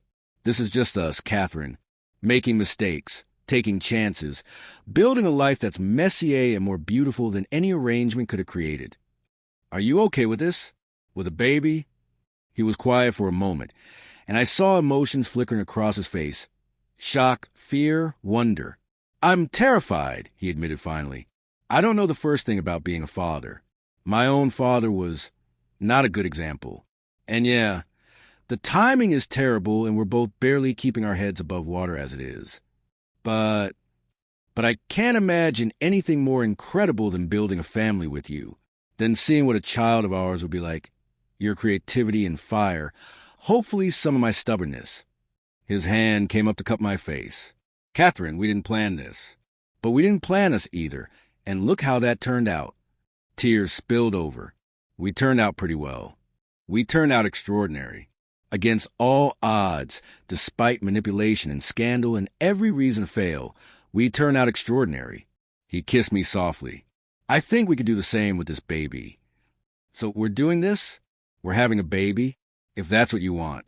I'm not going to pressure you either way. This is your body, your choice. But if you're asking whether I want this child, whether I want to build this family with you, his eyes met mine, clear and certain. Yes, 1,000 times yes. I wrapped my arms around him, letting relief and fear and hope wash over me in equal measure. We were having a baby. An unplanned, unexpected, completely terrifying baby. And somehow, that felt exactly right, because our entire relationship had been unplanned, unexpected, built from circumstances neither of us controlled into something neither of us could have predicted.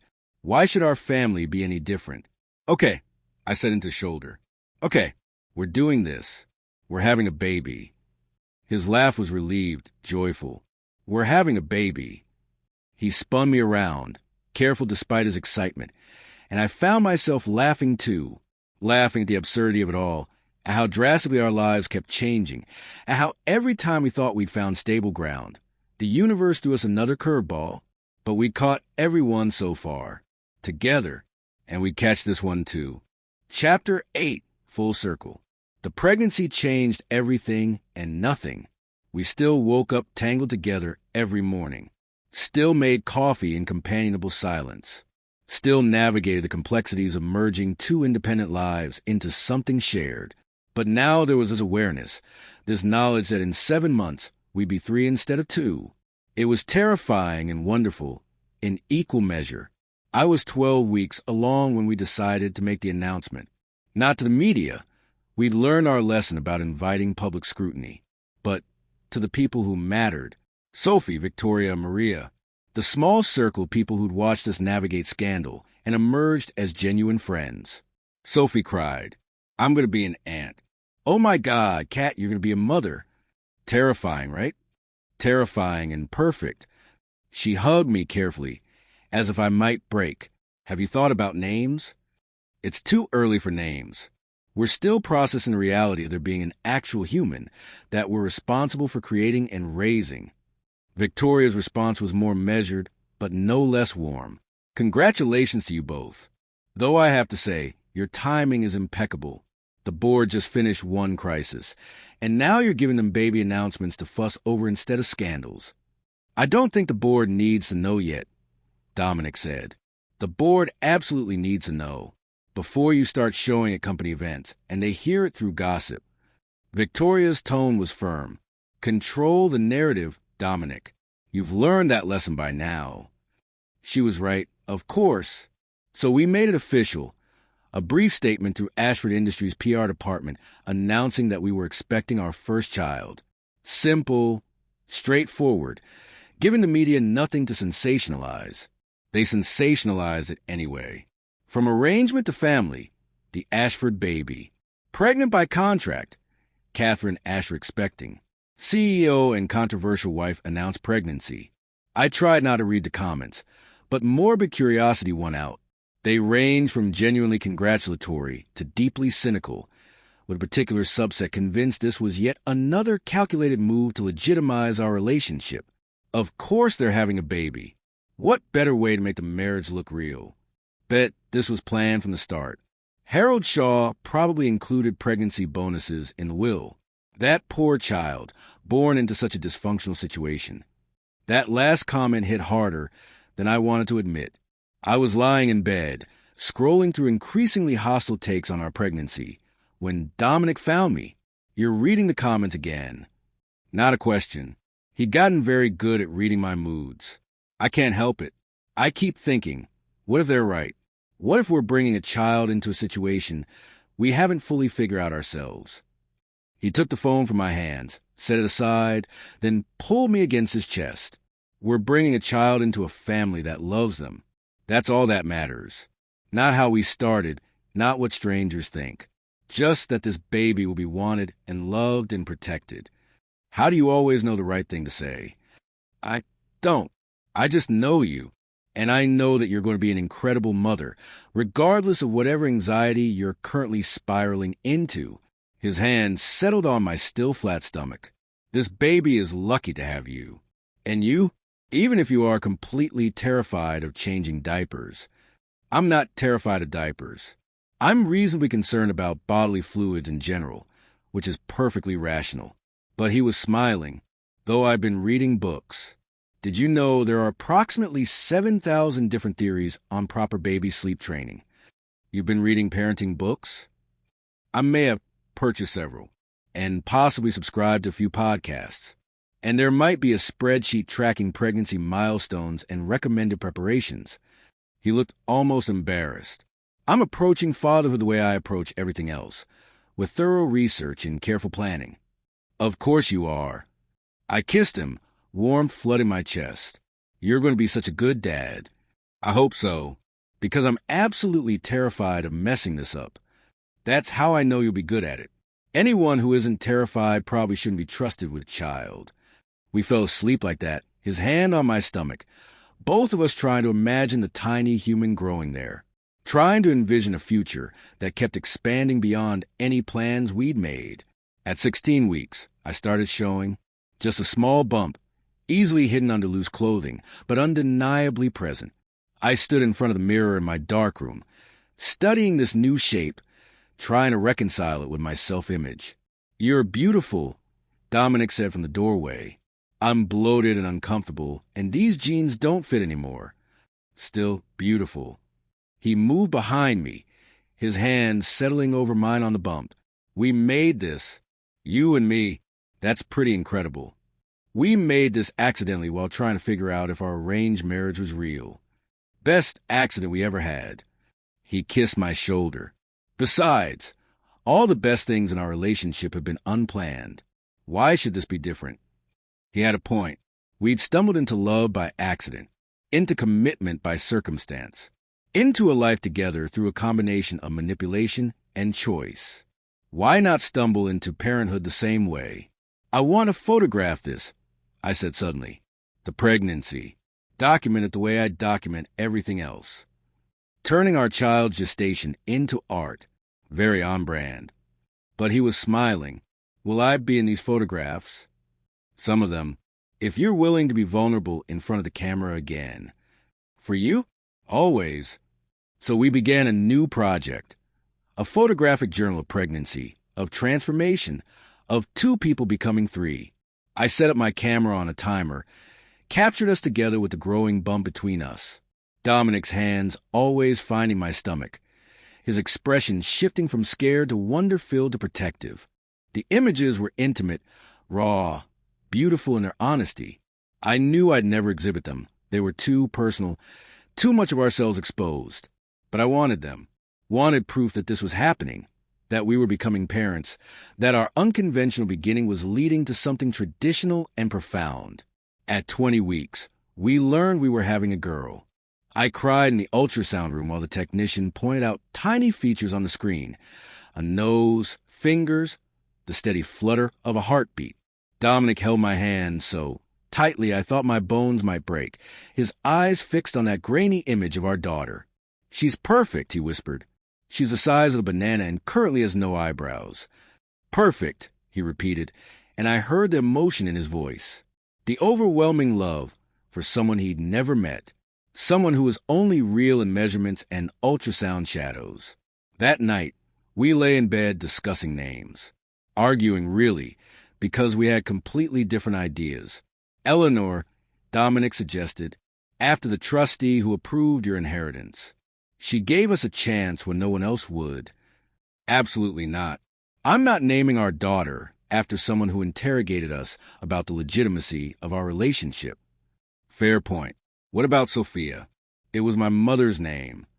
I softened at that. Dominic rarely mentioned his mother, who died when he was 16. Sophia is beautiful, but maybe as a middle name? I want her first name to be something that's just ours, not connected to all the complicated history. What did you have in mind? I've been thinking about it since the ultrasound, since seeing that tiny face on the screen. Lily. It means rebirth, new beginnings. And lilies were in the bouquet you sent me at the hospital. The first gift, before I knew what any of this would become. Dominic was quiet for a moment. Then, Lily Sophia Ashford. It's perfect. You think so? I think she's going to be extraordinary, just like her mother. And she deserves a name that reflects new beginnings. Fresh starts. Everything we built from circumstances that should have destroyed us. No pressure on the kid, though. None at all. She can be whoever she wants. His hand found the bump, now pronounced enough to feel definite movement. As long as she's happy and knows she's loved. Right on cue, there was a flutter under his palm. The baby, Lily, moving in response to her father's touch. Dominic's face transformed with wonder. Was that? That was your daughter saying hello. He pressed closer, murmuring to my stomach in a voice I'd never heard from before. Soft, gentle, already wrapped around tiny fingers that hadn't even been born yet. I photographed him like that, lit by moonlight filtering through the bedroom windows, whispering promises to a baby who couldn't hear him yet. The image was tender, vulnerable, capturing a side of Dominic Ashford that the corporate world would never see. This was ours, private, precious, earned through every crisis we'd survived. At 28 weeks, complications arrived. I'd been feeling off for a few days, more tired than usual, slight cramping, nothing alarming but enough to mention to my doctor. She'd ordered immediate bed rest and close monitoring. Something about my blood pressure, about stress on the pregnancy, about needing to be careful. Careful meant Dominic barely left my side. He worked from home, set up his laptop in our bedroom, attended video conferences while holding my hand. Maria brought meals on trays. Sophie visited daily. Victoria sent flowers and stern instructions to follow doctor's orders. This is ridiculous. I said on day 5 of bed rest. I'm fine. The baby's fine. You're all treating me like I'm made of glass. You're carrying my daughter. You're both incredibly precious. Therefore, glass is an appropriate metaphor. Dominic barely looked up from his laptop. Don't make me get Maria to physically restrain you. You can't keep me prisoner in our own bedroom. Watch me. But he closed the laptop, giving me his full attention. Catherine, the doctor said you need to rest. Your blood pressure is too high, and if it gets worse, they'll have to induce early. I'm not risking either of you just because you're bored. I'm going stir-crazy. I'm a photographer. I need to work, to create, to do something other than stare at these four walls. Then photograph from bed. Document bed rest. Make art out of your frustration. He handed me my camera. But you're not leaving this room until the doctor clears you. I wanted to argue, but the concern in his eyes, the barely concealed fear that something might happen to us, I couldn't fight that. So I photographed bed rest, the view from our bedroom window as seasons change outside. Dominic working at his makeshift desk, backlit by afternoon sun. My hands on the bump, larger now, undeniably pregnant. The books piling up on a nightstand, parenting guides, novels I'd been meaning to read, photography collections Dominic brought home to keep me entertained. The images formed an unexpected narrative. Waiting, anticipation. The liminal space between who we'd been and who we were becoming. At 32 weeks, my blood pressure stabilized. The doctor cleared me for light activity, short walks, gentle movement, nothing strenuous. The relief on Dominic's face was almost comical. "You're free," he announced, as of granting a prisoner parole. "Though if you overdo it and end up back on bed rest, I'm implementing actual restraints." Kinky. But I was already out of bed, stretching muscles that had atrophied from disuse. God, I miss moving. Don't get too excited. Light activity means walks around the block, not full-day photography expeditions. I'll take what I can get. That afternoon, we walked through the gardens surrounding the house. Slowly, carefully, Dominic's hand never leaving mine, as if I might collapse at any moment. The November air was crisp, the trees mostly bare, the garden settling into winter dormancy. "It's hard to believe that when spring comes, we'll have a baby," I said. "Lily will be 3 months old by spring." Dominic's other hand rested on my bump, now large enough to be constantly in the way. "She'll probably be sleeping through the night by then." Optimist. Hopeful realist. He turned to face me, his expression serious. "Catherine, I need to ask you something. And I need you to be honest." My stomach clenched. That's never a good opening. "Do you regret any of this? The marriage, the scandal, now the pregnancy? Do you ever wish you'd walked away from that initial letter, chosen a different path?" I studied his face, seeing genuine fear there. Fear that despite everything, I might still resent the circumstances that had brought us together. "No," I said firmly. "I don't regret any of it." Was it hard? Yes. Scary? Absolutely. Did I question everything multiple times? Constantly. But regret? Never. Even when Walsh published those articles. Even when the board tried to oust you. Even when we discovered how thoroughly we'd been manipulated. Even through every scandal and crisis and moment of doubt. I took his face in my hands. "You are the best thing that ever happened to me, Dominic Ashford. And Lily is the second best. I wouldn't trade this life for anything." His kiss was deep, claiming, full of relief and love and promises neither of us needed to speak aloud anymore. "I love you," he said against my lips. "Both of you. More than I thought I was capable of loving anyone. I love you too, even when you're being overprotective and paranoid about bed rest. Especially then. That's when you know it's real." We walked back to the house hand in hand, my other hand on the bump where Lily was currently doing gymnastics. In 2 months, she'd be here. Our daughter, born from an arrangement that had transformed into love. The ultimate proof that sometimes the most unexpected circumstances lead to the most extraordinary outcomes. Lily Sophia Ashford arrived 3 weeks early, during a February snowstorm that shut down half the city. My water broke at 2 a.m. Dominic woke from dead sleep to find me standing beside the bed, water pooling on the hardwood floor, my expression caught between shock and panic. He was out of bed instantly. All lingering sleepiness vanished. Is she? "Coming. The baby is coming. Now, we need to go to the hospital now." What followed was controlled chaos. Dominic calling the driver while simultaneously throwing clothes in a bag. Maria appearing with prepared meals and encouraging words. The drive through snow-covered streets. Dominic holding my hand through contractions, both of us trying to breathe through the surreal reality that we were about to become parents. The hospital was quiet at 3 a.m. The maternity ward soft-lit and calm. Nurses checked us in with practiced efficiency, got me settled in the labor and delivery room, monitored contractions that were coming faster now. "Do you want an epidural?" a nurse asked. "You're progressing quickly, but we can still." "Yes," I said through gritted teeth. "Yes, please, all the drugs." Dominic held my hand through the epidural, his face pale but determined. "You're doing great. So great. I love you. You did this to me," I accused, only half joking. "I know. I'm sorry. I'll never touch you again." "Liar." He smiled despite his obvious terror. "Okay, I'll definitely touch you again. But maybe we discuss better birth control methods going forward." "You think?" The hours blurred together. Contractions monitored on machines, nurses checking dilation, my doctor arriving with calm assurances that everything was progressing normally. Dominic never left my side, coaching breathing, offering ice chips, letting me squeeze his hand hard enough to leave marks.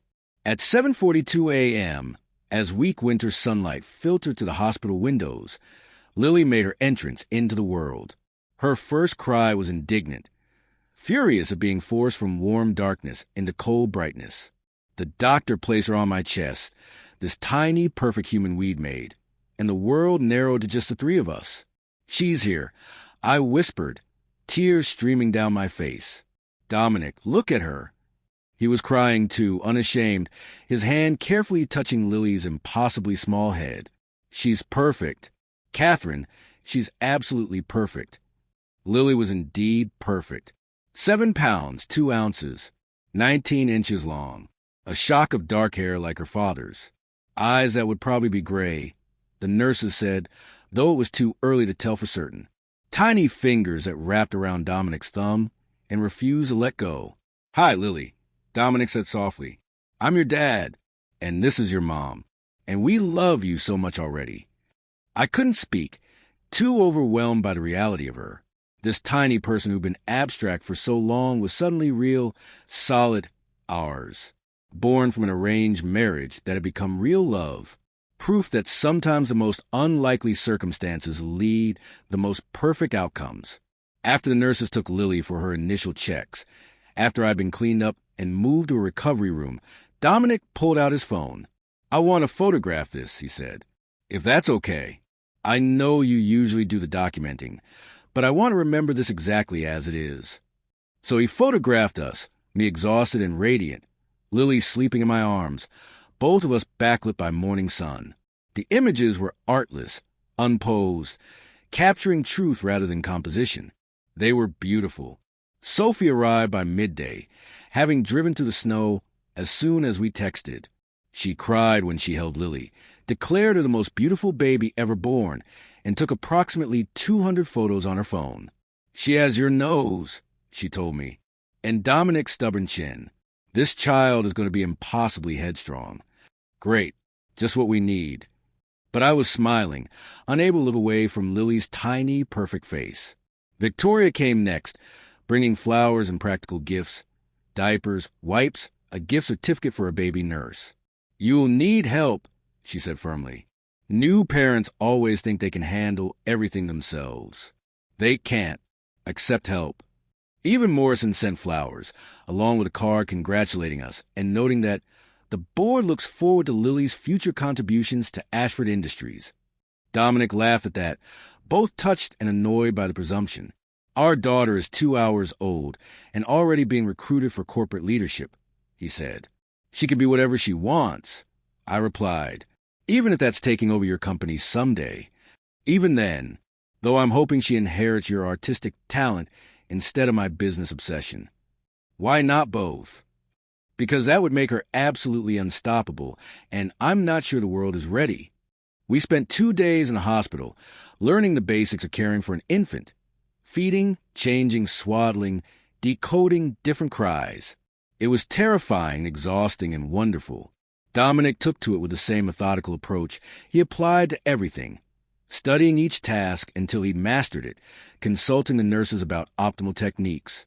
"You're approaching this like a business project," I observe, watching him create a feeding schedule spreadsheet. "I approach everything I care about with thoroughness. That includes making sure our daughter is properly cared for." But he was smiling. "Besides, one of us needs to be organized, and you're too sleep-deprived to focus." Fair point. On our third morning, we were cleared to go home. The process of installing a car seat, bundling Lily in winter clothes despite her protests, and navigating snowy streets with our precious cargo was nerve-wracking. Dominic drove like we were transporting explosives, both hands tight on the wheel, refusing to exceed 20 miles per hour. "We're going to be home by summer at this rate," I said. I'm not taking chances with her safety. The speed limit is 45.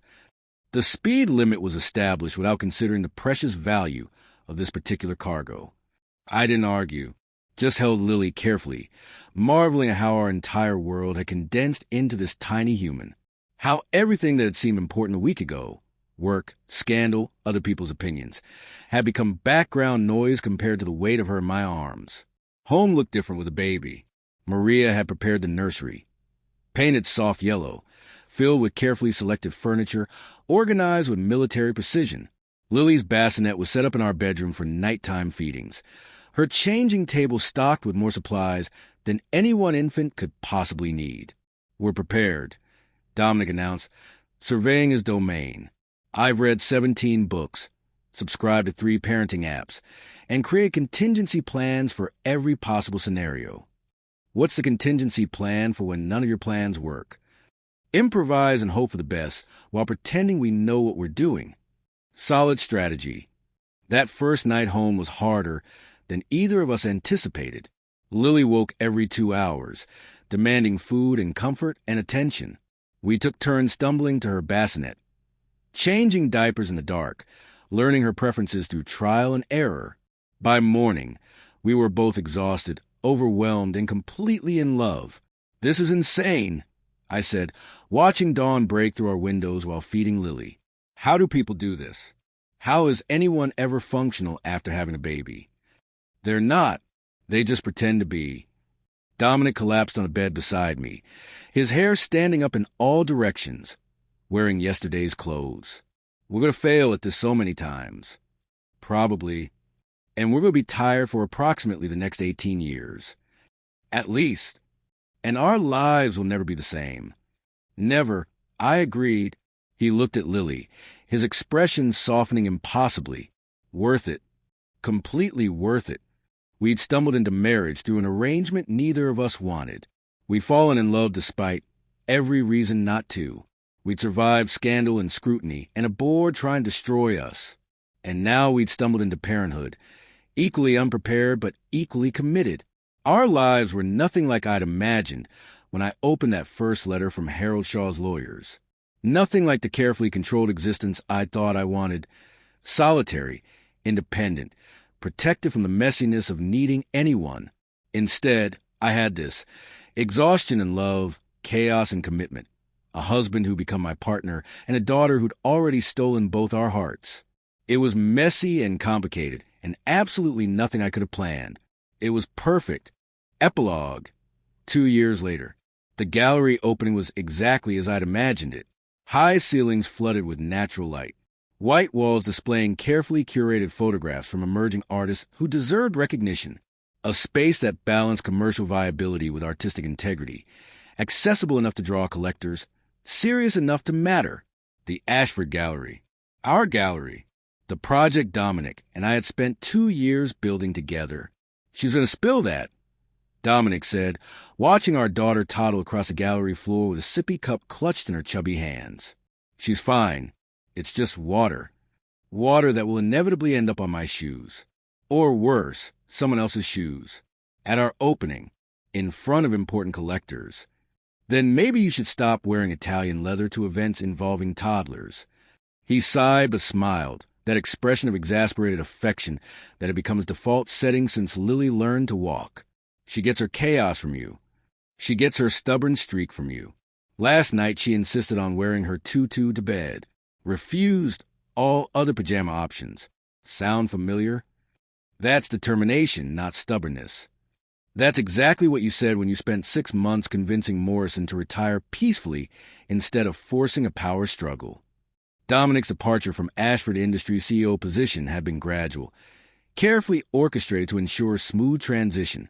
He'd stayed on for 18 months after Lily's birth, grooming his successor, solidifying the company's future. Then he'd step back, freeing himself to pursue this dream we'd been building together. The board had been surprisingly supportive, especially after the company's value had continued increasing under Dominic's leadership, proving that his marriage and family life enhanced rather than diminished his capabilities. Morrison had retired to Florida, occasionally sending judgmental emails about business decisions we weren't asking his opinion on. We responded with polite acknowledgments and continued doing exactly what we wanted. Mama. Lily appeared at my side, her dark curls, inherited from Dominic, bouncing as she tugged my dress. Up. I lifted her onto my hip, ignoring my protesting back. At 2 years old, she was getting heavy, but she still demanded to be carried constantly. Daddy's stubbornness indeed. Look at all the pretty pictures, I said, pointing to the photographs lining the walls. Mommy helped choose these. Pretty, Lily agreed, though she was more interested in trying to grab my earrings. Careful, Dominic warned. Those are, and she's got them. I rescued my earring from Lily's surprisingly strong grip. Maybe we should have hired that babysitter, Sophie suggested. And miss bringing our daughter to our gallery opening? Never. She's part of this. Part of us. He ran a hand through Lily's curls. Even if she's attempting grand larceny of your jewelry. Technically, it's only larceny if she succeeds. Right now, it's just attempted larceny. Somehow, that's not as comforting as you think it is. The gallery was filling up now. Collectors we courted for months, artists whose work we were exhibiting, friends who'd supported us through every crisis. Sophie arrived with her new girlfriend, both of them cooing over Lily. Victoria appeared in elegant black, immediately gravitating to a photograph series that I knew she'd end up purchasing. Even the mayor came, offering congratulations and mentioning how the Ashford Gallery would contribute to the city's growing art scene. Dominic handled her with practiced ease, discussing economic development and cultural enrichment while simultaneously preventing Lily from eating a cheese cube off a stranger's plate. Multitasking is your superpower, I murmured. Fatherhood teaches skills no MBA program covers. Jennifer Walsh arrived fashionably late, her presence causing a ripple of awareness through the room. She'd become an unlikely ally over the past 2 years, her writing shifting from tabloid sensationalism to thoughtful cultural commentary. She'd even done a profile piece on our gallery project. Fair, balanced, genuinely interested in the art rather than our personal drama. Catherine Dominic. She offered a warm smile. Congratulations.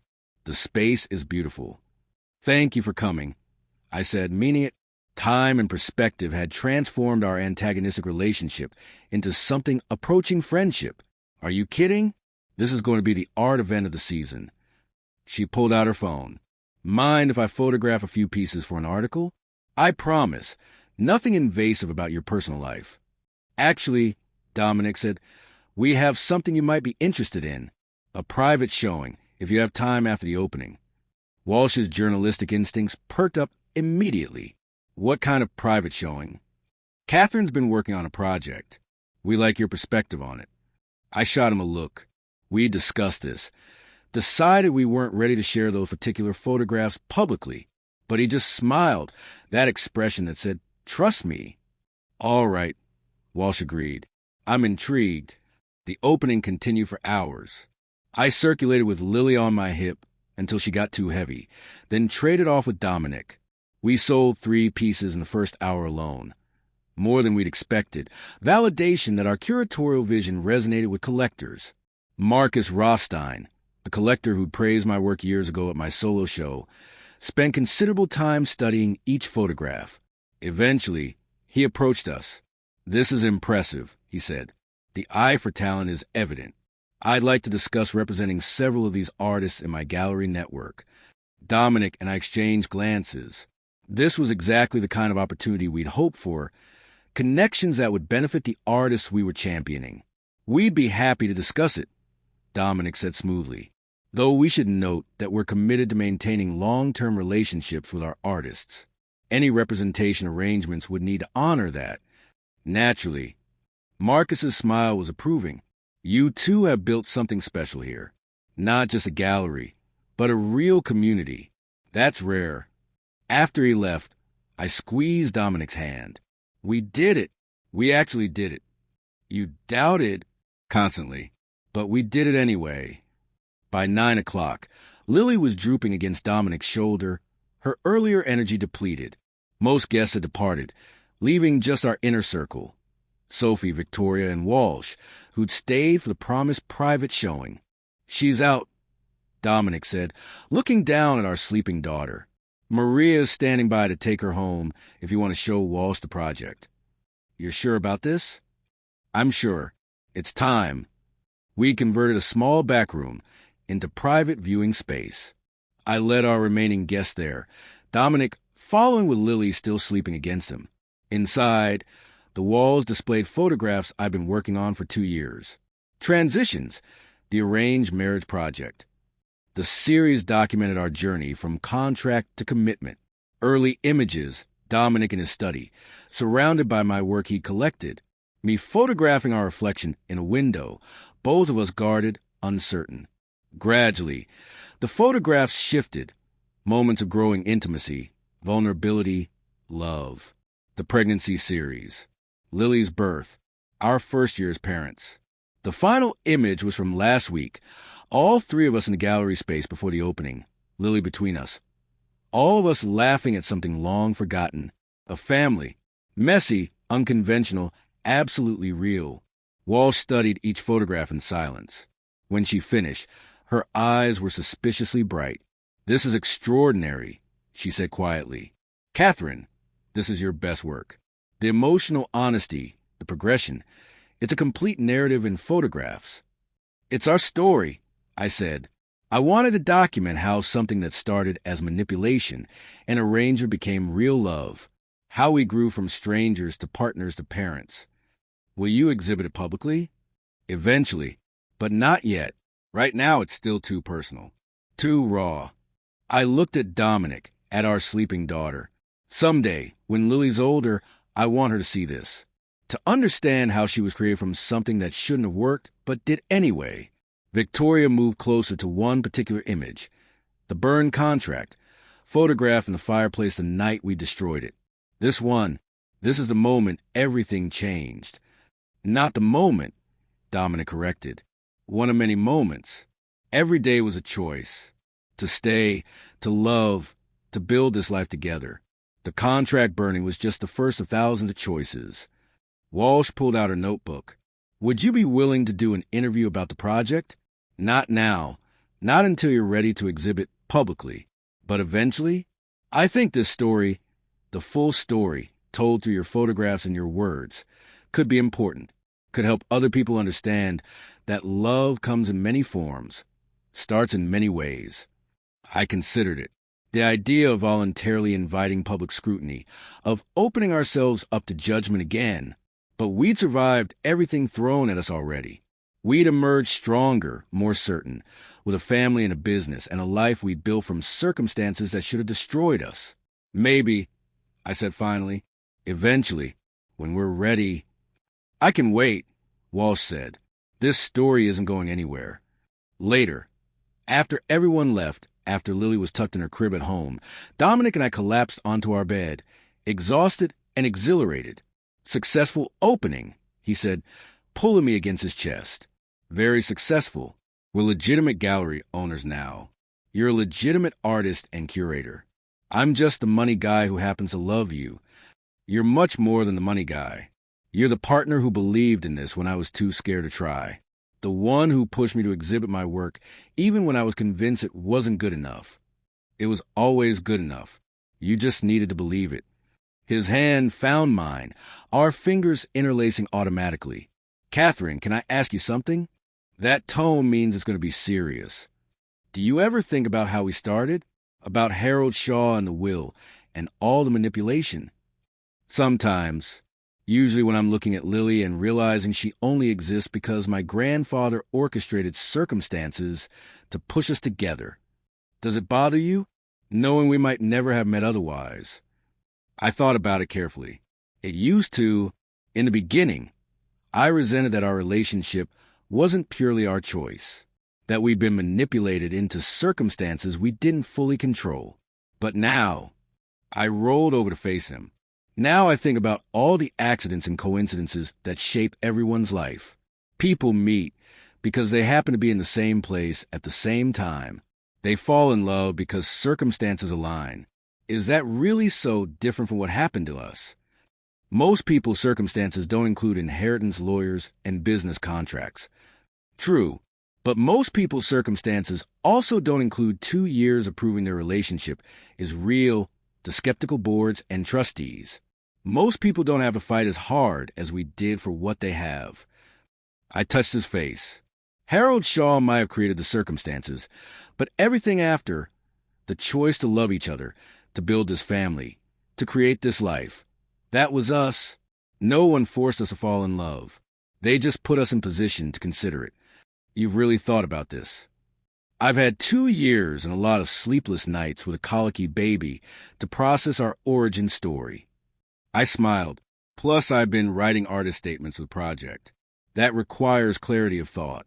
And what's your conclusion about arranged marriages and manipulation and whether they can lead to real love? My conclusion is that love is messy and complicated regardless of how it starts. That circumstances matter less than choices. That we've chosen each other every single day since that courthouse wedding. And that's what makes us real. Dominic pulled me closer. I choose you tomorrow too. And the day after. And every day until Lily's grown. And we're old and born our grandchildren with stories about how we met. Through an arranged marriage orchestrated by my manipulative grandfather. Through fate, disguised as manipulation. Much better story. I laughed. You're impossible. You love me anyway. I really do. Against all logic and self-preservation, I absolutely love you. Good. Because I absolutely love you too. And our chaos agent daughter. And this life we built from circumstances that should have destroyed us. My phone buzzed on the nightstand. A text from Sophie. Saw the private collection. Cat, it's incredible. Publish it. The world needs to see. Then Victoria. The transition series should be exhibited. You're telling an important story. And finally, surprisingly, Walsh. Thank you for trusting me with those photographs. When you're ready to share them publicly, I'd be honored to write about them. I showed the messages to Dominic. Seems like everyone thinks we should go public with our story. What do you think? I considered carefully. I think maybe we spent enough time worrying about what other people think. We know what we have. We know it's real. If sharing our story helps even one other couple feel less alone in their unconventional beginning, maybe it's worth the exposure. You're sure? Once we publish those photographs, there's no taking them back. People will analyze them, critique them, have opinions about our relationship all over again. Let them. We survived their opinions before. We'll survive them again. I settled against his chest. Besides, the worst is already behind us. Walsh's expose, the board trying to oust you, questions about the inheritance. What's left to fear? Famous last words. Don't even joke about that. I've had enough drama to last a lifetime. Same. From now on, I want boring domesticity. Predictable schedules. No more scandals. Right on cue, Lily's cry erupted from the nursery. Not the hungry cry or the uncomfortable cry. I'm wide awake at midnight and want a party cry. Dominic groaned. I take it back. Give me corporate drama over toddler sleep schedules any day. Your turn to get her. I got her last time. That was 3 hours ago. This is a new shift. We need better tracking methods. I'm implementing a spreadsheet. You're not implementing a spreadsheet for our daughter's nighttime wake-ups. Watch me. I laughed as he dragged himself out of bed, muttering about chaos agents and the importance of data-driven parenting decisions. A minute later, I heard him in Lily's room, his voice soft as he soothed her. "Hey, little one." "Yes, it's the middle of the night." "No, that's not party time. That's sleep time. Daddy has a board meeting tomorrow, well, technically today, and needs to be coherent." Lily's response was an indignant squeal. She'd inherited strong opinions from both of us. I grabbed my camera, always within reach now, documenting our daily chaos, and photographed Dominic with Lily. He was walking her around the nursery, rocking gently, his business acumen completely useless against the demand of the toddler who decided 12:37 a.m. was an excellent time to be awake. The image was tender, imperfect, real. A CEO in rumpled pajamas, defeated by his 2-year-old daughter, love evident in every exhausted line of his body. This was our life now. Not perfect, not what either of us planned, but absolutely, undeniably ours. I thought about that first letter from Harold Shaw's lawyers, the one that had arrived on an ordinary Tuesday and changed everything. If someone had told me then that I'd end up here, married to a man I'd never met, running a gallery together, raising a daughter who'd inherited both our worst traits, I never would have believed it. But here I was. Here we were. A family built from an arrangement, strengthened by crisis, defined by choice. Harold Shaw had manipulated circumstances, but he couldn't have predicted this. The depth of love we'd found, the life we'd built, the way his granddaughter would transform from bitter resentment of his interference into gratitude for bringing her exactly where she needed to be. Sometimes manipulation and fate were indistinguishable. Sometimes the things you resisted most became the things you needed most. Sometimes the wrong number or the wrong beginning led to exactly the right ending. Dominic returned with Lily, who'd finally settled back to sleep. He placed her carefully in our bed between us. She'd end up here eventually anyway, so why fight it? "One day we'll sleep through the night," he whispered. "In approximately 16 years. That's optimistic. I'm feeling optimistic tonight. We open a gallery. People loved it. We're exactly where we're supposed to be. Even though we were manipulated into getting here, especially because we were manipulated into getting here, because it proves that sometimes other people see possibilities we're too scared to see ourselves." I looked at our daughter, sleeping peacefully between us. Harold Shaw saw that we'd fit together, that we'd balance each other, that from an arrangement we could build something real. And he was right. I'm going to tell his ghost you said that. Please don't. He was manipulative enough alive. I don't need him getting ideas about posthumous validation. Dominic laughed quietly, careful not to wake Lily. "I love you, Catherine Ashford. Photographer, curator, mother, woman who somehow still loves me despite knowing all my worst qualities. I love you too, Dominic Ashford. Former CEO, current gallery co-owner. Father, man who collects my photographs like some people collect stamps. In my defense, your photographs are much more interesting than stamps." Low bar, but I'll take it. We fell asleep like that, Lily between us, hands clasped over her sleeping form, our family complete in all its messy, unconventional glory. Outside, snow began to fall. February in the city, cold and quiet, perfect for endings and beginnings. Our arranged marriage had ended the moment we chose to make it real. Our real marriage, the one we built from ashes of contracts and expectations, was just beginning, and I couldn't wait to see what came next.